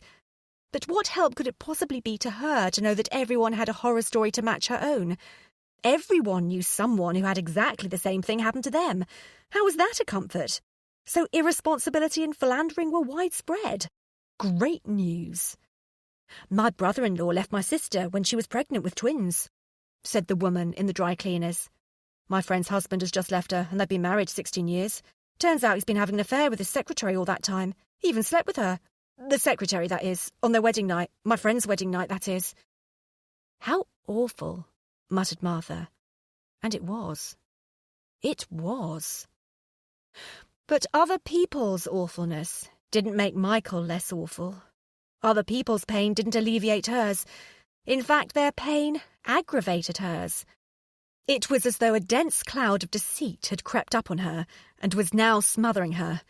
When Martha looked around, all she saw were grim, closed faces, sad, disappointed lives, broken dreams, and smashed hearts. It didn't help her at all that everyone thought that the only real tragedy about her story was the common or garden nature of it. Nobody cared that her marriage was over. They seemed to think it was okay just to dissolve that magic. Martha thought it was a bit like getting her hair cut. No one other than herself seemed to notice. She didn't want to believe that broken promises were an accepted part of the world that she'd brought Matthew and Maisie into. She'd have preferred to believe that she was a freak.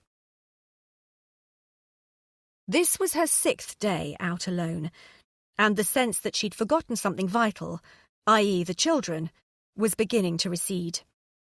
After her first outing of intensive retail therapy, Martha used the free time to do things that she could, if ever given the opportunity, talk to Michael about. Although she doubted that there was currently much scope for general conversation, not so soon after the wine-throwing fiasco. The previous Wednesday she'd been to the gym, and after her workout she'd read through the Financial Times. Yesterday she'd been to the South Bank Centre to listen to a lecture by a war correspondent who'd spent several very interesting years watching people kill each other. Today she was visiting a small gallery just off the Caledonian Road. The exhibition was very modern and had been given great write-ups in all the Sunday papers. It was entitled Obliteration. Perhaps Martha would have been wiser choosing something different, but Michael loved modern art. Martha wasn't sure if she did. She had a sneaky suspicion that a lot of it was Emperor's new clothes. A white canvas hung on a white wall?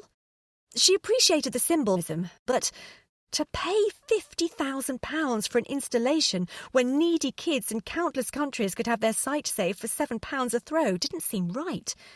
How could she be moved by anything so fake? There weren't many people in the gallery.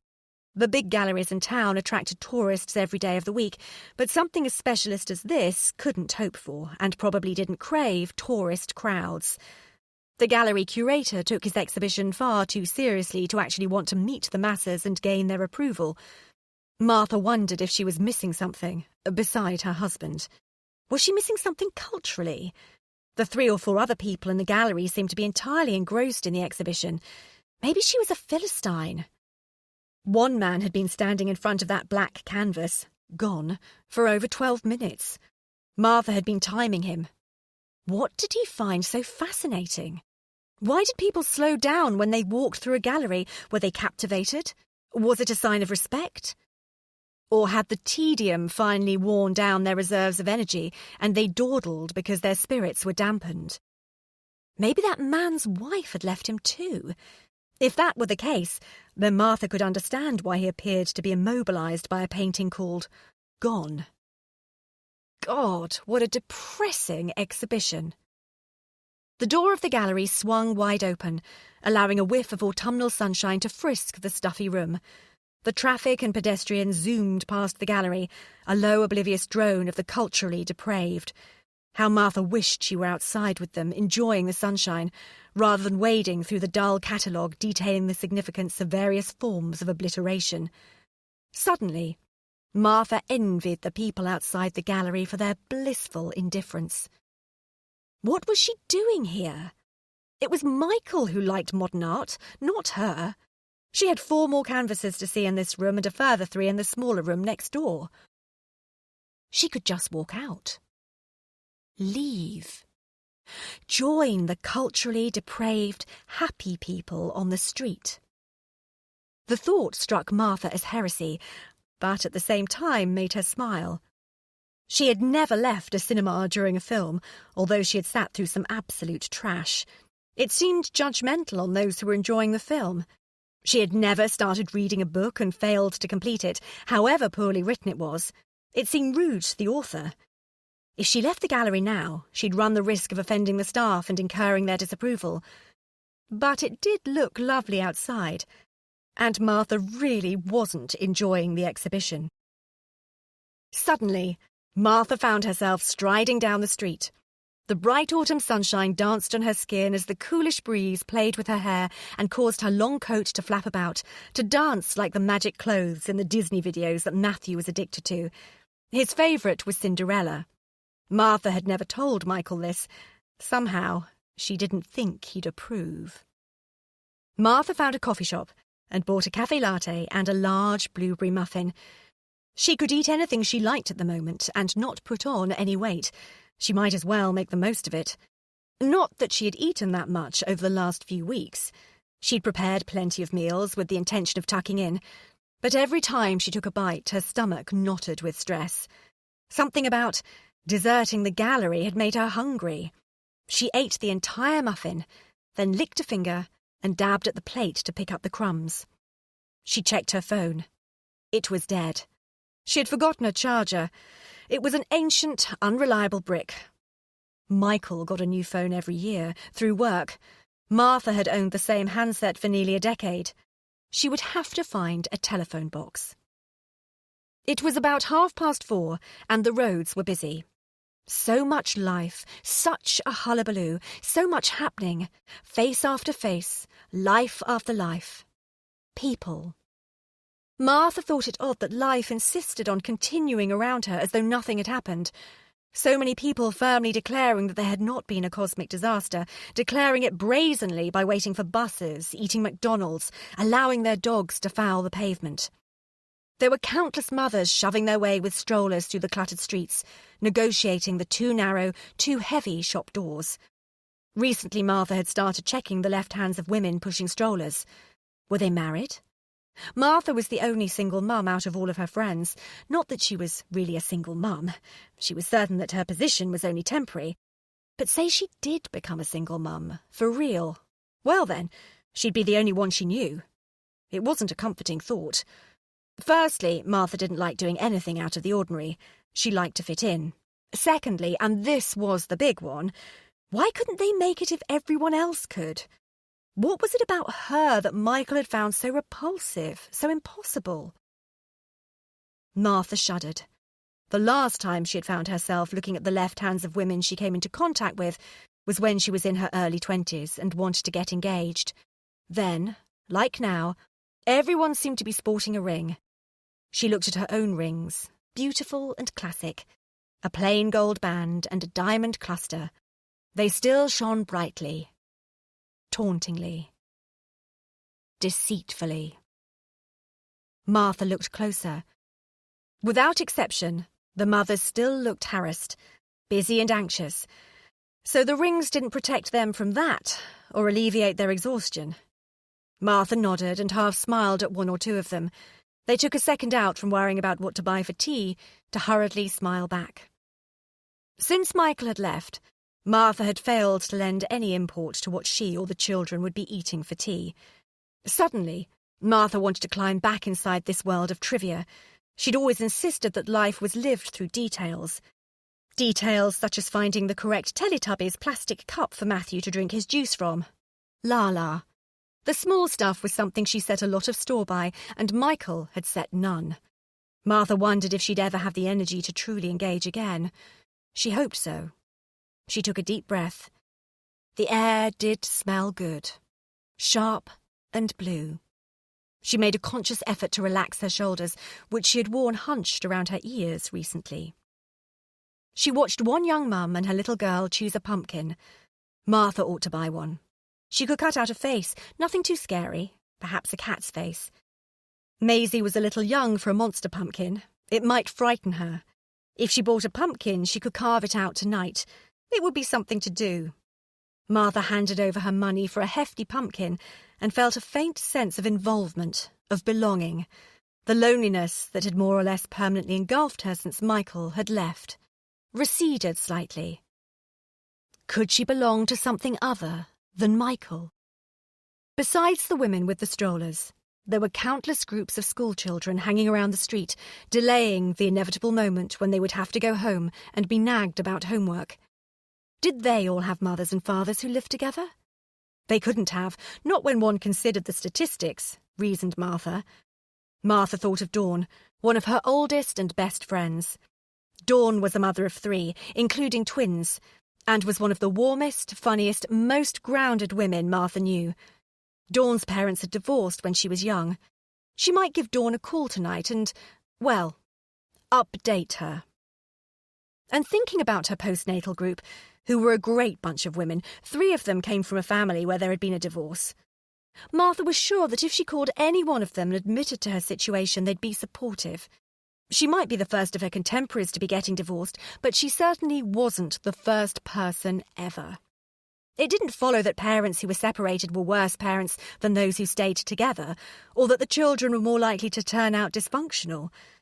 Martha knew lots of emotionally crippled, dysfunctional psychotics who came from families where parents had stayed together.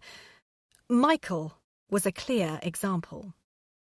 Not that Martha was going to end up divorced. But say, if she did. Martha remembered she was looking for a phone box and asked one young boy for directions to the nearest one. From his scrawny size, Martha imagined he was about 12. He was smoking and he had a pierced ear. He seemed to think it a little bit odd that this posh bint was asking for his help, but in polite, grammatically incorrect, embarrassed stutters, he gave her directions. He only said shit once. Martha scrabbled around in her bag.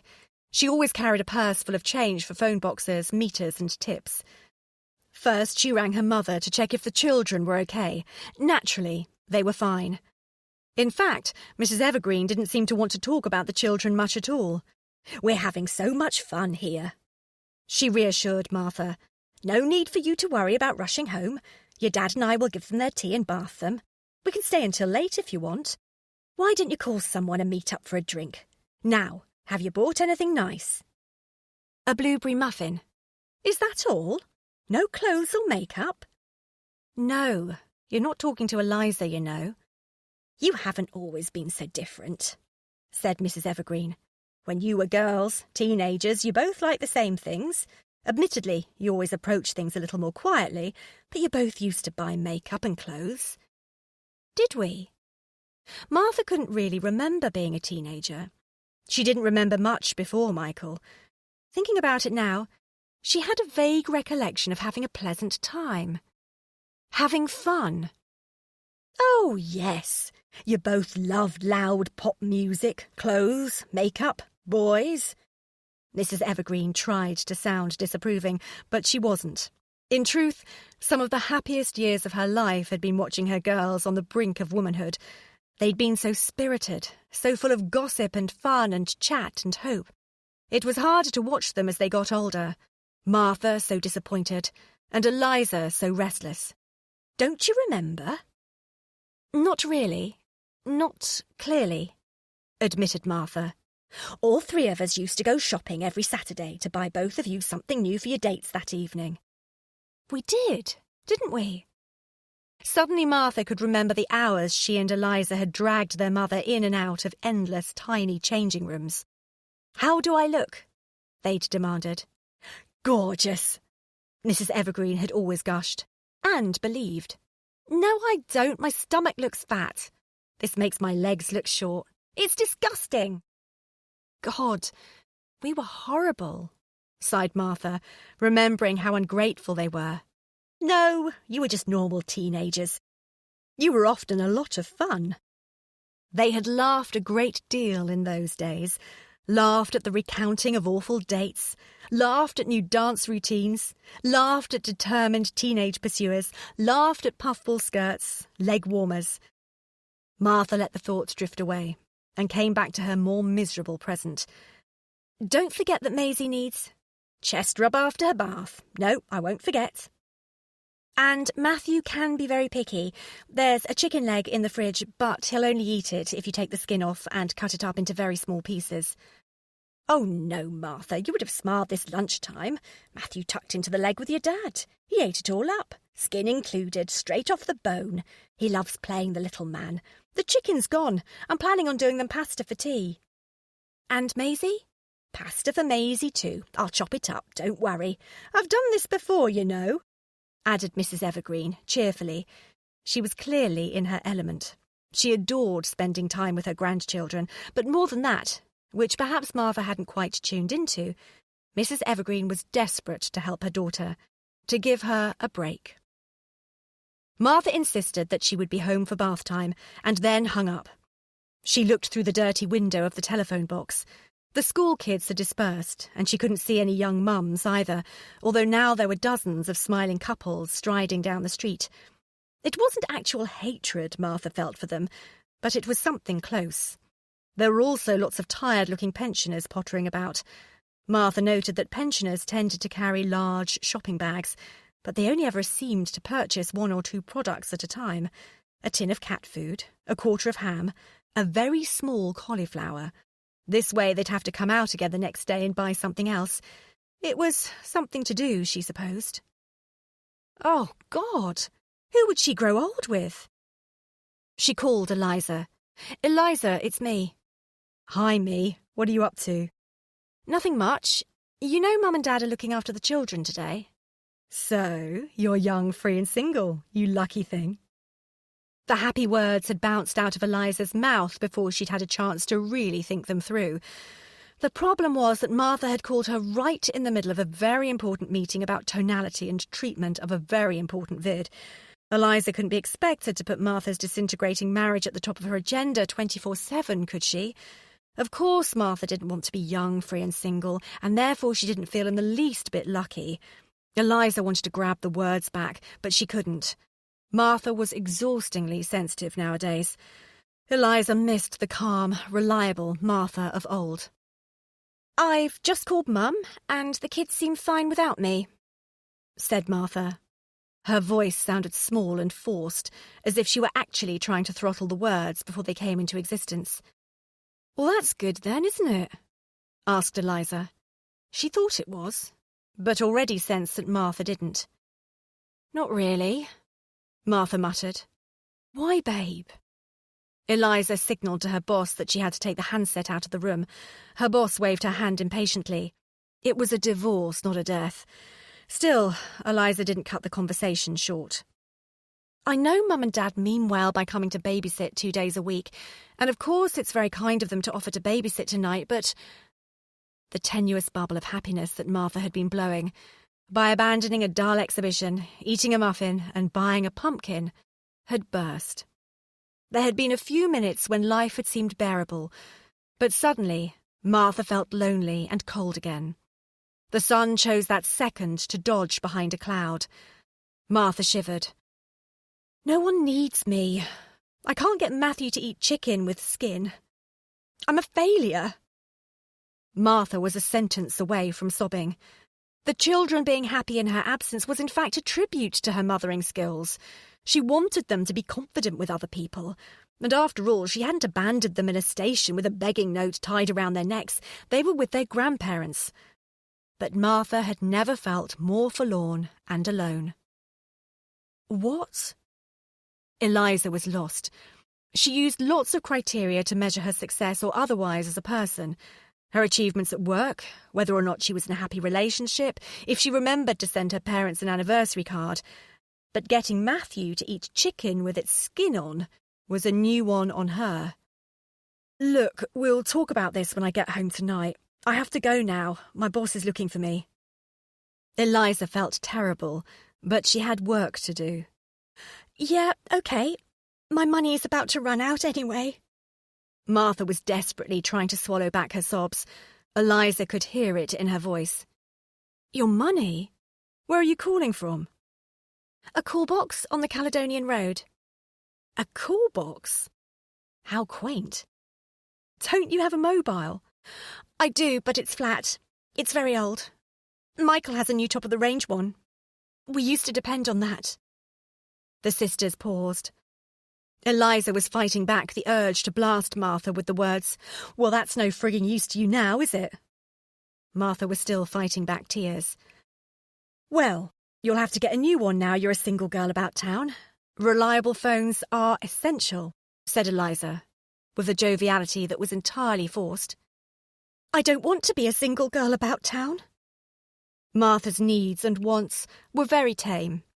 She wanted a clean, warm and safe home, something someone of her age, class and social position was surely pretty much guaranteed.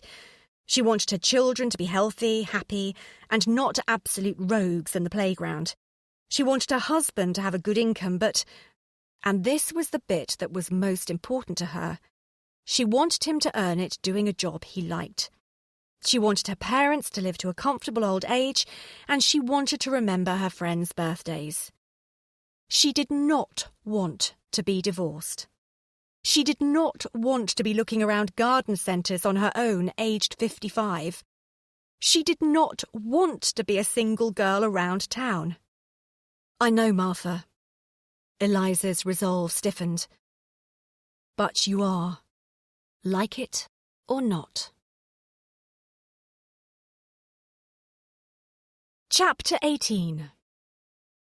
Eliza got home just after 9 that evening, which wasn't late, considering she'd been working on the final edit of a video for a fairly prominent band. Often the way bands liked to work was that they'd arrive in the editing suite at about 11 p.m, and then insist on ordering takeaways, alcohol and drugs. Sometimes the real work didn't even begin until after 1 a.m. Often the final approval wasn't secured until dawn. Eliza, as the most junior member of the editing team, was always required to stay until the bitter end. Sometimes it seemed that the most important aspect of her job was scooping the band members into taxis, as discreetly as possible, at the end of the session. However, this band had been consummate professionals. They'd arrived in the studio at 2 p.m, as agreed. There were no surprises in the video treatment from the editors, nor were there any last-minute requests for changes from the band.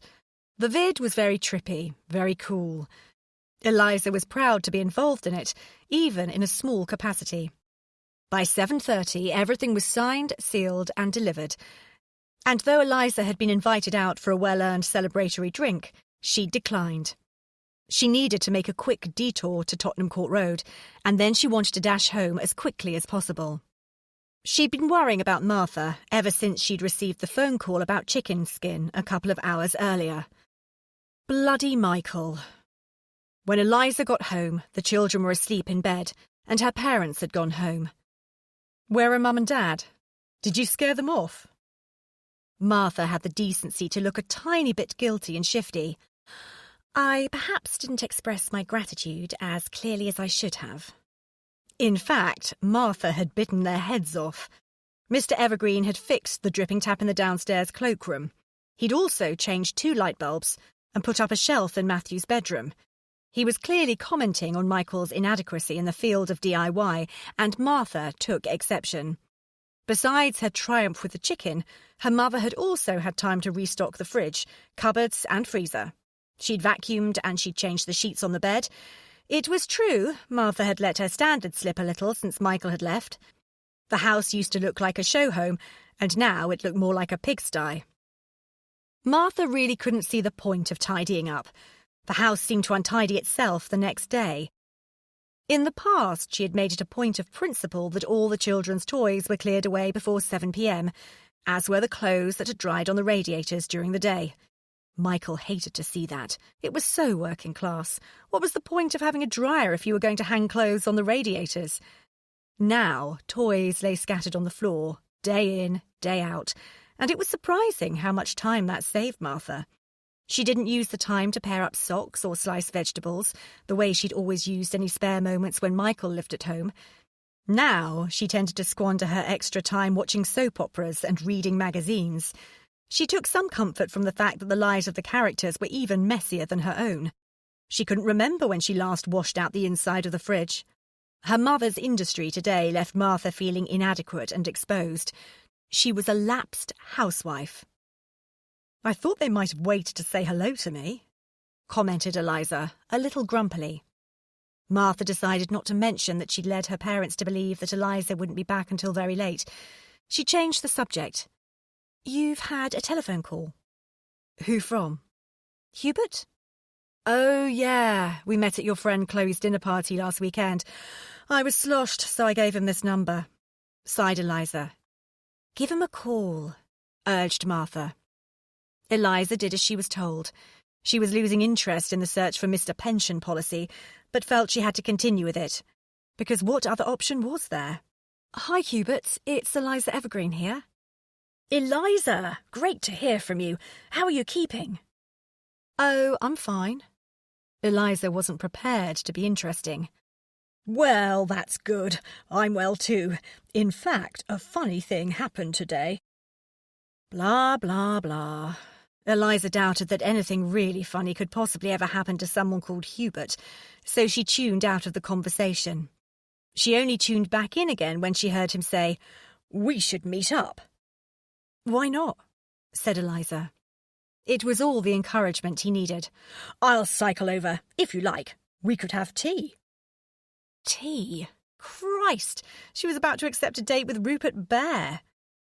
"That sounds great," said Eliza with fake enthusiasm. Luckily, Rupert Bear was not too alert to conversational nuances. He lived in a world where meeting for tea really was a great idea.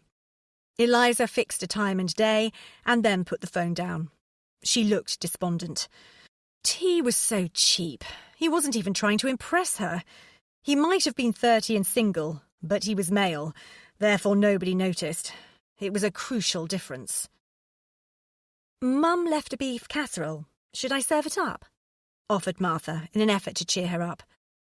"OK," agreed Eliza, instantly brightening. "But before that, I have a surprise for you." Eliza left the room, and Martha could hear her grunting as she shifted something in the hall. Martha crossed her fingers and prayed it wasn't a puppy. Eliza staggered back into the room, carrying a large box. "Clear a space." "A computer?" asked Martha, not attempting to hide her disgust. "Not just a computer, but the key to your chastity belt, fair maiden." The family had always used Michael's work laptop. They didn't have a computer now. Eliza thought it was barbaric. "What?" "Crappy mobile, therefore intermittent text messages. No computer, therefore no email. How do you hope to flirt in the 21st century?" "I don't propose to flirt at all." "Awful defeatist attitude," snapped Eliza bossily, and for a moment Martha felt like the little sister. "Here." Eliza tossed a smaller box over to Martha. It was a new phone. It took them 4.5 hours to set it up. Neither woman could honestly list instruction comprehension as a skill on her CV, but both had to admit to a huge sense of satisfaction when it finally whirled into action, and the little icons declaring email facility, Internet Explorer, my briefcase, recycle bin littered the screen. Eliza was thrilled. The phone and computer had been the most expensive gifts she had ever bought anyone, and she had enjoyed being generous. Martha wouldn't accept any rent, and so for the first time since moving to London, Eliza felt a bit flush. Martha was dubious. "But what use will it be?" "Well, you need access to the internet." "Why?" "Because it's lonely living in the dark ages."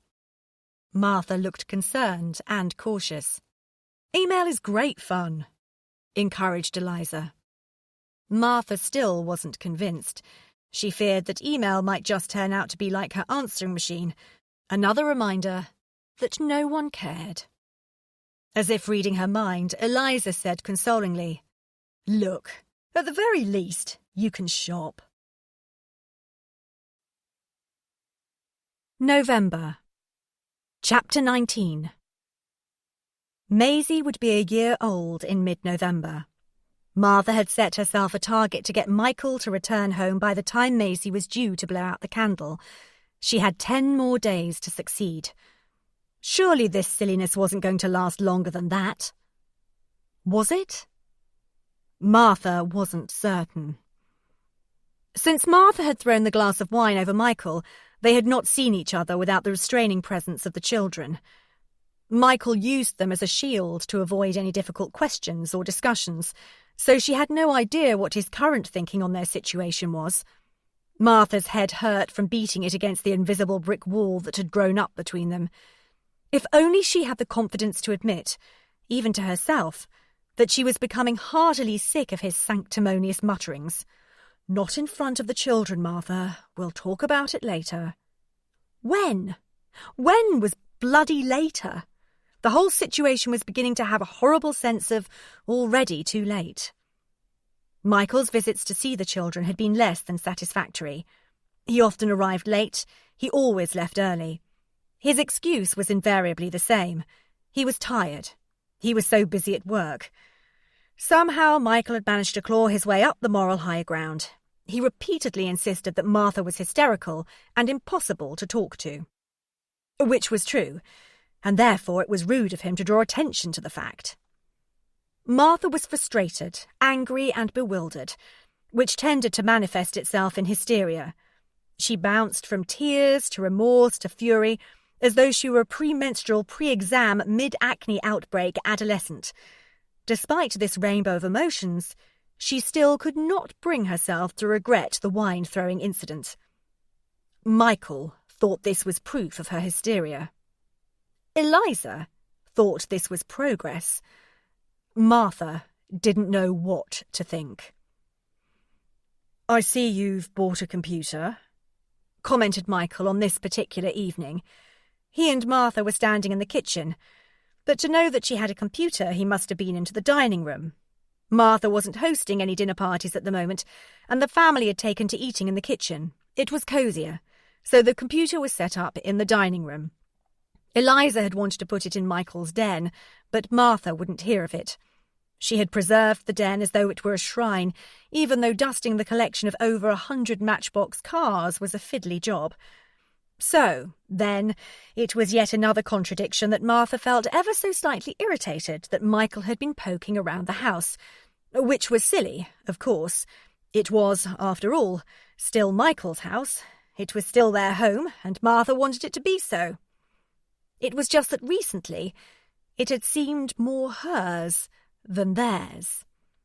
Of course he could snoop wherever he chose, including in the dining room. After all, Martha had no secrets. Except for the stack of washing that needed to be ironed, which, as luck would have it, she had hurriedly stashed in the dining room. It was a bit shame-making that Michael would know that she was behind on her ironing. She had never let things slip so dramatically when he lived at home, but recently, doing the ironing no longer struck her as a genuine priority. Martha blushed on the inside. She didn't like him thinking of her as less than perfect. Suddenly, somehow, his presence seemed a little intrusive. "No, actually, I didn't buy it. Eliza bought it for me. Don't you think that was generous?" smiled Martha, trying to put the vision of crumpled washing out of her mind. "Well, she is living here rent-free." She didn't bother to explain that she wouldn't dream of taking money for rent off her own sister. "And I have a new mobile." Martha held up her handset. Michael took it from her and swiftly appraised it with an expert eye trained in assessing gizmos and gadgets. "Top of the range. Has Eliza won the lottery?" Martha was hurt. She'd secretly hoped that Michael would be impressed with her modernity. He spent hours on the internet and she'd hoped he'd be pleased with her for taking an interest in something new. He'd often suggested that she needed a hobby, although Lord knows how Martha had been supposed to find time for a hobby when Michael lived at home. But he didn't congratulate her, nor did he seem to notice that she was wearing makeup, which was a shame, because he'd often encouraged her to make more of herself, and now that she had made an effort, he was oblivious to it. Martha shoved the thought from her mind and tried to tune into what he was saying, tried to find it interesting. Michael had talked a lot about money recently. He'd asked how much Matthew's new shoes had cost, and muttered that it seemed to be only 5 minutes since they'd bought the last pair. Which was almost true. That was growing children for you. He'd checked the phone bill and observed that maybe Martha should let other people call her now and again. She hardly called anyone, just her parents, really. When she told him what she was buying Maisie for her birthday, he remarked that their daughter would be happier with a cardboard box, and it would be a lot cheaper. It was a comment that's often made about children, but in Maisie's case it wasn't true. She really didn't like cardboard boxes. She really liked plastic toys with bells and buttons. "I've sent out the invites for Maisie's party next week," said Martha. "We made them ourselves, Maisie, Matthew, and, well, me. Me, mostly. But it was very jolly." Martha showed Michael an invite. It was a piece of pink card cut into the shape of a balloon. Matthew had added glitter and stickers. Maisie had added fingerprints and saliva. They'd had a lovely, squabble-free afternoon making them, and Martha was really proud of the results. But looking at them now, as Michael was looking at them, they looked tatty and amateur. "Very nice," murmured Michael, just as he had muttered that the weather was very nice. The biscuits Martha had baked were very nice. The colour she'd painted the hall was very nice. Martha wasn't sure how it was possible that the words very nice could sound so bored, so critical. Martha had been thinking a lot about Maisie's birthday. Every little baby's first birthday was obviously a very significant date, but to Martha, this particular birthday was monumental. How was it possible that only a year ago Michael had counted the seconds between Martha's contractions, told her she was a clever girl, told her he was proud of her, cried with pleasure when the midwife put Maisie into his arms, and now he lived alone in a hotel? How was it possible? Martha didn't know the answer, but she was determined to correct the situation. She was determined to get Michael to come home, to put a stop to this silliness. She had planned a surprise for Michael. 3 years ago, her grandmother had died and left her and Eliza a small inheritance. Michael had insisted that Martha open a post office account and put the money there. He'd insisted that she didn't squander it on kids' toys or clothes. He'd wanted her to buy something important and meaningful with it, something of her own to remember her grandmother by, which was lovely of him and proved that he'd once loved her very much. Which surely meant he could love her again, didn't it? Martha had thought that she'd spend the money on a special piece of furniture once they'd bought their dream home. She'd thought a family dining table and set of chairs would be appropriate. However, Martha was beginning to get nervous that if she didn't do something radical, they might never live in a dream home, not the bridal way, not any sort of way. So that morning, Martha had been to the post office and withdrawn all the money. Then she'd visited a travel agent and booked a 1-week holiday for all 4 of them at Disneyland Paris. She'd spared no expense. She bought first-class train tickets. She chose the best hotel, bought day passes for the park, and secured a babysitter for 2 of the evenings so that she and Michael could dine alone. She'd booked the train for the day after Maisie's party, so they'd travel on her actual birthday. Surely Michael would be moved. It was exactly what they both needed, all needed. Michael just needed to remember how wonderful it was being a family. The last few months had been cruel and angry and not representative. They needed to have some good times to restore the family equilibrium, jog the memory away from past troubles. They'd often talked about taking the kids to Disneyland. They'd agreed that the flight to America was far too long for young children, and so they'd planned to go to Paris when Maisie was 2.5 and Matthew 4. Martha and Michael had agreed on this plan because the children would appreciate the trip more at that age. Matthew might even remember it when he got older. They were great planners. But now, Martha had decided to throw caution to the wind. She was certain that this trip was her ace card in winning the game of bringing Michael home. The tickets sat behind the mug stand on a unit in the kitchen. Martha felt her eye being irresistibly drawn to them. She was so excited. She couldn't wait to present him with the tickets. She'd spent the day in a state of heightened anticipation, simply imagining the pleasure on his face. Michael had come round to read the children a bedtime story. Martha's plan was to offer him a glass of wine and then spring the surprise gift on him. She knew he'd be delighted with the gesture and the actual holiday. It was odd how the household responsibilities seemed to have naturally divided over the years. Michael always booked the holidays. It was his job. Martha was sure that he'd be thrilled to be treated in this way, for someone else to take over his responsibility, the same as she would be thrilled if he ever cooked a meal for her, or emptied the dishwasher, or put petrol in the car.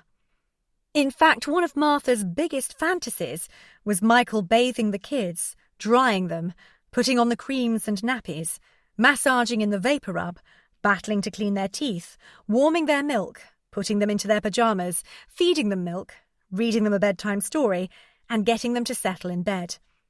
Since he'd left home, he had on 3 occasions arrived in time to read a story, but in almost 3 years of parenthood, Martha had never known him to complete the full routine from bath to bed. "Would you like a glass of wine?" she offered. "Yes, that would be very nice," replied Michael. Martha wished his brain would tell his face that he thought the idea was very nice, because, To be honest, he looked as miserable as ill-fitting shoes.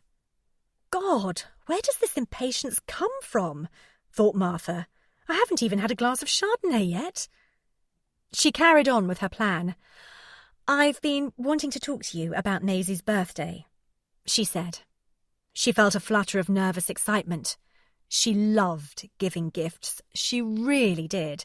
She liked choosing the gift, wrapping it up, adored attaching bows and ribbons and always used far too many. Her gifts often ended up looking like Easter bonnets made by 8-year-olds. She loved springing surprises, and she had an overwhelming conviction that this was going to be the best gift, a real cracker, a gift that was going to draw her family back together.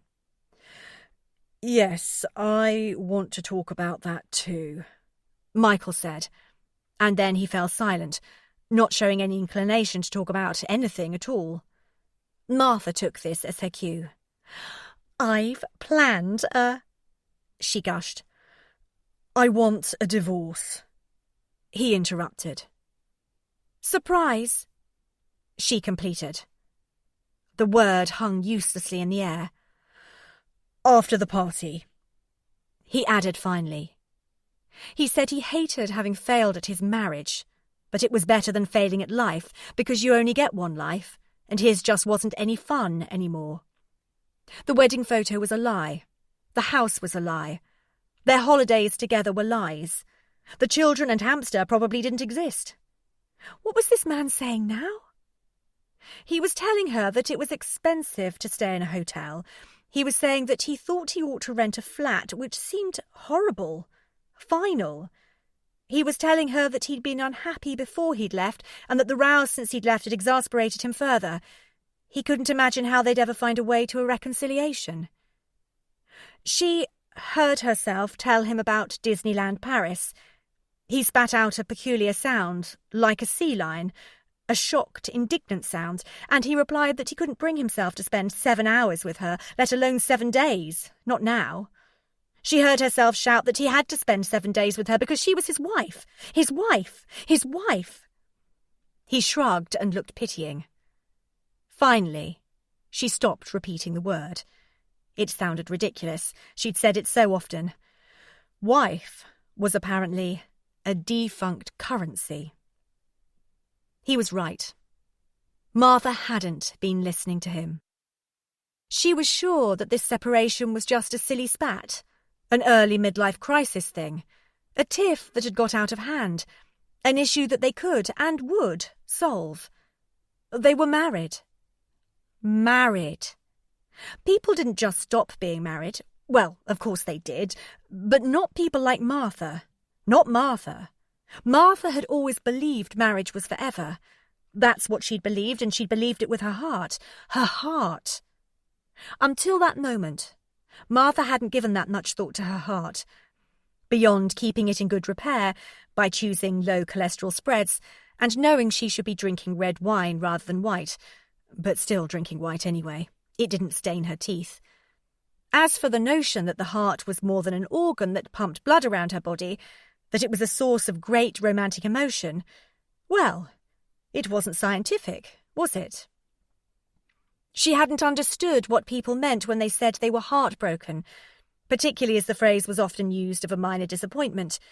They didn't have the shoes I liked in my size. I was heartbroken. Someone scratched his car. He was heartbroken. Man U are too worn down to Leeds. It's heartbreaking. The constant repetition had absolutely silenced the expression, and anyway, it wasn't scientific. She heard her heart shatter. She felt it crumble to dust. At that moment, Martha wondered how she'd ever be able to tell the children that the world was a good place, that telling the truth was best, that being kind was essential, that a happily ever after was possible. As unfashionable as it sounded, she'd always believed in goodness, truth, and kindness. She thought she was living in the happily ever after. But what was the point of giving to charity, helping old ladies in supermarkets, always having time to listen to your friends, cooking, cleaning, caring, and cherishing your husband if things could still turn out so ugly? Her belief in people, in goodness, in truth, in kindness, in her life, was entirely based on the fact that she and Michael were happy. And now he'd pissed on it. The whole show, he'd pissed on it. Martha concentrated very hard. Through the ringing in her ears, she managed to decipher the children, our priority. Sell house, no rush, springtime good time for house sales. Solicitors, not likely to be necessary. Surely still be friends. Simply impossible to live with. One life, no fun. Is there someone else? Christ, Martha, this again. Everyone thinks there is. You mix with some very small-minded people, Martha. She ignored his arrogance and focused on what she wanted. An answer. Is there? I'm not dignifying that question with a reply. So there is. Grow up. Just tell me. Tell me. Are you having an affair? Or maybe not an affair, not yet, but you think you're in love with someone else, or just fancy them, or... Martha gasped for air through her tears and agony. Just tell me. Help me understand why you've ruined everything. Are you having an affair? She wanted him to say he wasn't. She would believe him, despite the mounting evidence suggesting he was. She hadn't told anyone, not even Eliza, but she'd come across a statement from Michael's gym. He'd taken a guest there. Who? And why had he worked so late so often recently? Was he really at work? And the weekend break he'd just taken, does anyone really go to Paris alone? Martha wanted to believe that there could be innocent explanations. She still trusted him more than anyone. But if he was having an affair, she wanted to hear that too. She just wanted some honesty. He owed her that at least. Surely he realised that she needed to have some respect for the father of her children, even if it was galling, reluctant respect, because he'd told a truth she didn't want to hear. Just talk to me, she sobbed. I can't talk to you, Martha. Don't you understand? You're silencing me. I know I've disappointed you. You've made that very clear, but I'm sorry. I just don't love you anymore. And as uncomfortable as that is for you to accept, you're going to have to, because I'm not spending the rest of my life with someone I don't love. Not to save you this hurt, not for the sake of the children, not because our friends and parents want it. It's my life, and I don't want you. Just fuck off, Michael. Get the pissing hell out of here, you spineless, faithless bastard. Martha was beginning to feel rather affectionate towards expletives. Chapter 20. Eliza considered this date a success. She was deciding whether to have pudding and coffee or just coffee. Best just have coffee. She didn't want to look down at a bulging stomach whilst lying flat on her back, and she did want to get flat on her back, and on top as well, for that matter. She was debating whether she would take him back to her place or go to his. Obviously, dating law dictated that it was safer at her own place, but as her own place was actually Martha's place, Eliza thought it would probably be best going to Charlie's. He was unlikely to prove to be an axe-wielding psycho because he was a friend of Martha's. Besides which, Martha was trying to seduce Michael tonight with tickets to Disneyland Paris. If she succeeded, it was likely they'd soon be in the throes of passion. And if the ruse failed, she'd be sobbing into her handkerchief. Again. Eliza didn't really expect the plan to be successful. She thought that Martha was reading Michael wrongly. As Eliza read the situation, he'd buggered off because he was fed up of having the responsibility of being a father.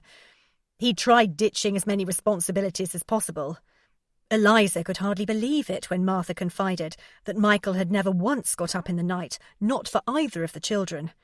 However, ditching the responsibilities of being a father had, unexpectedly to him, incurred the wrath of Martha, and Michael had obviously found being constantly reminded of his shortcomings about as comfortable as washing his bollocks in bleach. His only option was to take himself out of the picture altogether. Even thinking about it made Eliza want to puke. She felt guilty knowing that Martha would in all likelihood be crying right now. On the other hand, she didn't half fancy a shag. It had been weeks, and this man was the nearest thing to a possibility Eliza had come across since Greg. Charlie was a dot-com millionaire. He'd had the sense to sell his shares early on before people became too greedy. He'd walked away with enough to retire on at the age of 28. But he hadn't retired. Instead, he'd set up his own company, something to do with theatrical rights licensing. Eliza didn't really listen while he explained it, although she was very impressed with the fact that he was still working when he didn't have to. She knew for a fact that if Greg were ever to make enough money to retire, he would do just that. And he'd be penniless again in next to no time. Not that he ever would make enough money to retire. It surprised Eliza how often she thought about Greg. Of course it was never favourably, well, except when she'd been out with Tarquin and thought how much she preferred Greg's name, and when she'd been out with Sebastian and thought how much she preferred Greg's heterosexuality, and when she'd been out with Henry and she'd preferred Greg's humility, and when she'd been out with Will and preferred Greg's sense of humour, and when she'd been out with Giles and he was nice enough, but when they'd got to the tongue action, she preferred Greg's kisses. But Charlie had a reasonable name. He was heterosexual, he seemed amusing, charming, he remembered her name, he was good-looking. She would have to do something about his clothes. The woolly jumper would have to go. Greg would never be seen dead in something like that. But he did pay for dinner, and besides which, she was gagging for it. It wasn't for want of trying. It wasn't for lack of effort or will. But something went wrong. Charlie took Eliza back to his place. They'd both happily hopped into the cab. They were both clear about what her accepting a coffee really meant, so there were no embarrassed silences. In fact, Charlie immediately got down to snogging her, although actually Eliza would have preferred it if he'd waited until they'd got to his flat. Yes, she was keen for a bit of action, but it always seemed so sordid to snog in a cab. It usually meant that the couple were adulterous, or minors. His flat was fine. Clean, comfortable. Clearly everything in it was expensive, but the general impression was not showy.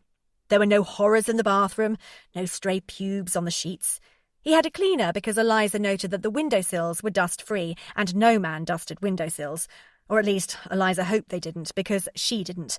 And whilst her housekeeping standards weren't great, she liked to think they were better than the average single man's. He poured her a glass of wine. He had an impressive wine selection, but didn't talk about it endlessly or highlight her ignorance by asking her to select.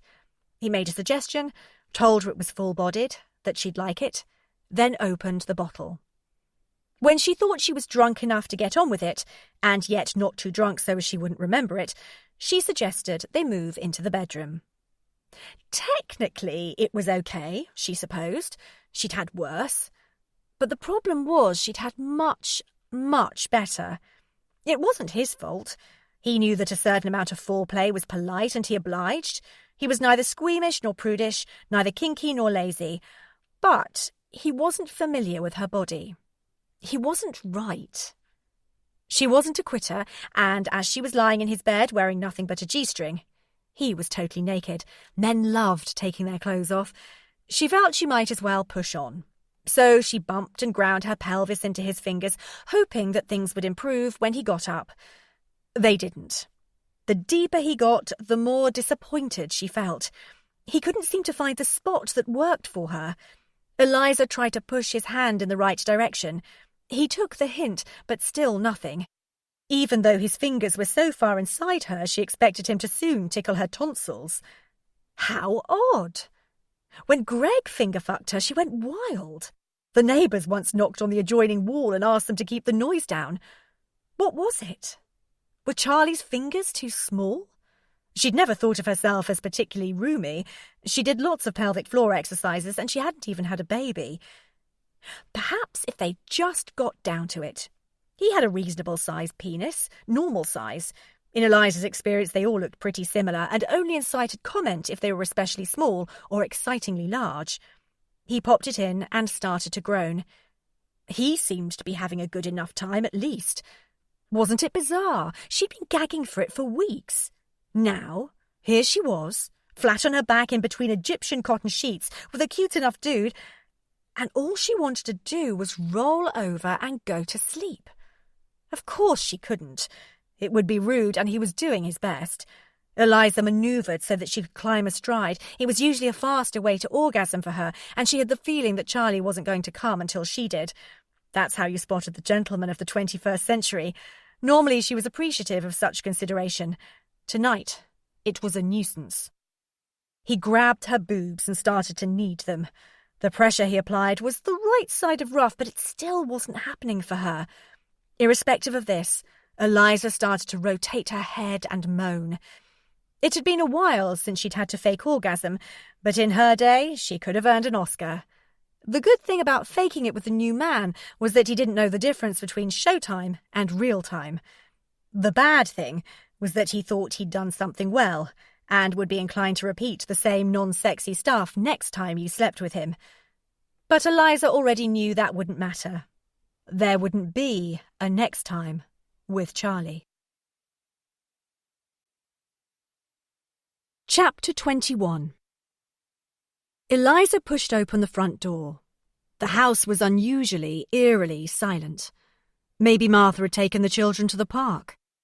She picked up the post, 2 bills, a mail shot for expensive French children's clothes, and another postcard from Greg. It was the 3rd Eliza had received. It was odd, but only a week after Eliza had left Greg, his group had been asked to back quite a big up-and-coming boy band on a tour around the UK and Germany. He'd dismissed their music as crap, and it wasn't exactly a big break, more of a slight crack. Most of the gigs were in clubs, not mega venues, but it was regular work for 6 weeks. The first 6 weeks that Greg would ever have received a regular income in all his adult life. Eliza was pleased for him.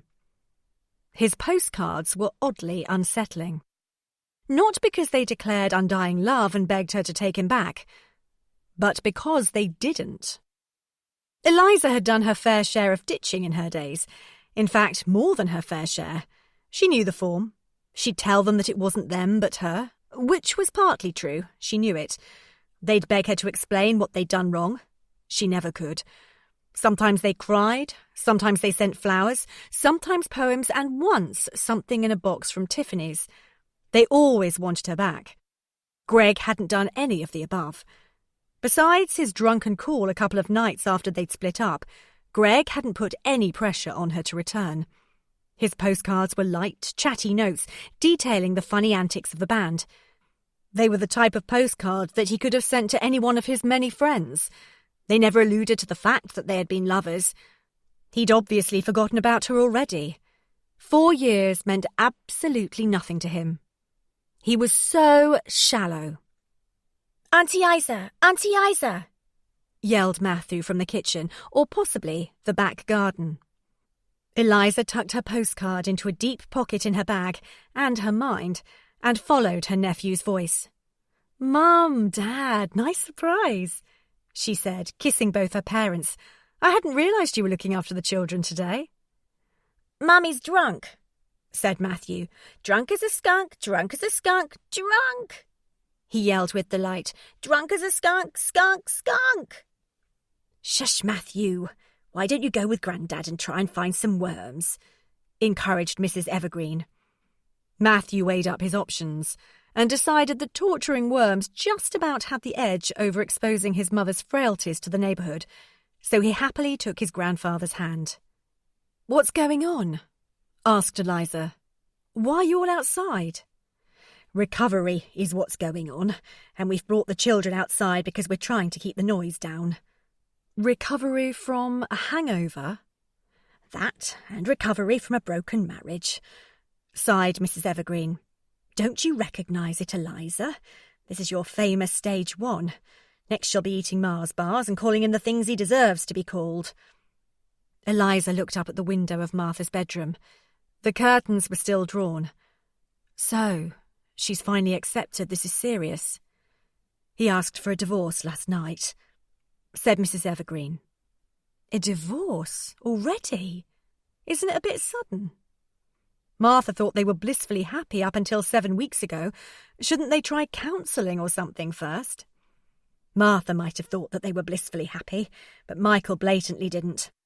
Who knows how long he's been working out that he wants out? Martha's got quite a lot of catching up to do. What was that noise? It sounded like the door, replied Eliza. I'll go and see. Martha hurriedly walked out of the front gate and down the street. She heard Eliza shout to her, but she ignored it. She didn't want to talk to Eliza, or anyone for that matter. Not her parents, not her children, not even Michael. She needed to think, and she needed fried eggs. She didn't have a hangover, but she couldn't kid herself that this was because she hadn't got very drunk yesterday. She had got very, very drunk. In fact, she was still drunk, and that was the only reason that she didn't have a hangover yet. She felt surreally disconnected from the world around her. She couldn't decide whether to attribute this to the fact that she'd drunk 2.5 bottles of wine last night, or to the fact that her husband had asked for a divorce. A divorce? What was that about? She felt as though she were operating in slow motion, and everything around her, people, that dog weighing up a lamppost, the traffic whizzing by, was working at double speed. Michael was certainly working faster than she could comprehend. She had been extremely slow, retarded in fact in her detection of the extent of his rejection. 2.5 bottles of wine. The last time she drunk quantities like that was when she'd just met Michael. They used to have Friday nights where their friends would just turn up at Michael's flat with 6 tinnies and bottles of wine. Foul stuff, screw tops, lethal. But fun. Such fun. The nearest they got to Michelin star cooking was putting Phileas Fogg crisps in a bowl. They'd play ridiculous drinking games, and everyone would get plastered. In those days, they were all too young to worry about hangovers, too irresponsible, too damn lucky. Was that the fun Michael missed? When did they start introducing phyllo pastry and cutting back on the units? When did they become sanitised, dull? Because they must have slipped into dull at some point. Had the fire been dampened in Michael's belly by an overload of seating plans and olive ciabatta? Martha hadn't planned to drink so much last night. After Michael had slammed out of the house and she'd kicked and kicked the front door, wishing it were him and hurting her foot, she'd known exactly what not to do. It wouldn't be a good idea to listen to sloppy love songs. Definitely a really bad idea. How could playing the songs that they danced to at their wedding reception do anything other than upset her? It wouldn't help. She'd put them on anyway. And cried. She bawled and sobbed and howled, so hard that her t-shirt was wet right to the navel. By the time she'd listened to All Women, Volumes 1 and 2, Martha had drunk a full bottle of white wine. For the past 4 years, she had either been trying to conceive, pregnant or breastfeeding, and her tolerance was down. She'd gulped the wine. She knew she ought to stop drinking, but she also knew that she wasn't going to. She was thirsty and needy, and besides, it tasted nice. The cool sting of a dry wine hit her throat and then her stomach. When she shook her head in time to the music, it hurt.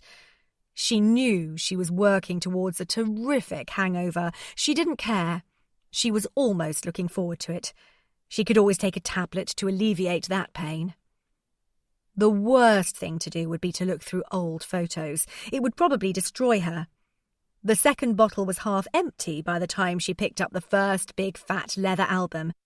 It was full of photos of their early holidays together, their engagement party, her pregnant with Matthew, Matthew's first bath.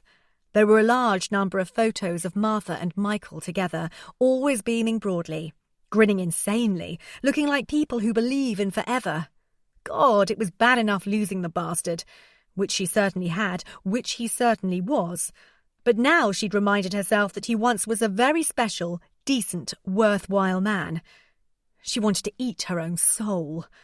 Another glass of wine, and it struck Martha that she didn't recognise the young, cheerful, kind man on these shots. She hadn't seen him for months. He'd vanished. The man she'd fallen in love with had already left the scene of the crime. All that remained was his sorry apology for an alibi. She was drinking the dregs of the second bottle by the time she picked up the very last packet of photos. Martha was unusual that she still printed physical copies of photos, but she was glad she did. It was one of her old-fashioned habits that was proving to be actually helpful. These photos had been taken that August at Centre Parks. Martha hadn't found the time, or, more accurately, the will to put them into albums yet. She examined the photos carefully. That was a lovely one of Matthew hugging Maisie, very cute. There was a good one of Matthew jumping on the bouncy castle, and a sweet one of Maisie's delighted expressions as she tried ice cream for the first time. Despite it being during Martha's birthday tea, Martha and Michael had had a row about that. Michael was right, of course. She was a plump baby, and she probably shouldn't be encouraged to have a sweet tooth. But it was just the smallest bit of ice cream, and it was hardly likely she'd go and blow all her pocket money in the sweet shop behind their backs. She couldn't walk yet. Besides, Martha had been a fat baby, and she was skin and bone now. Babies were supposed to be chubby. Martha flicked through the photos to try and find one of Michael and her together. There weren't any.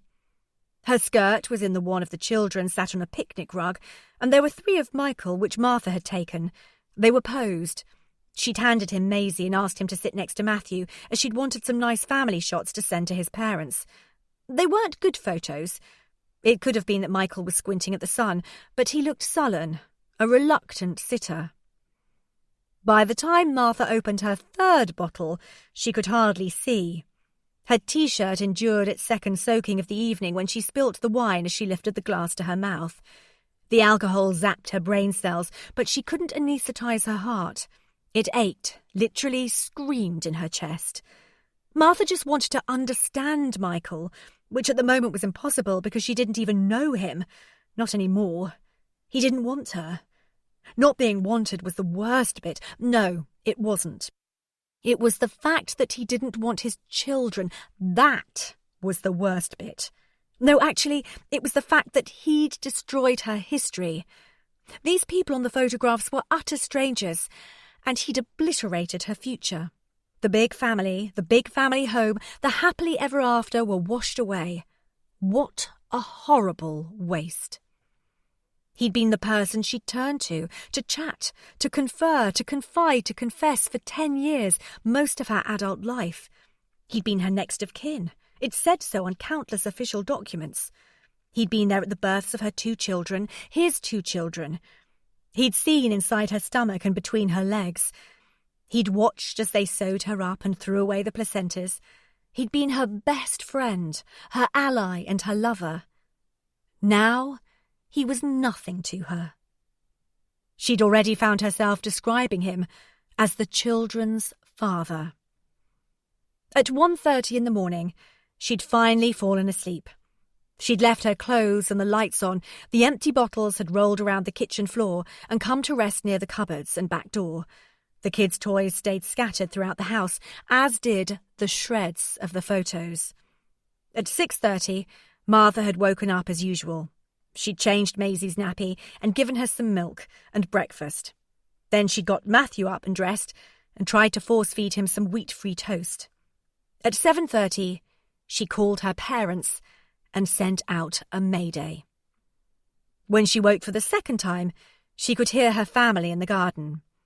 She looked out of the window and saw her father and Matthew bent over a vegetable patch, earnestly looking for worms. Her father's slight bald spot and Matthew's tiny frame brought a lump to her throat. They both looked so vulnerable. She saw her mother and Eliza huddled over Maisie. They were encouraging her to try to walk between them, helping her find her independence. They were talking in low voices. Martha could guess the subject matter. She felt ashamed that she was such a worry to them all. She looked in the mirror. Her face was puffy, swollen with alcohol, sleep deprivation and tears. The excessive crying had reduced her eyes to skinny slits. Martha was too tired to feel regret at her lonely drinking bout, and too tired to try to be cheerful for her family. Without bothering to change her clothes, or put on socks, or brush her hair or teeth, Martha set off towards the local Greasy Spoon, a place which she'd often walked past on the way to the swings, but had never frequented. She needed fried eggs. The tea tasted of washing-up liquid. Martha tried to find some comfort in the fact that this did at least prove that the cup had been washed. Martha marvelled at how easy it had been to walk into a cafe, full of burly builders and devoid of any women customers, and order a strong tea and go on then, make it 2, fried eggs. The builders were reading tabloids, their bottoms spread over the tiny wooden chairs, their stomachs rolled over their belts. They didn't seem to care. Martha envied them, their serenity. It was a bright November morning. Martha wasn't as cold as perhaps she should have been, but then she was insulated with booze-induced hot flushes. She picked a seat near the window. The autumnal sun splattered its rays onto the frosty road, creating the illusion that the streets of London were paved not with gold, but diamonds. It bounced in through the window and played with the chrome salt and pepper pots, the sugar bowl, her knife and fork, and the grease on her fried eggs, making everything look precious. If Martha hadn't been so preoccupied, she might have thought the little greasy spoon was quite heavenly. Martha sat and thought. Thinking was scary, painful, but necessary. Was he serious? Yes. This was serious. Could she ever change his mind? Martha thought back over the last couple of months.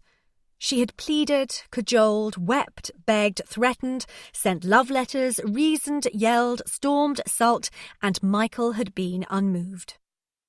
She could not change his mind. He was no longer in love with her. To be specific, he'd said she was boring and a nag, that she had no interest in him, that she took him for granted. This and much, much more had been said last night. Despite Martha's best efforts to blank the scene of parting, she remembered that they'd both spat out cruel insults and exchanged vicious criticisms. He'd said that the thrill of being with her had gone, that it was entirely lost. She'd told him that he was shallow and not a sticker. He'd commented that was typical of her, always throwing about abuse. He'd then added, "You'd never forgive me, Martha. You'd never be able to forget this." Which had confused her. Did he want her forgiveness? Did he want to come home? Immediately, Martha had insisted, "You're wrong. We would be okay. I love you. We are a family. We should be together. We should be visiting Kew Gardens, having picnics. Come home. Come home. Just stop this nonsense, Michael, and come home, please." But all Michael had said was, "I hate picnics." Martha loathed herself for begging him to come home, for subduing herself so entirely. She loathed herself for giving him countless opportunities. Opportunities he didn't take. She'd told him that she was exhausted and felt neglected. He'd told her he'd rather be at work, at the gym, in the arms of another woman, anywhere except with her. She'd yelled at him to fuck right off and find another woman if he could, but she doubted he'd find anyone else fool enough to put up with his selfish, myopic ways. He'd been lucky enough to find one in a lifetime. He'd shouted he might just do exactly that, and more sinisterly, he added, maybe he already had. Then he'd said that swearing didn't become her, that he'd never liked women who swore. It was undignified, disgusting. The words sliced through her tautly stretched patience. She'd then hurled every four-lettered word she could think of, which just showed that there was definitely a fault in the hardware of her brain. She was thinking, "You disappointing, arrogant, hapless man." And yet her voice box had interpreted that into words of 4 letters of Anglo-Saxon origin. She wasn't exactly proud of herself, but she couldn't think of any other way to hurt him, and she did want to hurt him. How had it deteriorated so quickly?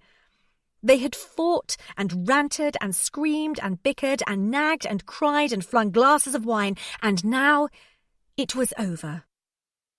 Finished. The end. It was his certainty that hurt Martha the most. He'd never once, to her knowledge, questioned whether he was doing the right thing in walking away from her, Matthew, Maisie, and the bridal way. He'd known his own mind. Oh, God, how she'd loved that quality in him once. And now, how she despised it. Martha ordered more tea and another fried egg. This was possibly the finest meal she had ever eaten. Far better than anything she'd eaten in the numerous fancy restaurants she'd frequented in the past. Far tastier than any international cuisine she'd sampled. She ate the egg, thinking that the white looked like an opal and the yolk like liquid gold. Such an elaborate description of an egg proved she was still drunk. She couldn't imagine going to fancy restaurants without Michael. But would she miss them? The time she'd spent alone had been terrifying, shocking, humiliating. But it hadn't been all bad. Martha liked not putting the toys away every night. She actually felt quite liberated watching the ironing stack up. The other day she had dressed herself and the children from the pile of non-ironed clothes, and the world hadn't screeched to a stop. Her grocery bill had halved, as had the time she spent in supermarkets. She had more wardrobe space, and she adored her new leather pants. No, it wasn't all bad, thought Martha, which was the scariest thought she'd had that day.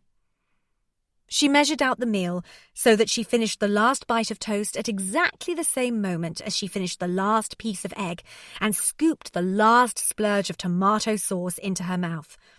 After the fried breakfast, she drank 4 more cups of tea and ate 2 chocolate croissants. A triumph. Did she really want him back at all? The thought erupted into Martha's consciousness and shocked her. It was definitely the alcohol. Decent fried eggs in a sunny cafe shouldn't make you think of giving up on your marriage. She looked up and noticed that the builders had left. The 2 fat ladies behind the counter sat gossiping. It was obvious from their countenances that gossiping was routine, necessary, but no longer fascinating. Martha missed Eliza. She wanted to talk to her. She scrambled in her bag and found her mobile. "Hi, it's me." "Hi, me. Where are you?" "I'm in that cafe, opposite the Esso garage." Martha glared at the branding. She used to feel a little glimmer of pride every time she passed an Esso garage. She used to think, that's who my husband works for. That's how he spends his days. Michael thought that Esso was important, so Martha did too. Now the branding simply looked grubby. An eyesore. "Order me a full fried. I'll be there in less than 10. Onions, mushrooms, the works. Okay?" Okay. Chapter 22. Eliza saw the remnants of Martha's breakfast. "Feel better?" "Feel rotten." "Hangover or life?" "Not sure I know yet," muttered Martha. "Suppose Mum's filled you in with the details." "Yeah, babes, she has," sighed Eliza, as she plonked herself into the seat opposite Martha. "He wants a divorce." "I know." "Why? Why is he doing this?" "I don't know." "I don't know either." Martha fell silent and stared at her empty teacup. She wanted to be brave.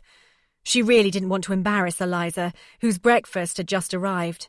She didn't want to put her sister off her food by crying and making the toast soggy. But being brave wasn't easy. "I feel so ridiculous, so stupid, as though I've been caught sleeping on duty." "What do you mean?" asked Eliza. "I thought we had a good marriage. I thought we were happy. He said he was happy." "When?" "When I asked him." "Oh, you had to ask him." Eliza took a hungry bite of her sausage, chewed it thoughtfully, then probed. "Do you think there's someone else?" "Yes. No. I don't know. I keep asking him." "Any ideas?" "There is one woman in his office who he used to mention all the time, Karen." "What's she like?" "Well, that's the odd thing. I haven't met her. He was always doing things with Karen and her mates, but I was never invited along. Do you think he's having an affair with this Karen? Eliza thought it was more likely to be one of Karen's friends. Karen was an alibi, but she didn't say anything. It was just a gut feeling. She had no proof. Instead, she asked, "When did he last make you happy?" Well, Martha wasn't sure what to say. What was the last nice thing he did for you? Pushed Eliza. He's always doing nice things. Really? Yes. He took the children to the park last week so I could get to the gym. They are his children. He did that for them and for himself, not you. Eliza enthusiastically cut into her egg. Martha felt tempted to order yet another. When was the last time he asked you how you were? Don't be silly. He always asks. She leaned over and stole a sausage from Eliza's plate. Where had her appetite come from? And listened to your reply. Martha didn't answer, and Eliza took this as her conceding the point. Why are you being cruel about him? Asked Martha with genuine bewilderment. Because he's treated you so badly over the last few months. He's been mind-blowingly selfish. He's been lazy and irresponsible. He's hurt you and you're my sister. I could rip his head off. Oh, I see, commented Martha. Both the women fell silent and looked out of the window. London was, as ever, teeming with life. The traffic was already heavy. Cafe owners stood in the doorways of their premises, smoking cigarettes, assessing the weather, wondering if it was worth unstacking the metal bistro chairs for lunch. The streets were full of pedestrians walking their dogs and hurrying their children, scooters, people on skates, boards, bikes. Everyone was in a hurry. Martha loved this time of year. It was possibly her favourite. As a child, she remembered it as one exciting event followed by another. Half-term, Halloween, Guy Fawkes Night. Before you knew it, it was Christmas. Martha still found autumn exciting. She loved the cold, crisp days, the shockingly bright cobalt blue skies.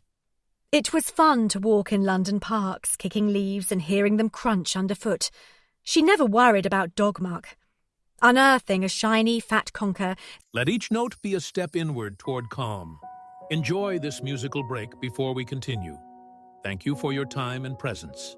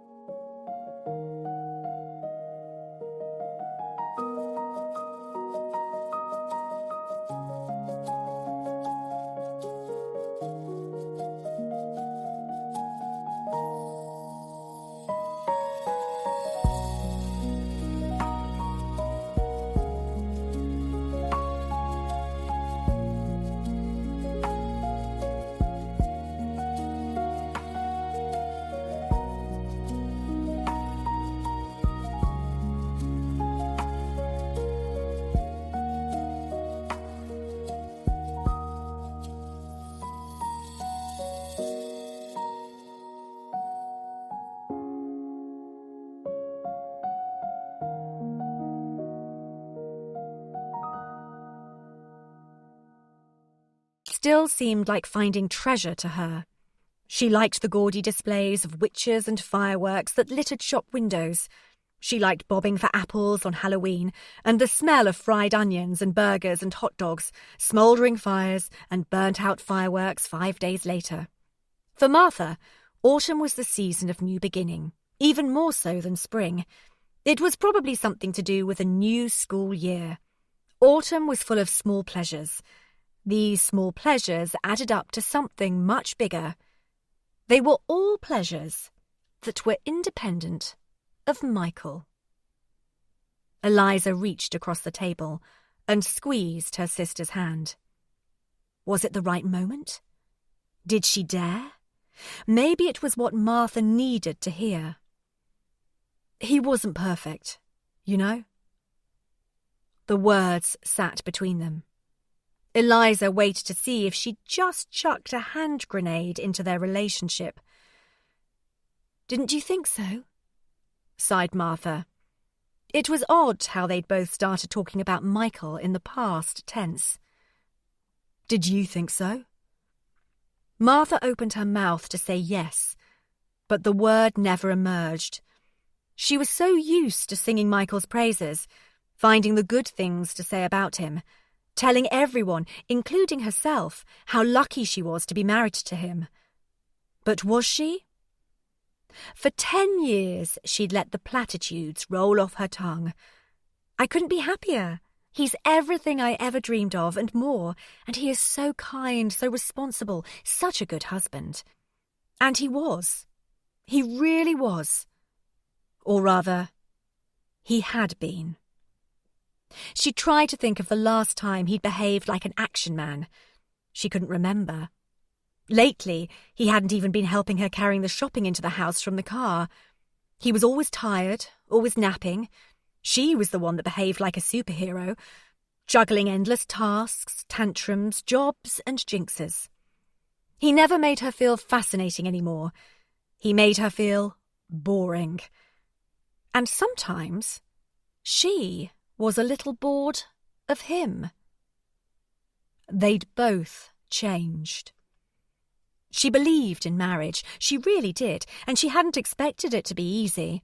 Nothing that was worth anything was easy, but she'd thought that they'd make it. He'd promised to love her and be with her for better, for worse, in sickness and in health.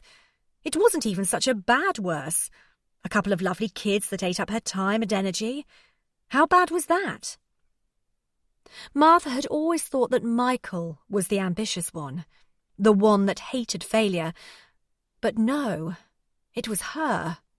She hated the fact that their marriage hadn't worked.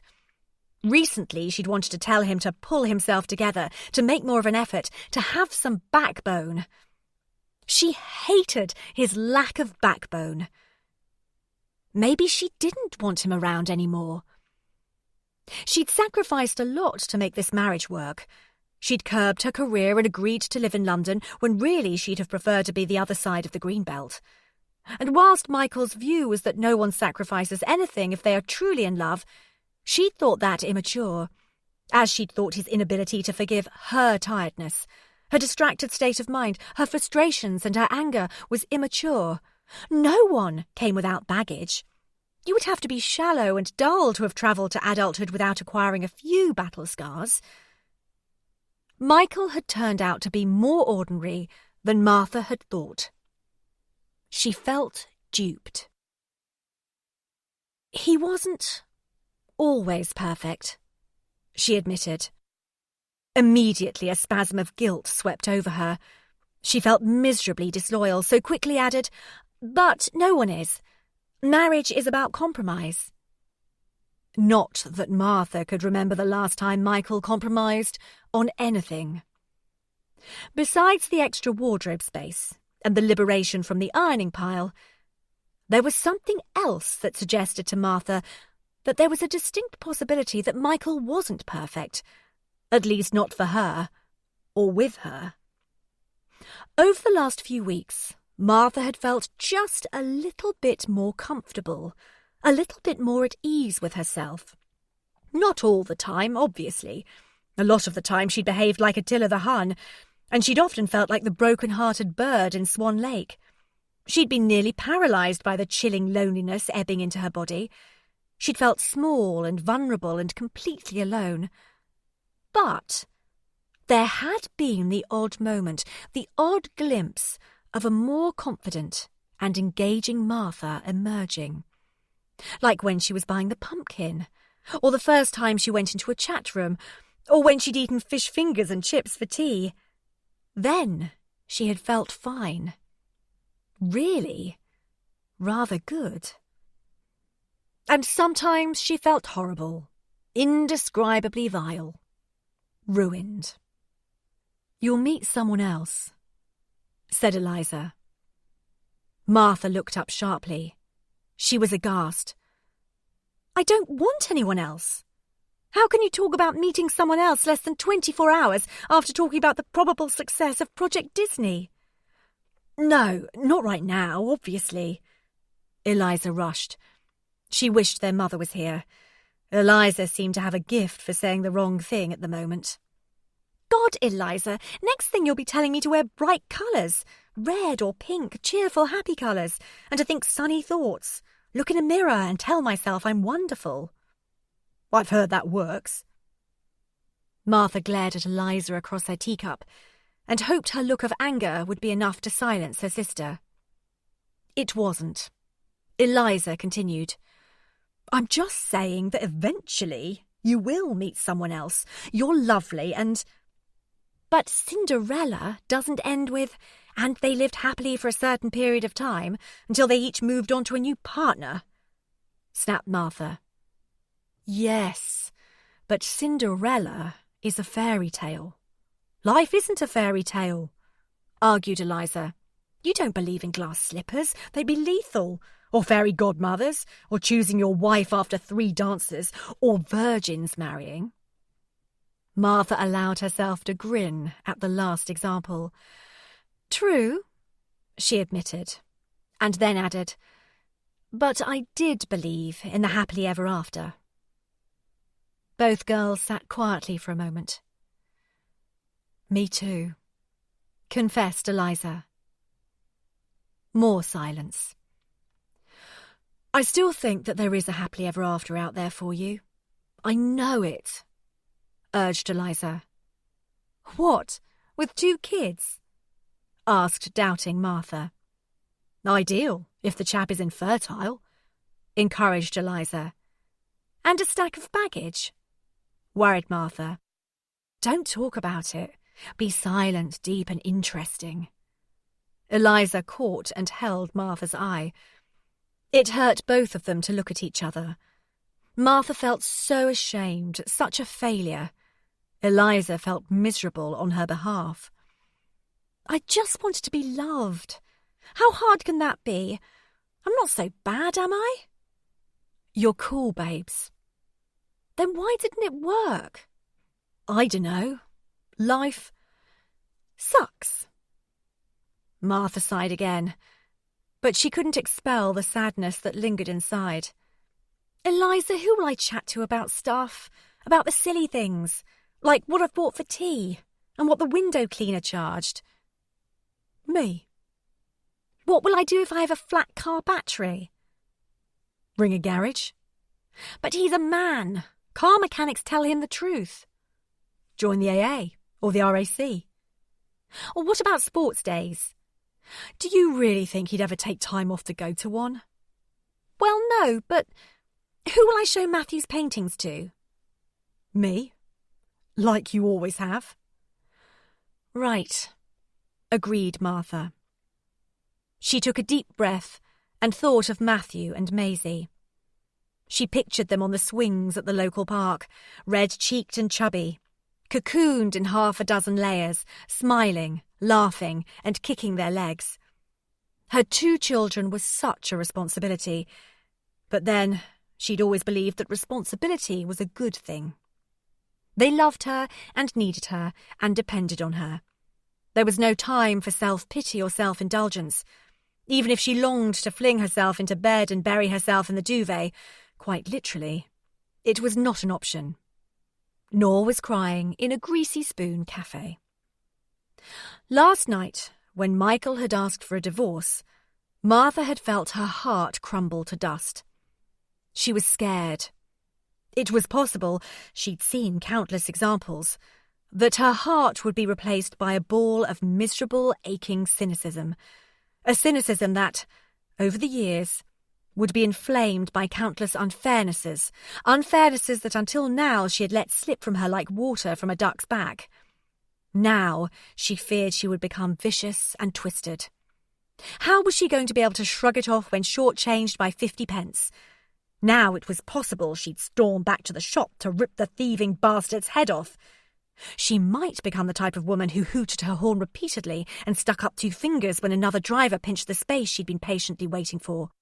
She might end up hating traffic wardens like everyone else, instead of defending them and saying, well, someone has to do it. She wondered whether she'd ever find the energy to be kind or optimistic again, whether she'd find it in her heart to invite the boring neighbours in for drinks. Would she become one of those women who made tasteless gags at friends' weddings? Jokes about it being good while it lasts, but in her experience, that wasn't very long. She didn't want to be this angry. It was time to stop blaming, complaining and regretting. It was time to reclaim her life and decide what she wanted, who she wanted to be, where she wanted to go, how she wanted to live. Martha was going to let go. More, she was going to be as elegant, charitable, and generous as she possibly could be. Martha was going to get on with her life. It might even be fabulous. Chapter 23. Eliza had been right. Martha did feel better once she started talking openly to her friends about her split from Michael and, well, the probability of an imminent divorce. No one gloated. No one sighed audibly with relief, grateful that Martha and Michael had fulfilled the statistical quota for this group of friends. No one thought that her divorce made them safe. Martha was reassured to note that all of them were as stunned by the news as she had been. Everyone assumed that a reconciliation was on the cards, as Martha had. When Martha gently but firmly explained that this was no longer an option, not what she wanted anymore, her statement was quietly accepted. It was an enormous relief. Admitting your life wasn't perfect. In fact, admitting your life had gone, what was Eliza's expression? Tits up, that was it. Admitting your life had gone tits up was an enormous relief. Martha suddenly found that she was entirely released from the tyranny of housework, timetables, cookbooks, the gym, educational and development books about children, and from Michael's expectations.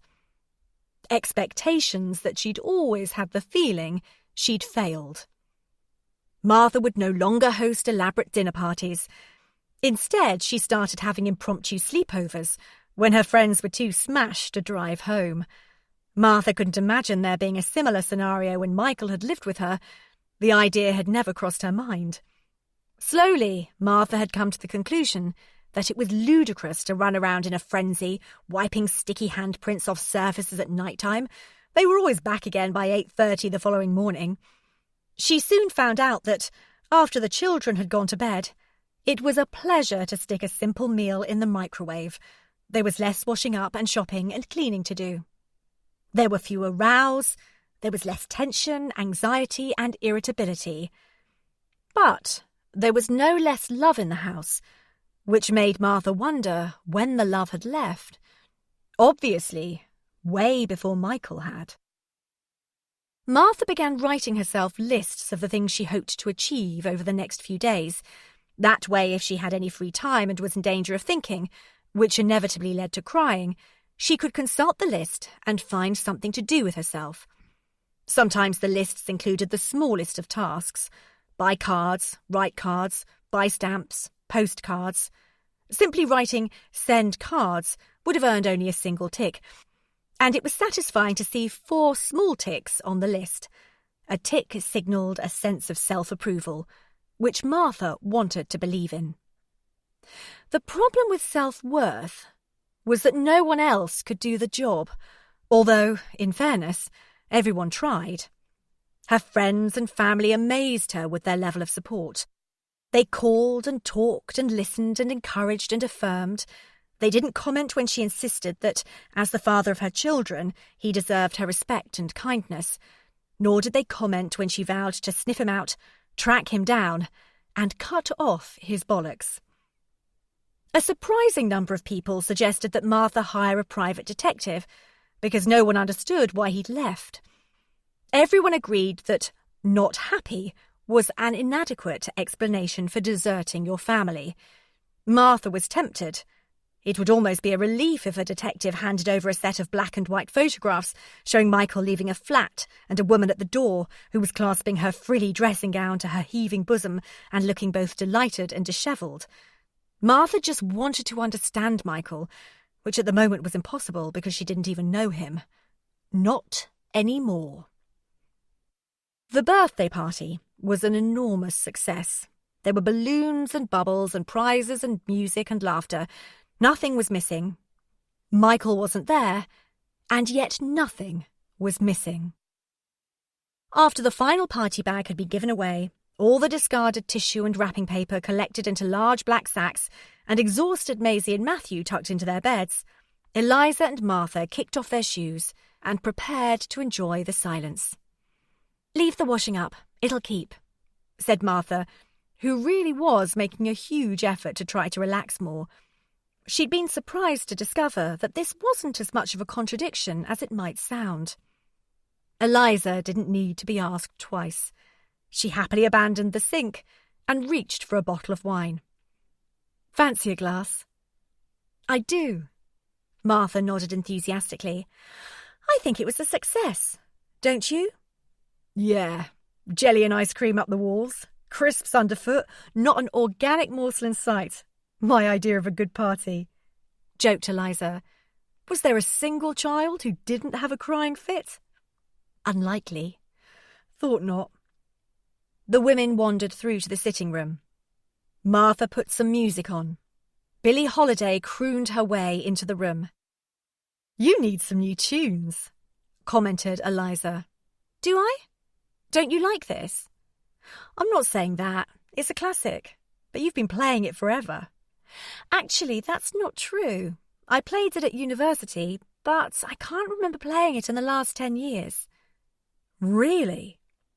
Eliza recognised the 10 years indicator to mean pre-Michael. She was relieved to note that Martha had resisted saying his name. "You always had such lovely rooms at university," said Eliza. "I did, didn't I?"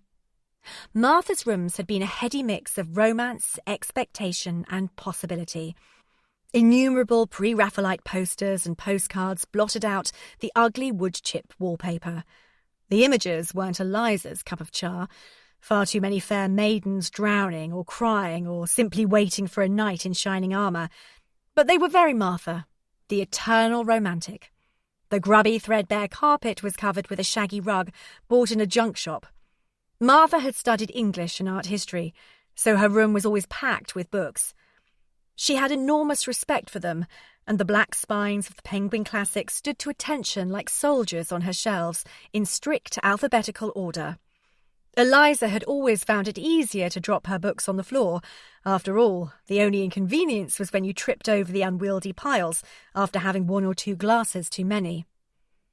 "Martha, do you remember how much you loved those ugly green and gold mugs?" "Thank you very much. There was nothing ugly about them," laughed Martha. "And you had that horrible purple paisley bedspread."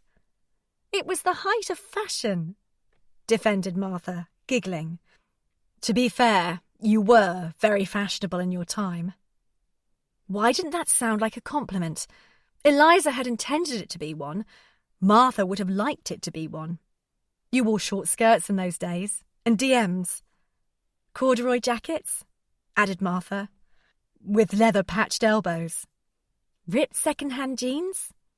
The sisters screeched their surprise at the recollection. Whatever happened to...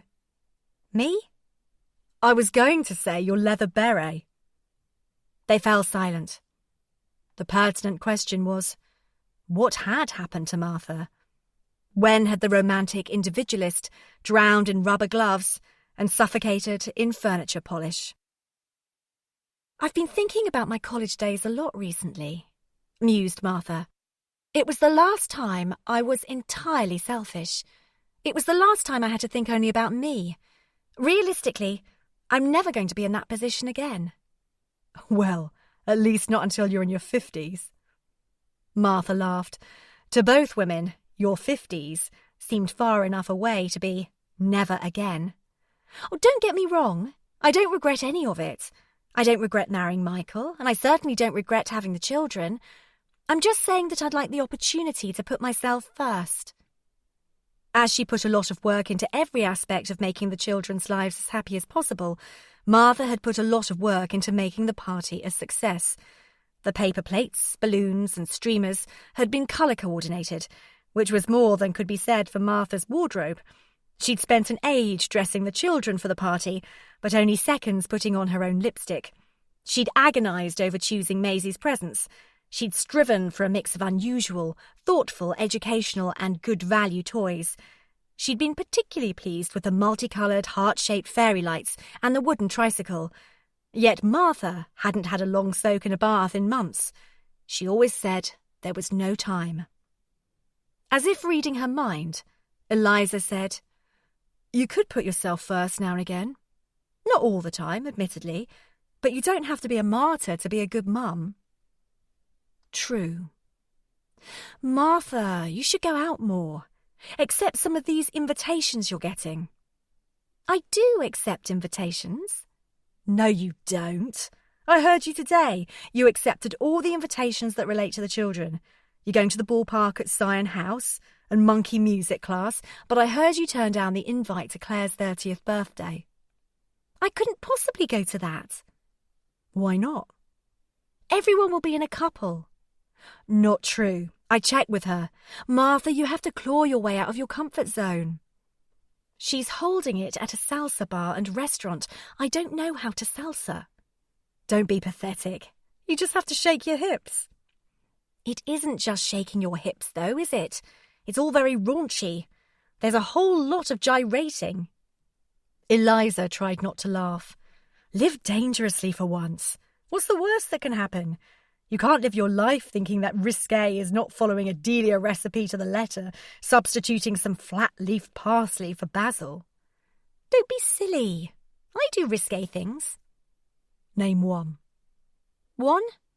Yes, one. One risque thing you've done in the last 10 years. Martha was cross, partly with her sister, but mostly with herself, because Eliza had a point. What will I wear? There was something in Martha's tone that suggested her resistance was lowering. She wanted to be persuaded. Good question. We'll have to do something with your look. My look? Eliza jumped up from the sofa and dashed for a pile of fashion magazines that she'd stashed earlier. It was clear she'd been waiting for this opportunity. She quickly started to flick through the mags and point out pictures of leggy models looking sensational in jeans and skimpy tops. I couldn't wear that, cried Martha, aghast.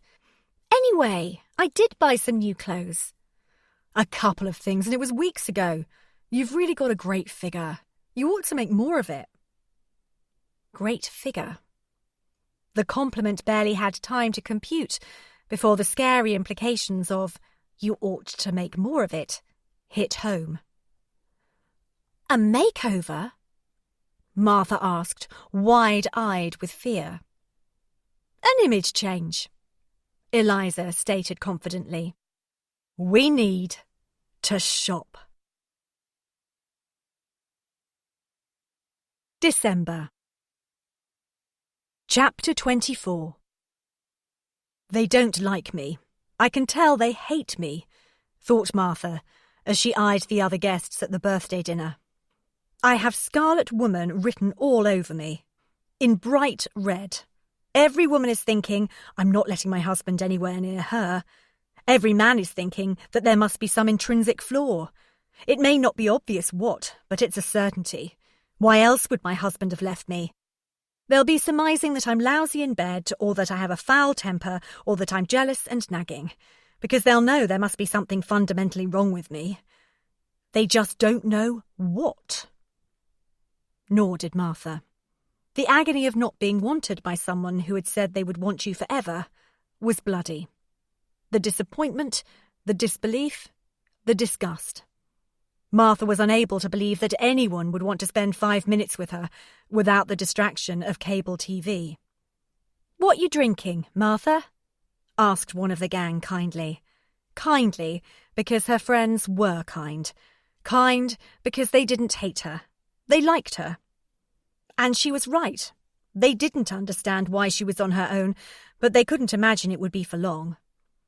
She considered ordering an orange juice, but decided that she'd need more than vitamin C to help her through this evening. She hated this question.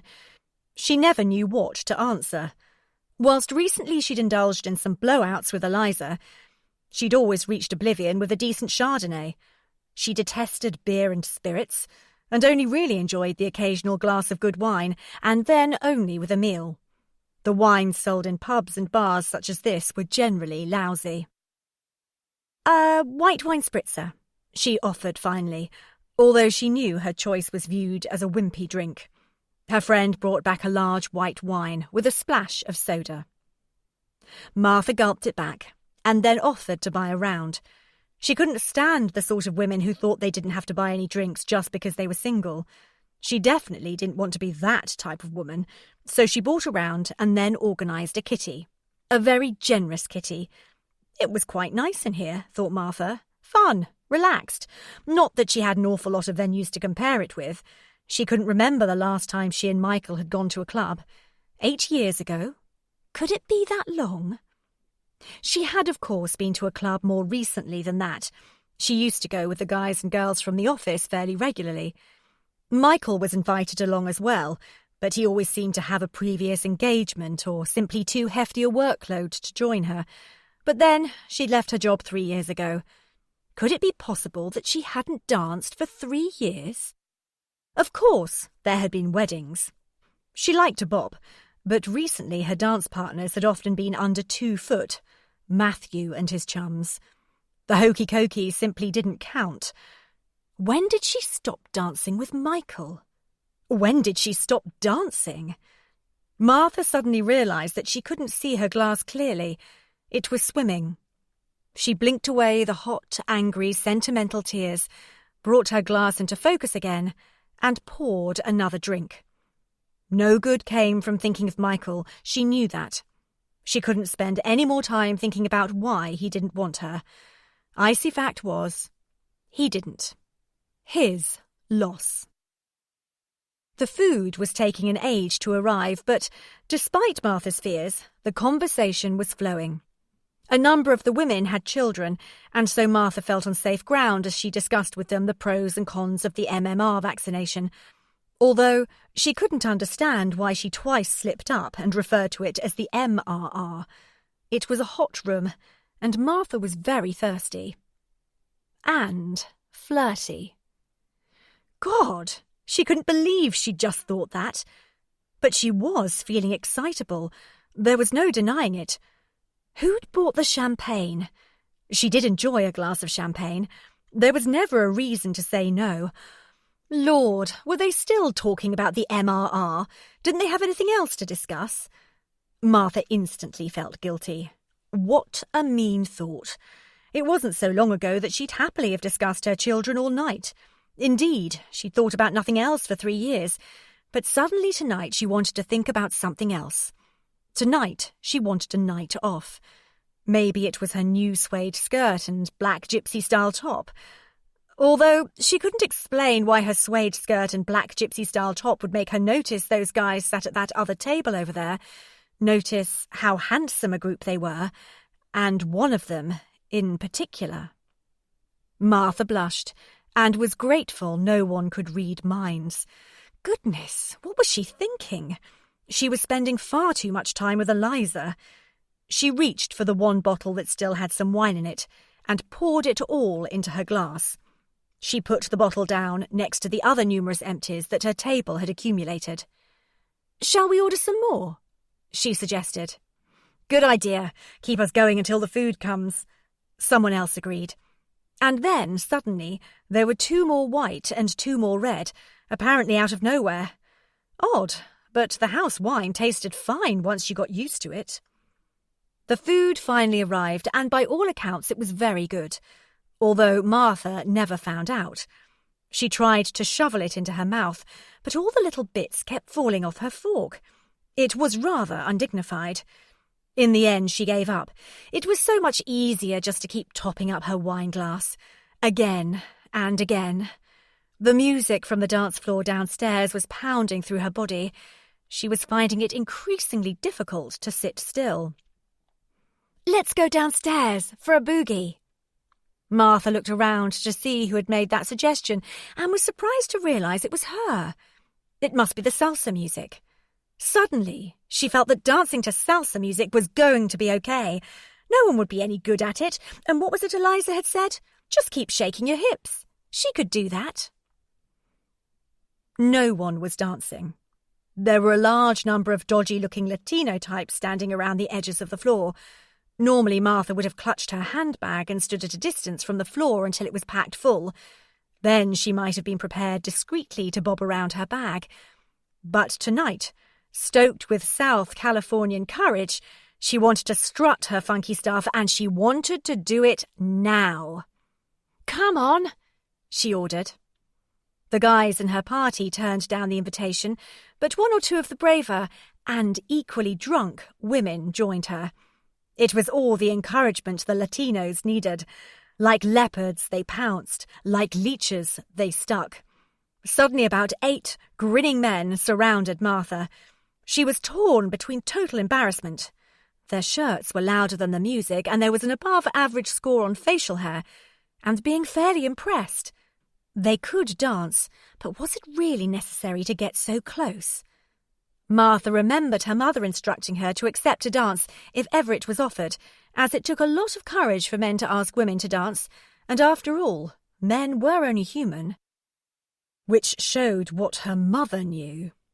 However, Martha was far too used to following rules and to suddenly decide to rebel, so she politely danced 1 dance with each man who asked her. It amazed her that her stony, sullen silence was seen as positive encouragement, and dance followed dance followed dance. Martha was spun from man to man until she was sure her head and the room were orbiting her body. There he was again. The handsome one. Eliza would call him hot. Damn hot. Even if he was wearing some sort of leather shoelace around his neck. "Would you like to dance with me? Rescue me from these awful shirts." Martha stood in front of the hot, damn hot man and his 2 friends, and wondered how the hell she'd spun there, and how would she deal with the humiliation if he turned her down. Why had she done that? Probably because her sister had said the most adventurous thing she'd ever done was adapt a Delia Smith recipe. Well, watch this space, Eliza dear. She hoped to God that the mother of the hot, damn hot man had taught him the same rule her mother had taught her. She couldn't remember the last time she'd asked a man to dance like that, a complete stranger. Before she met Michael, certainly, but thinking about it, before Michael, she'd always been first up on the dance floor, and she'd never minded asking people to dance. It was only dancing, after all. "All right." He passed his glass to his mate and followed her back onto the floor. "So, are you prepared to dance with the devil? Although I suppose it's hardly pale moonlight." "What?" "You know, Jack Nicholson, the Joker in Batman. He asks his victims if—" The hot damn hot man trailed off. He could see Martha wasn't getting it. "Right," said Martha. She wasn't sure what else to say. It was always a risk. What if he danced like an uncle? Martha took a braver, longer look at him and tried to focus. He was gorgeous. She decided it wouldn't matter if he danced like her great-uncle. He wasn't tall, but as Martha was barely 5'4", she didn't need men to be over 6 foot. He was probably brushing 5'11", lean with wide shoulders, short cropped hair, good clothes, and that was about all she could make out. The features were fuzzy, more to do with her alcoholic intake than his genes. He could dance. In fact, he was seriously good. And funny. He kept doing silly little wiggle things, which made him look at once ridiculous and, well, sexy. Sending yourself up demands a certain amount of self-confidence, and a certain amount of self-confidence is sexy.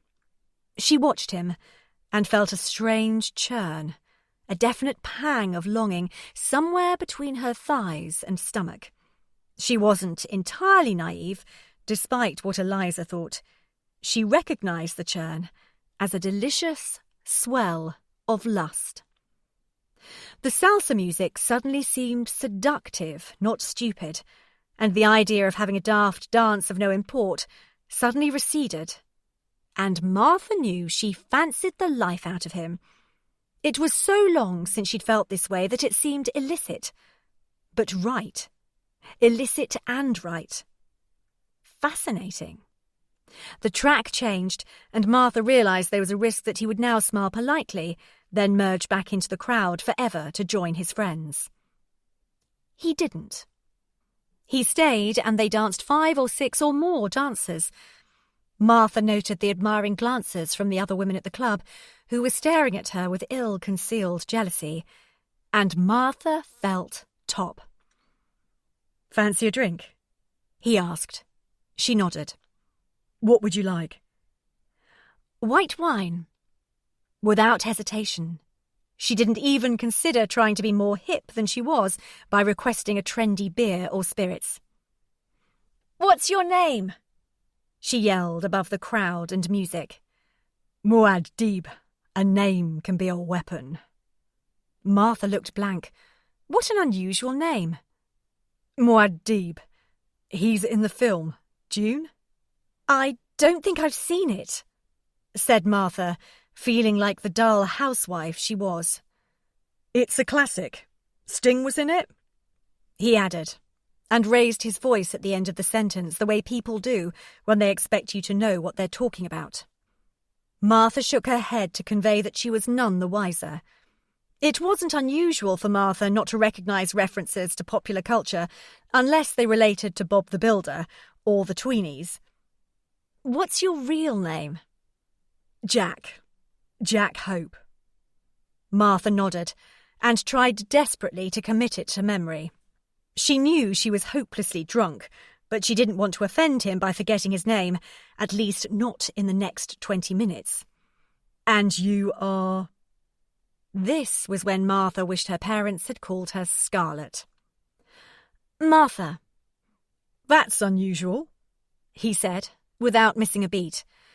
"Awful, isn't it?" giggled Martha. "I hate it." "Well, babe, what's your second name?" "Evergreen." Martha gave her maiden name without even thinking about the fact that, technically, she was still West. "Well, I shall call you Little Miss E." Little Missy, thought Martha. She liked it. Little Miss E and Jack talked all night. They told each other their life stories. They veered wildly through the trivial, favourite colours, music they liked to listen to, shops they bought clothes from. The fact that when he was a little boy, Jack carved Rambo into his arm with a compass.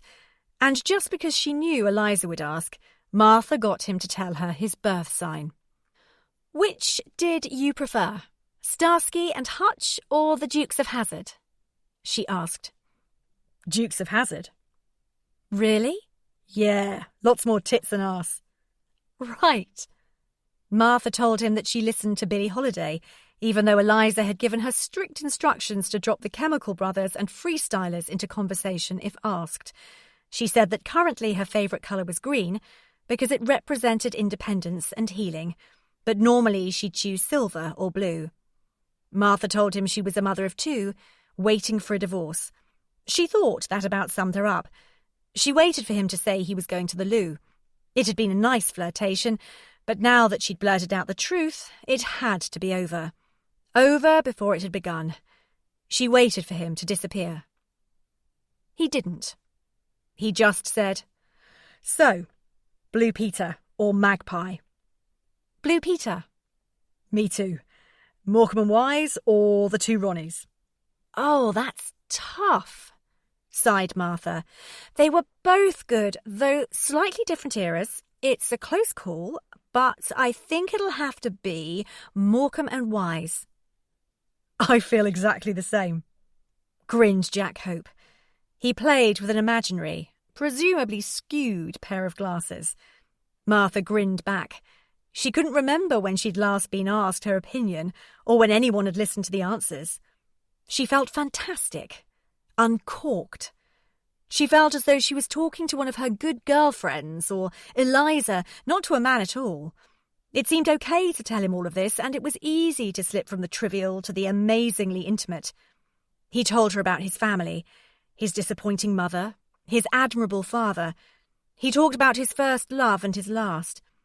She wondered if he was as intimate and honest with everyone. She hoped not. She hoped that somehow she'd unlocked something. She asked him if she had. She hadn't. He was this honest and open indiscriminately. Why not? Honesty was a big thing for Jack. The conversation began to swim in front of Martha's mind. She wasn't too sure what she was saying, but apparently it was fascinating, or at least interesting. Jack seemed interested, and everything he said was amusing, intelligent, sharp, fun. She wasn't sure how they started kissing. It was more than possible that she asked him to kiss her. As simple as that. As bold as that. He was a fabulous kisser. His lips were firm and tender, slick, clear. They fitted. She wasn't sure when he picked her up, literally, that at one point he lifted her up and she wrapped her legs around him like Julia Roberts in some film or other. He made her feel so delicate, so girl-like. They fitted. They were in a club, kissing and fitting. He made her feel like a film star. "Aren't you drinking?" asked Martha, more than aware that she was drinking enough for them both. "No." "Are you driving?" "Yes, but that's not why I'm not drinking. I never drink." He's an alcoholic, thought Martha, and she immediately started to calculate if she had the emotional resources to deal with it, because if this man was an alcoholic and he needed someone with the emotional resources to deal with it, she would like it to be her. "Are you an alcoholic?" Martha asked, too drunk to beat about the bush or consider how impertinent she was being. "Everyone asks that." Martha was stung. She didn't want to be like everyone. Still, at least he didn't seem offended. "No, I'm not. I just don't like the taste." Since when had the word taste been so sexy? Everything Martha had ever known advised against the next move. Her upbringing, her current circumstances, the local news, the rules. She shouldn't accept a lift home. She certainly shouldn't suggest that there was a place they could park up. She definitely shouldn't give him a blowjob. But what could she do? She couldn't let her days drift by, a tribute to missed opportunities. Maybe it was the alcohol that was buoying her up, or maybe it was the realization that she'd always played by the rules, and look where that had landed her. Whatever. His dick smelt clean. He smelled clean, and it was beautiful. Large, magnificent, straight, strong, symmetrical. Martha had always thought penises were rather silly, odd shapes and ugly colours, but his was a joy. He was a joy. She sat up, cum and saliva on her cheek, and she felt clean. Not smutty, which surely should have been the order of the day, considering she was more than necking, parked up half a mile from home, age 32. She trusted him. He dropped her off. The house was silent, and Martha felt strangely relieved that Eliza was in bed. She didn't want to talk to anyone. She just wanted to go to bed and dream. She forced her eyes open and was surprised to find the sun slamming through the curtains. It was December. Shouldn't it be grey? She moved her head. It didn't hurt. Shouldn't she have a hangover? Shouldn't her first thought be absolute horror, swiftly served up with a large dollop of shame and regret? No sign. Martha stretched her legs and arms. My God, she'd gone to bed naked. She reached for her pyjamas and just managed to pull the top over her head and slither into the bottoms before Eliza, Matthew and Maisie burst into her bedroom. Rise and shine. I've brought you a cup of tea. I certainly hope you're feeling terrible. Eliza handed Maisie to Martha and put the tea on the bedside table. Matthew jumped on the bed, nearly knocking the tea over, and then he snuggled under the covers with his mother and sister. Although Eliza was already dressed, she couldn't resist the intimacy, and also climbed into the bed on what Martha still thought of as Michael's side. So, did you have a good night? Very, thanks. Thought you must have. See, I knew you'd enjoy it when you got there. What time did you get in? It must have been late because I stayed up watching some film on Sky until 3. Yeah. I think I got in near 4. What were you doing until that time? Did you go back to Claire's for more drinks? No. What then? You wouldn't believe me. Try me. I was in Holland Park giving a BLOWJOB. Martha spelt the words out, although it was impossible that Matthew would know what it meant. You what? Eliza sat bolt upright, and this time the tea did go flying. There was a quick scrabble around for tissues. The duvet was mopped clean, but nothing could budge the look of shock from Eliza's face. Tell me you're joking. I'm not. Who was he? Do I know him? No, I just met him. Bloody hell, Martha. Eliza considered what to say next. She was sure her sister would be immersed in remorse and humiliation, and so she didn't want to be too harsh, however knocked sideways she herself felt. Look, don't worry, Martha. Lots of people do silly things when they're drunk. Just put it down as a life experience and don't dwell on the humiliation too much. I don't feel humiliated. Well, self-loathing then. That's just as negative, more so. Don't dwell or self-loathe. I'm not. You're not? No. I had a brilliant time, asserted Martha, and she grinned to herself as a flashback sprung to mind. Jack picking her up and her clinging to him. Cheeky monkey, he'd said. He was impressive, beautiful, large, in fact, huge. He'd seemed to really like her blowjob. He'd been throbbing hard, and it was so sexy to be wanted in such a crude, candid way. Martha scratched her nose and wondered how she could possibly be turning into the type of woman who was interested in beautiful cocks. Eliza stared at her sister. She couldn't decide what line to take. Her expression was a bewildered mix of amazement, delight, and fury. Martha wasn't supposed to do that kind of thing. Eliza never thought of herself as someone who was resistant to change. But Martha behaving like this was odd. Eliza wanted everything to go back to how it was, and this was never how it was. Or was it? Thinking right back to their school days, Martha did get her share of snogs at the church hall disco. They used to hide in their bedrooms on Saturday morning, eating toast, drinking tea, ignoring their parents and talking tongues. But tongues, not cocks. What's he like then? Eliza muttered. Very nice. Very nice? Sounds terrible. Give me details. Martha stalled by lifting Matthew out of bed and setting him on the floor with a jigsaw. She was stuck.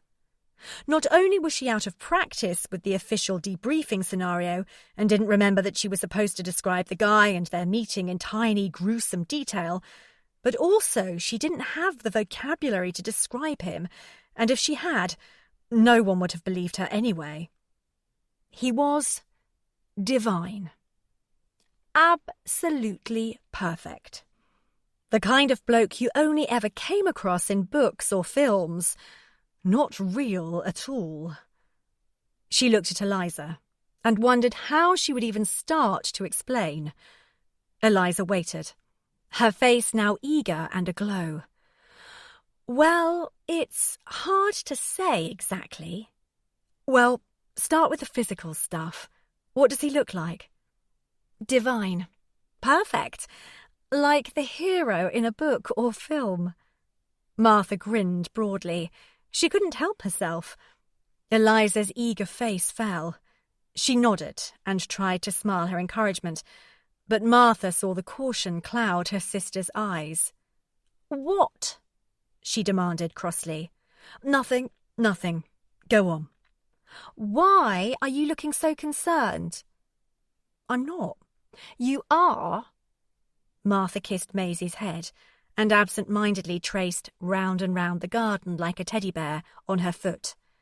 Maisie giggled.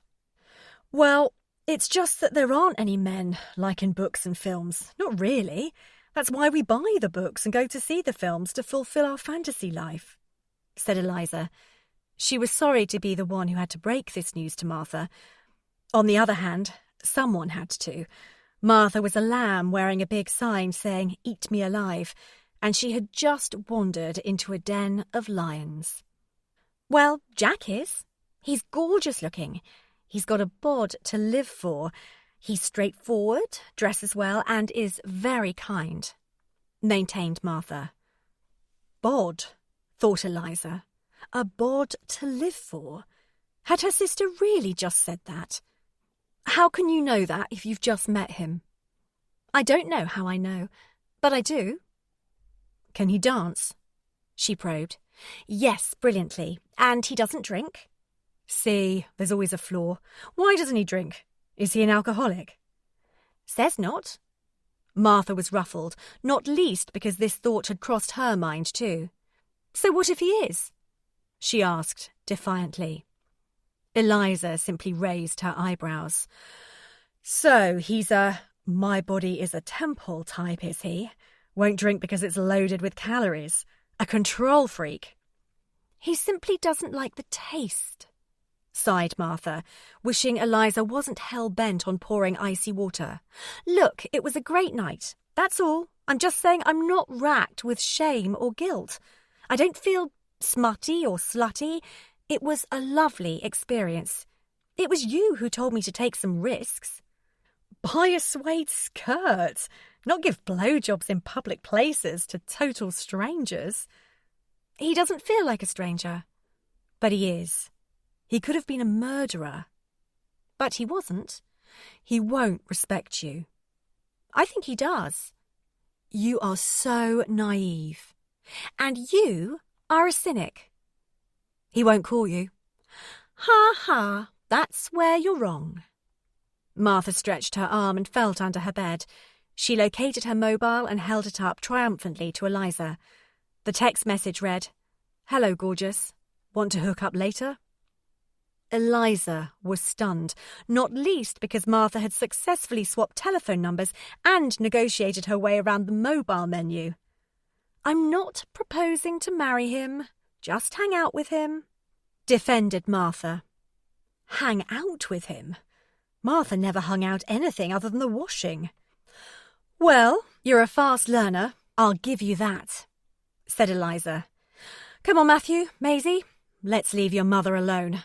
We'll go and have breakfast. Eliza flounced out of the room, and really it was a shame she wasn't wearing a big long skirt with a bustle to complete the effect. Martha hadn't expected her sister to be so censorious.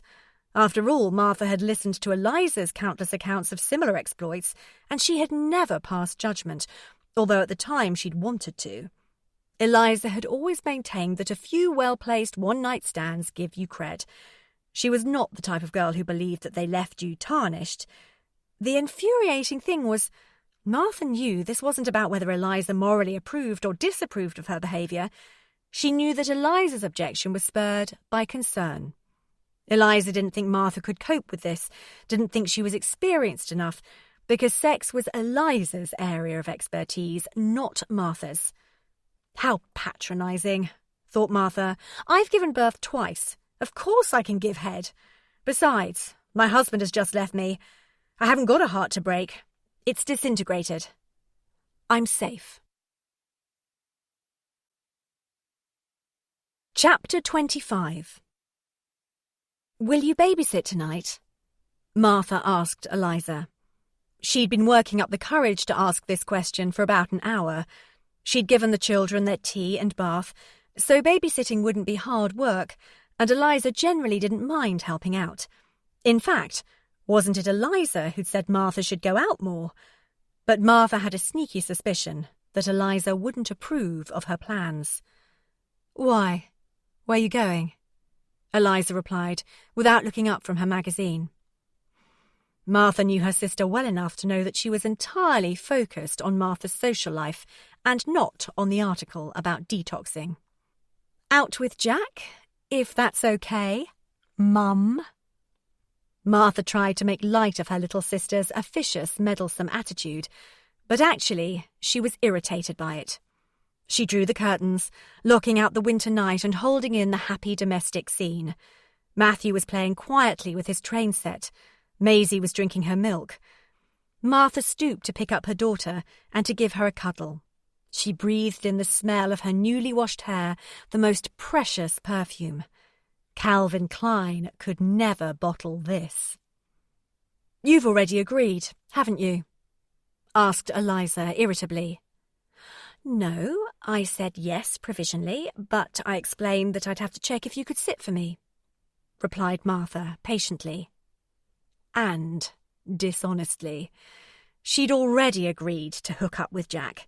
She'd calculated that her sister was unlikely to be going anywhere on a Monday night, and therefore would be free to sit.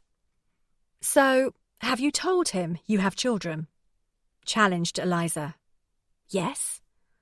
And what did he make of that? He was cool with it. Cool with it. Cool with it. Eliza repeated the phrase in her head, a perfectly ordinary phrase made extraordinary because her sister had uttered it. She looked at Martha to see if her new and affected language embarrassed her. Martha seemed unconcerned. In fact, the only odd thing about Martha was that she seemed so content, so natural. Well, he's keen, I'll give you that. He texted you straight away, and less than 48 hours after meeting you, he's already taking you out, commented Eliza. Do you think he's keen? Martha threw Maisie in the air and caught her again, a bundle of chuckles and gurgles. Martha giggled too. Eliza wasn't sure if she was giggling at Maisie or with delight at the idea of Jack's keenness. Yeah, of course he's keen. Really? Martha couldn't hide her joy. Yeah, you haven't slept with him yet. Will you babysit, or do I need to call an agency? Asked Martha, calmly, refusing to take the bait. I'll do it, sighed Eliza. Thank you. Martha turned to walk out of the room. Just as Martha was leaving the sitting room, Eliza added, Look, Martha, it's not that I mind babysitting, you know. I know. She closed the door. Not much had actually been said, but the sisters had spoken volumes. Martha thought it was unnecessary for Eliza to worry as much as she was doing. It wasn't as though Martha had spent the entire 2 days mooning around thinking about Jack. She hadn't been dwelling on flashbacks of the things he said, the way he smiled, the way he moved. She hadn't been planning what to wear and say on their first date. She hadn't chalked his name on Matthew's blackboard. She hadn't punched the air when he called or danced around the house when he suggested meeting up. All right. She had. Still, being this excited, feeling this alive, was a good thing. Surely. Martha didn't have time for a long soak in a bath scented with Body Shop sensuous oil, or to exfoliate, rub on anti-cellulite cream, moisturise body and face and apply full makeup, like girls do when they have a hot date. She didn't pay any attention to her underwear or even her outerwear. Matthew was running a slight temperature. Nothing to worry about, but enough to make him grumpy and clingy. She ran in and out of his bedroom trying to pacify him with stories, cuddly toys and Calpol. She'd just tried on 2 almost identical black tops and 2 very similar white tops when Maisie threw up in bed, necessitating a change of sheets. "Is she very sick?" asked Eliza. "No, just overfed and overexcited," replied Martha as she whipped off the sodden sheet. Eliza hovered in the doorway, trying not to balk actively. "Matthew, have you been feeding Maisie Smarties? You said nice to share." Matthew turned his huge blue eyes on his mother, totally disarming her. "I did, darling, and it is." Martha crouched down to her son's height and hugged him. Maisie launched herself onto her mother and brother for a spontaneous group hug. "Maybe I shouldn't go out," said Martha, suddenly pickled in guilt. "Don't go, Mummy. Stay with Matthew and Maisie," begged Matthew. It was amazing how he could spring from rapture to despair in the blink of an eye. Martha looked at Eliza and waited for direction. She was late anyway and hardly looked her best. If the children really were ill, she'd never forgive herself. Eliza was sure that this Jack Hope spelt trouble. Martha was so obviously out of her depth. She could push the advantage and persuade Martha to stay in. They could open a bottle of Chardonnay and a box of chocs. They could have a lovely evening. She sighed. "Come on, Matthew. Let your mummy go and get ready. Leave that, Martha. I'll change the sheets. If you don't get a move on, you're going to be really late." The thing is, Martha looked so happy. Happier than Eliza could recall. Martha couldn't remember what he looked like, not exactly. She remembered that he was gorgeous, but, God, what if that had been beer goggles, and he was grotesque rather than gorgeous? What if she didn't recognise him? What if he was a prat? What if he thought she was a slut? She had acted like a slut. Would he be able to tell that she wasn't really, and would he care? Or what if he was tedious or arrogant? Maybe he only appeared interesting because Michael was the benchmark. Martha giggled at her mental dig at Michael. There was something very attractive about cruelty. Her hair was still damp, and she was wearing a bit of mascara and lip gloss, jeans and a black shirt. Martha groaned. She could hardly be accused of going over the top. What was she doing? It was only 3 months since she and her husband had split up. What was she doing, meeting other men? Wasn't she rushing things? And normally she was so cautious. Surely it should feel odd. But it didn't. She pushed against the heavy wooden door. Funny he'd chosen here to meet. All bar one. She'd expected him to select some funky bar in the West End, one with a dress code that she would fail.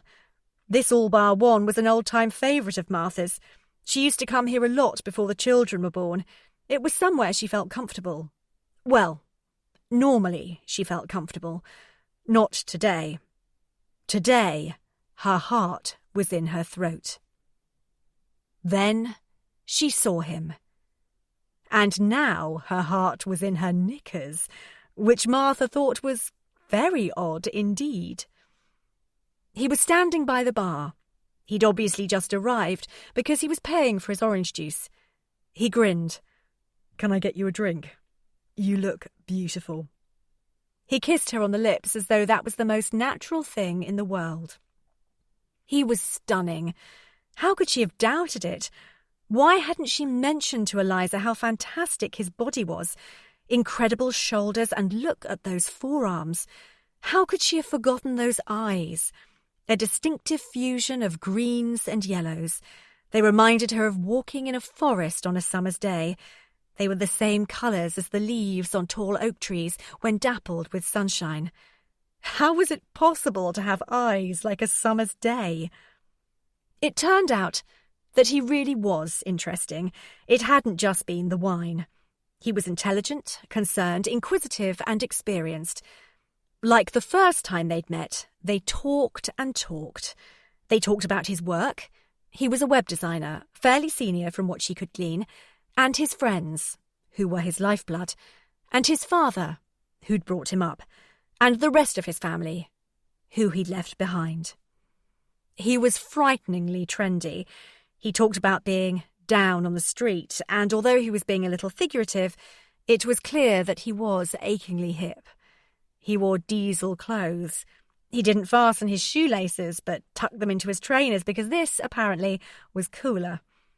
Martha knew Matthew would be thrilled to hear this, and she wondered how long she could keep this nugget of information from him. Jack listened to bands that Martha hadn't a hope of knowing. He had a vocabulary that she was unfamiliar with, but just about understood. He got into the zone. She was a hot babe. His friends were dudes. A real cool jacket was bitchin'. He played video games and was in love with Ulala. Lara Croft was a has-been. He was happening, and she wanted to be happening with him. And yet the strangest thing was that he was 100% gentleman, almost otherworldly in his courteous, gallant approach towards her. He wasn't smooth, although he was practiced. He hadn't learnt to open doors for women at prep school. In fact, the only thing he'd learnt at his state school was how to force open car doors. He opened doors for women because he liked women. He wasn't shy. He entertained her with stories about how he'd lost his virginity at 14, or rather, flung it away, but she was touched to note that he'd taken his jacket off so that his girl could lie on it. He had few formal qualifications, and yet his mind raced and challenged as though he'd been a member of the Oxford Union for years. He listened with sincerity. He questioned with regard. He talked with animation. She was falling in love with him. No, that last bit couldn't be true. It would be far too fast. It would be ridiculous. She couldn't be falling in love. But it did feel like falling in love. He was funny, very funny, sharp, and chatty and informed. He looked at her and his eyes seared her soul, scorching it with an exquisite mix of pleasure and pain. He was so bloody sexy. "The blokes you were with in the bar the other night, who are they again?" asked Martha, trying to keep her mind and eyes away from the contents of Jack's trousers. "Dave and Drew. I work with them." "I think you told me that," said Martha, and a small bell rang in the depths of her hazy memories of the Saturday night. "I did." "Sorry, I was drunk." "I know." They both grinned, and Martha felt relieved not to have to be apologetic. Somehow everything she did or said seemed okay with Jack. "How are Matthew and Maisie?" he asked. Martha was flattered that he'd remembered her children's names. "Fine, gorgeous. Well, a bit sickly and a bit grumpy, but, you know, fine, gorgeous." "Actually, I don't know. I've never had any contact with kids. Not really." "Don't any of your friends have children?" asked Martha, amazed. Her world was chock-a-block with small people. "Not many of my friends have girlfriends, let alone children." Good. Perfect. Martha didn't want to sit around all day talking about kids. She could do that with all her other friends. Martha just wanted a bit of fun, a distraction. "We're all resolutely single," he added. Resolutely? Well, that didn't sound good. Not that she wanted a real relationship, just a bit of fun, a distraction. Sometimes it felt as though the organist was only just packing up the music from her wedding march. I'm not looking for a father for the children. They have one, and I'm not looking for a husband because, technically, I still have one of those too. Where did that come from? The glass of Chardonnay, probably. Are you looking for a boyfriend? No. Martha hadn't been looking at all, not actively. That's good, because I'm just out of a relationship and I want to be single for a while. Martha was a bit confused. If he wanted to be single, why did he have his hand on her leg? Why had he kissed her when she walked into the bar? Where did she fit in? Just out? We split up in the summer. Sounded like a positively respectable length of time to her. Did she leave you? Do you miss her? No. I was the one who finished it. No, I'm not heartbroken or anything, not bitter and twisted. I'm just having too much fun with my naked friends, so I don't want a girlfriend. Naked friends? Like I was telling you, on Saturday night? Martha looked blank. Jack looked aghast. You can't remember, can you? What can't I remember? About naked friends? Remind me. He explained the concept. In a nutshell, he wanted affectionate sex with any one of a number of women at any one time. But he didn't want to have to lie about it. He didn't like lying. It confused things.